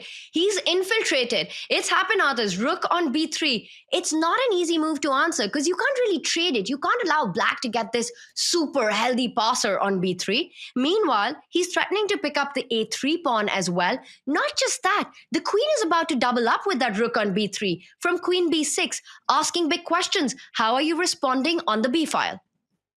Yeah, I think here Magnus has just to forget about the pawn on a3 and finally start to do with this some action here the king side with knight h2, knight g4, knight h6. That being said, maybe after knight h2, Black can actually afford to play h5. Now, this is a very risky move, of course, because it weakens a lot of dark squares in the position, but it would also allow Black to completely lock this knight on h2 for white out of the game. So maybe after knight h2, h5, bishop g5, this is a possibility, but then again, what do you do with this knight? Tough questions.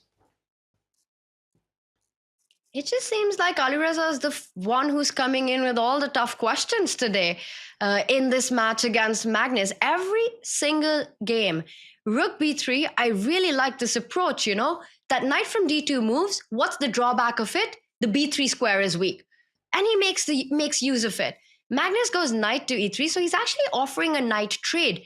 And wow, it gets awarded an inaccuracy right now.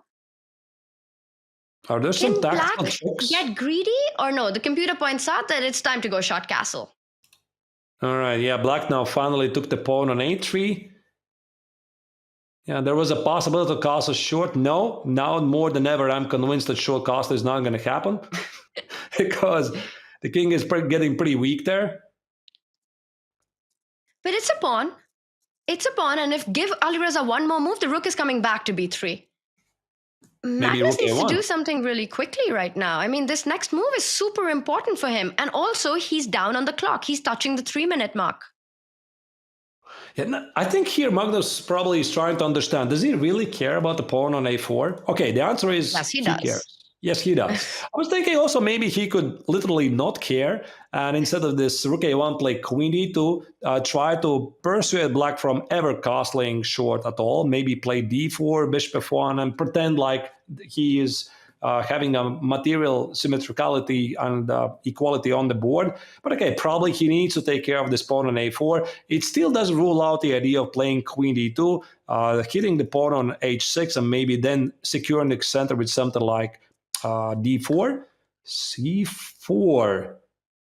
Oh, that's a big move. And I see the bar, it shoots up, but it looks like a strong one because, for example, if you were to go d4, then Alireza can just defend that a4 pawn with queen to a5 and bishop b5 and say that I'm a very healthy pawn up. But if not... There's probably some very concrete problems because the king is weak. The king is not yet castled. There's a good question. There you go. Magnus immediately spots that after c takes on d3, queen a4, because of the spin here, Black starts to have some problems. This is a great move. I really like it, Tanya, because bishop b5, I think now here Magnus can actually take on c4. So no longer bishop c4 is going to work. And after bishop b5 takes on c4, I'm seeing all kinds of ideas from d1. And the longer Black delays the castle, the less safe the Black king is feeling in the center. It might be time for him to use the next opportunity to go short castle because that rook from h8, it really needs to come into the game as quickly as possible. But what an amazing find by Magnus. Queen c2 in this moment. Just loose pieces, the bishop on a6, the geometry of the knight on c6. Calculating that you don't want to pick up the a4 pawn with your rook, but you want your queen there instead. That is just an absolute Magnus Carlsen move. Top class chess here. Indeed, it is. Yeah, so I think here Firouzja is trying to calculate what happens after the forcing move c takes, queen a4, bishop b7. Can he survive this? Can he survive the spin? Because the pawn on d3 indeed is very menacing. So c takes, queen a4, bishop b7, knight e4, queen d7, rook b1, and he's somewhere here. Very scary, but again, chess is very concrete and you can't really trust your opponent. And today, Tanya, we already saw it a couple of times that the players are calling the bluffs of their opponent, especially when Magnus was playing in the very first game, this a5, a4. It took Alireza some time, but he called the bluff. You can't always trust your opponent. You can't take the pawn. And this is what Firouzja is trying to do right now. Big question. And look at the camera. Look at the players. There's so much reaction coming from both Magnus and Alireza. The one thing that Queen C2 did, it completely threw Alireza off because we saw a little shake of his head earlier on, a move that he missed when he played C4.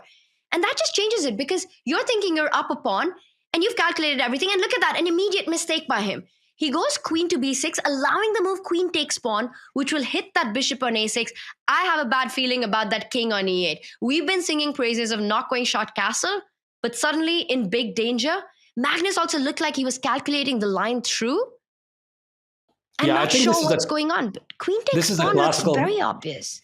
This is classical mistakes come in pairs, Tanya, here. So you make one mistake, you feel psychologically a bit down, then comes the next mistake here. So bishop a6 here, Firouzja realized he's in trouble. Now he plays queen b6, which is immediately a second mistake. King is in the center. He probably already had to make some very tough decision here. Run away with the king, give up the pawn on a4. Now I think there's most likely some sort of a tactical problem. Yeah, indeed, this queen a4 feels pretty obvious. Queen a4, bishop b5, queen a8 check, king d7. There's got to be some kind of a move. No, just queen a3, stopping black from castling. Short, Magnus says, you are not going to go anywhere. I've got you. You didn't castle earlier, you're never going to castle now. Queen to a3, taking away that possibility. And if you take on d3, that looks like an incredible pawn. But Magnus wants to switch play then. That rook from a1 is threatening to come on the b file with a deadly pin, Artez. That bishop on b5, super tender. Queen d6, you're pointing out. Rook b1 with the idea bishop f1. Take that pawn on d3. A lot of big threats coming up.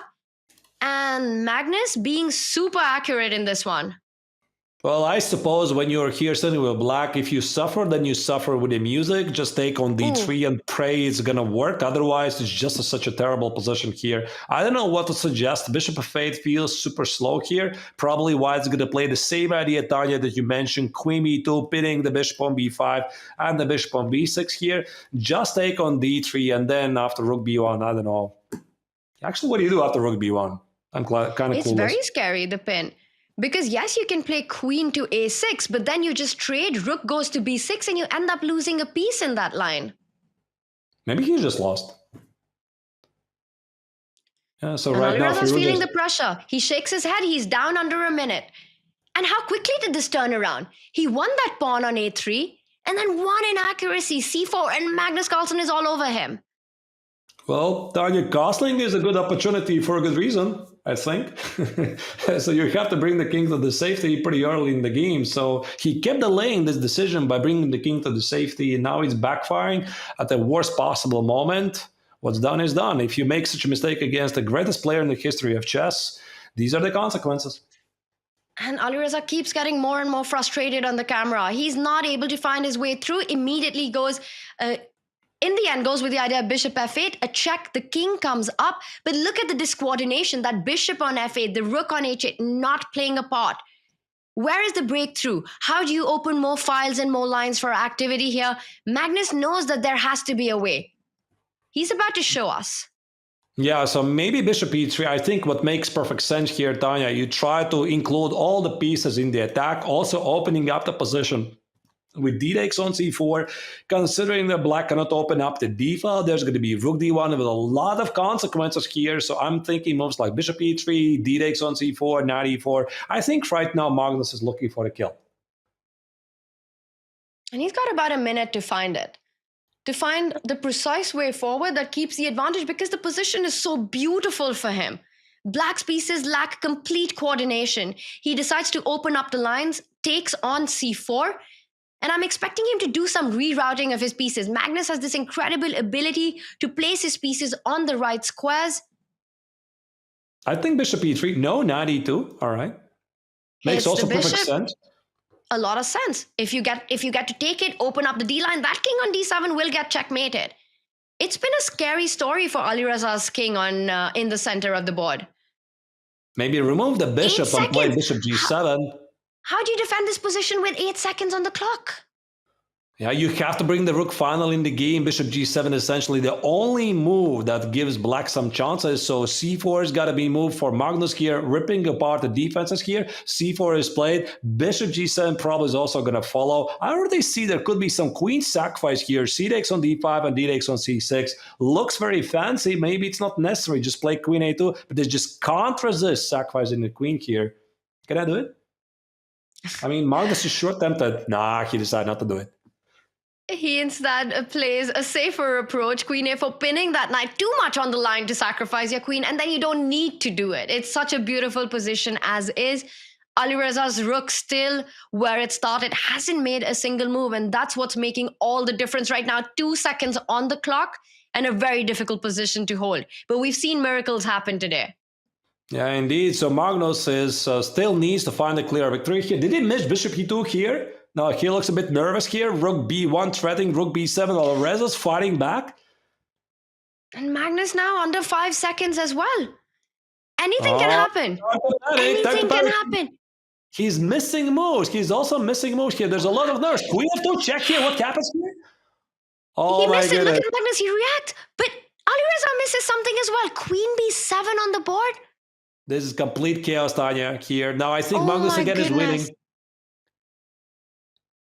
The bar is going up and down like my heart rate right now. That's a mate. I think e6 is a checkmate on the board with a pawn. Bishop f8, queen g6. Where's the mate? Where's the mate? There's got to be a mate already here. Rook b7, it makes perfect sense. At some point, include the rook in the game. The players are playing bishop in 5 seconds. Yeah. Oh my goodness. Alireza with 2 seconds. I don't even know how he's making these moves and staying alive right now. The knight comes on to defend. Queen f7 is a big threat. And Alireza, he resigns after e6. Magnus with his hands in the air. What a crazy match. What a crazy fight. In the end, the world #1 prevails in once again a fiery game of chess. Others, what a battle. But you can see Alireza, he's disappointed because once again, he was the one who was putting the pressure and Magnus found a way to turn it around. I mean, Magnus almost missed it because he started to miss a couple of moves here, and actually there was a very dramatic moment. I think both of the players actually missed the fact that Magnus's queen was hanging because they were playing basically on seconds here. If I may, we could go back to this critical moment at this time scramble. Maybe I'm going to show it a bit later here, but there was this moment when Magnus missed several moves in a row, and then Firouzja essentially could have clinched the match. We will take a look, but look at our bracket first because we do have our first grand finalist. It is Magnus Carlsen. He will be waiting for his opponent after his 2.5 to 1.5 victory against Alireza Firouzja, but the scoreline doesn't tell the full story. It was absolute chaos on the board, start to finish in this match, including this round 4. And others, I know you're really excited to show us some of the big highlights, which we'll bring up. Meanwhile, Alireza Firouzja, it's not the end of the road for him. He drops down to the losers final. He is waiting. His opponent, the winner of Maxime versus Levon, will face Alireza to decide who eventually plays the final boss of chess, Magnus Carlsen, in the grand final. Right, indeed. So let's maybe make essentially the critical look at the critical moment of the game here. So the Rubik's move of the day, sponsored by Rubik's Cube here. So this is what happened at this crazy time scramble between Magnus Carlsen and Alireza Firouzja in this very recent game. So Magnus was completely winning here, but he started to miss the time scramble, the moves of his opponent. So here, Queen A3 was the start of his problems. Bishop F8, he missed the excellent response by Firouzja here, defending from the check on D6. Magnus played Queen A6 here. And now the trick here is that after Bishop C5, there's mutual blunders here, but again, you can't really blame the players by not finding accurate moves in the time scramble. Bishop takes on C4 was apparently the correct move here for Firouzja. Firouzja played Bishop C5. He tried to go for a counterattack. Bishop e3, again, Magnus was winning, but he had only 4 seconds on the clock, and after bishop e3, black is dropping the bishop on b5. So what happened here after c takes on d5, I think that Magnus simply forgot that his queen is hanging on a6 here. Now after queen takes on f2 check, king h2 here, none of the players noticed that, so there was no bishop a6 on the board. Now instead here, Firouzja grabbed the pawn on d5, e takes on d5, and Magnus eventually prevailed. How about that? What a game, what a fight, and Magnus Carlsen, he's just unstoppable. He's unbeatable. He finds ways to convert these kind of positions, these kind of wins, and I don't know how he does it. No one knows how he does it. We will be joined by Magnus Carlsen in just a few moments for an interview, as he will be getting ready for a big grand final of the Julius Baer Generation Cup. Chat, don't forget to send us your questions. What a match we've seen. I think all of us have so many things that we want to ask Magnus. For me, it's just incredible the kind of chess that we saw by both players. And you very rightly pointed out that to get this kind of beautiful play, it takes two. Yeah, exactly. Whenever these two are playing against each other, it's always something, it's always action, it's always drama, it's always something on the final seconds. And this match did not disappoint. Not disappoint at all, and we've got the big interview coming up, so send in your questions, and chat, we will be back in just a few with Magnus Carlsen.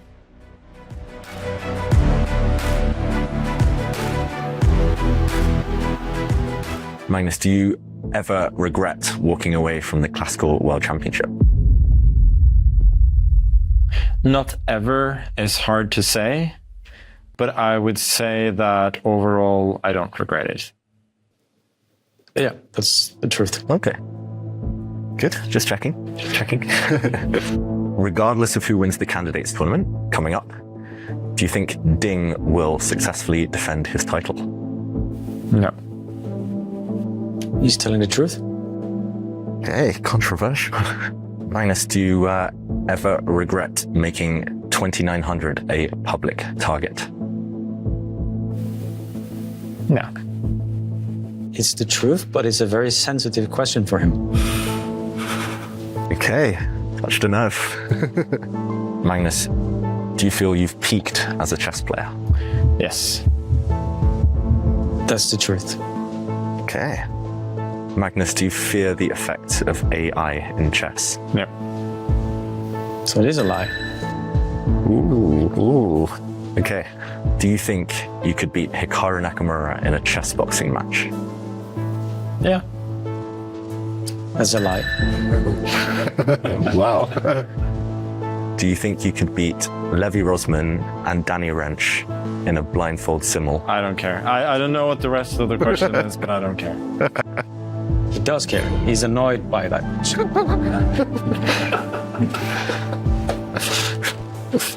Okay. Have you ever played a competitive game while drunk? Yes. He's telling the truth.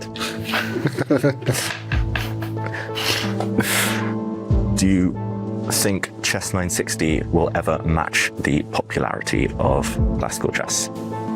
No. He's telling the truth, but there's more to that. Okay. But you hope it might? Of course. Okay. Yeah. Fair enough. Me too. Magnus, do you think cheating is a widespread problem in online chess? Yes. Yes, he's very sure about that. How about over-the-board chess? I'm not sure. He's telling the truth. Okay. Have you ever cried after a game of chess? Yes, many times. He's telling the truth. Yeah. Just out of curiosity, when was the most recent time? Probably the last time I can remember was the London candidates in 2013. Yeah, seems like truth. Okay, nice.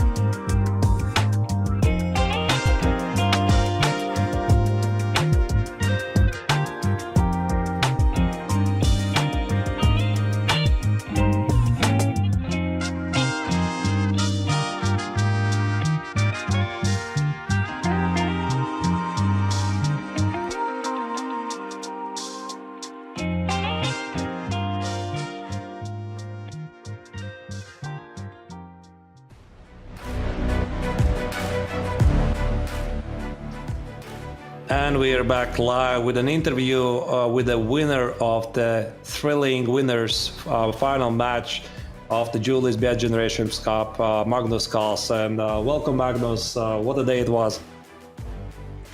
Yeah, that was a crazy day. I don't think there's probably ever been a match where both players have been so out of control.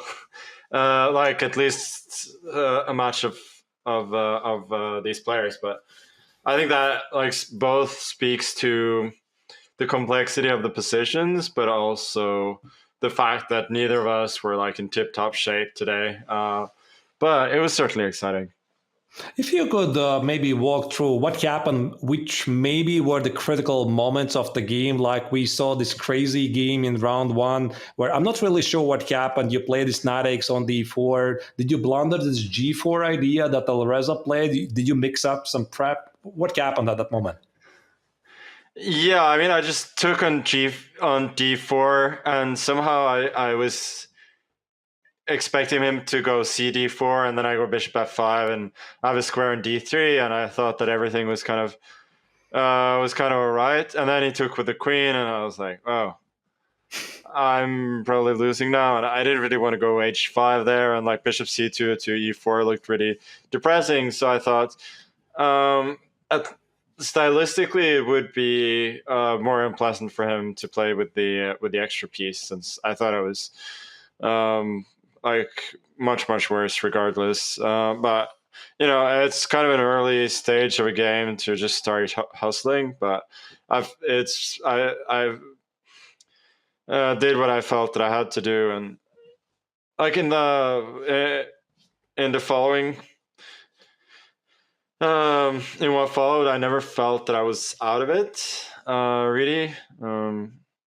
I mean, what I did on the queen side with a5 sacking the pawn and so on, it was a complete bluff, but you know, it worked. So what is the secret? What is the secret? How do you find these resources? Is it resourcefulness? Is it luck? What is it? Because you sometimes do get in trouble, and it's still not enough for very good players to beat. So how do you come back?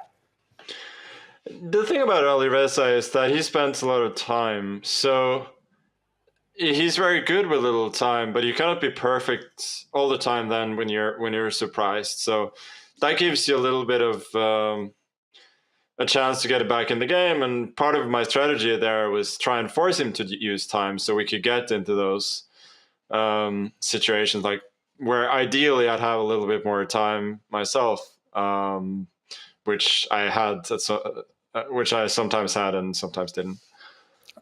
And what happened in game 4? So it felt that at some point you were like confidently cruising to a victory because Alireza for some reason was not castling short.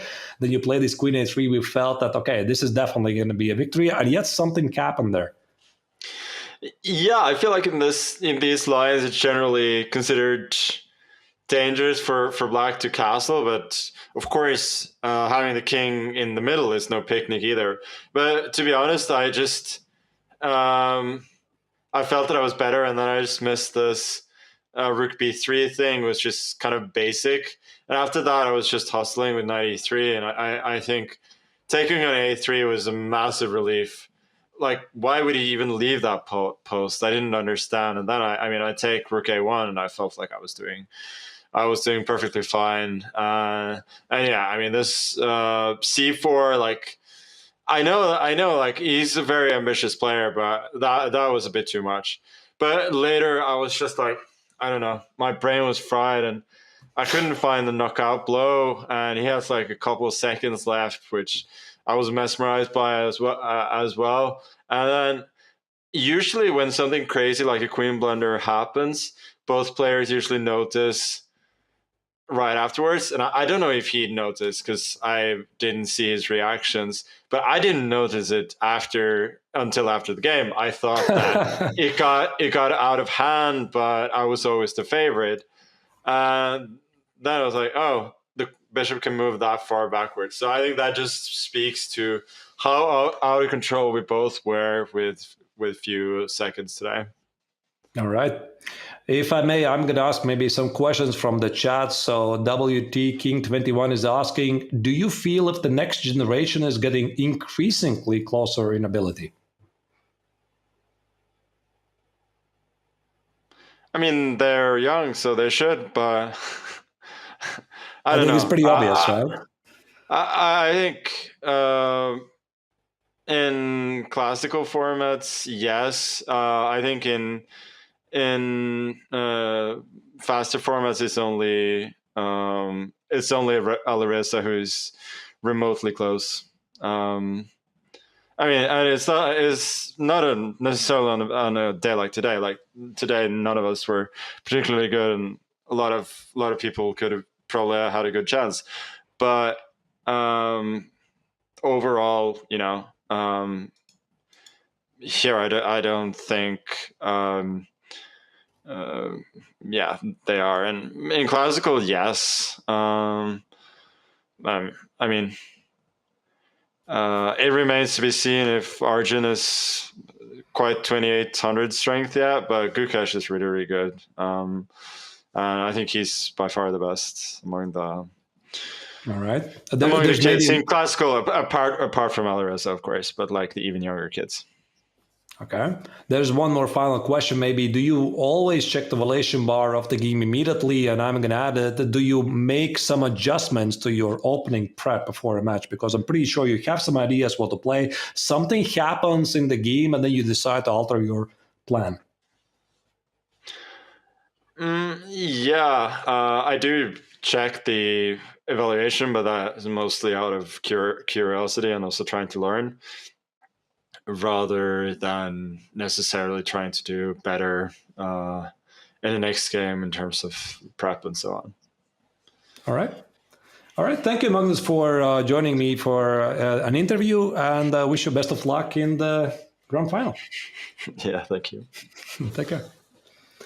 All right, so dear viewers, we're going to be back with Tanya very shortly. So in the meantime, let's check the current tree of the knockout tournament. Here you see this is Magnus, who has made it to the grand final. So he is going to be waiting for his opponent. Might be still Alireza, who is now pushed to the losers final. Tanya, what do you think about it? You know, we've seen that storyline play out before, where Alireza Firouzja, through the losers bracket, finally matched up against Magnus Carlsen in the grand final, and then won the whole thing. We might see it happen again, but Alireza Firouzja has a big one coming up because he's going to play against the winner of Maxime Vachier-Lagrave and Levon Aronian to decide the second grand finalist. And that's not going to be easy. MVL versus Levon, that's a spicy matchup. Arthur, there's a lot to look forward to in the losers bracket as well. Yep, absolutely indeed. So exciting times ahead of us. Actually, it was pretty amazing to see that even such great players as Magnus, they're still human beings, right? So they tend to make mistakes in critical phases. As Magnus said, it was a pretty rough day for him. Not really happy with some of the performances, but still, exciting match. So what's ahead of us now? A lot more chess is ahead of us. And Arthur, that was a fantastic interview with Magnus. He gave so many insights on what goes on in the mind. And, you know, you have the eval bar saying that, hey, the queen is getting trapped. But for even the best in the world, when it comes to the Champions Chess Tour, when it comes to playing down in seconds, it's never easy. And it's not going to be easy as the second grand finalist will be decided. And a big action continues in the Julius Baer Generation Cup. It's been awesome chat doing this. The race to Oslo continues. We will be back tomorrow. See you then.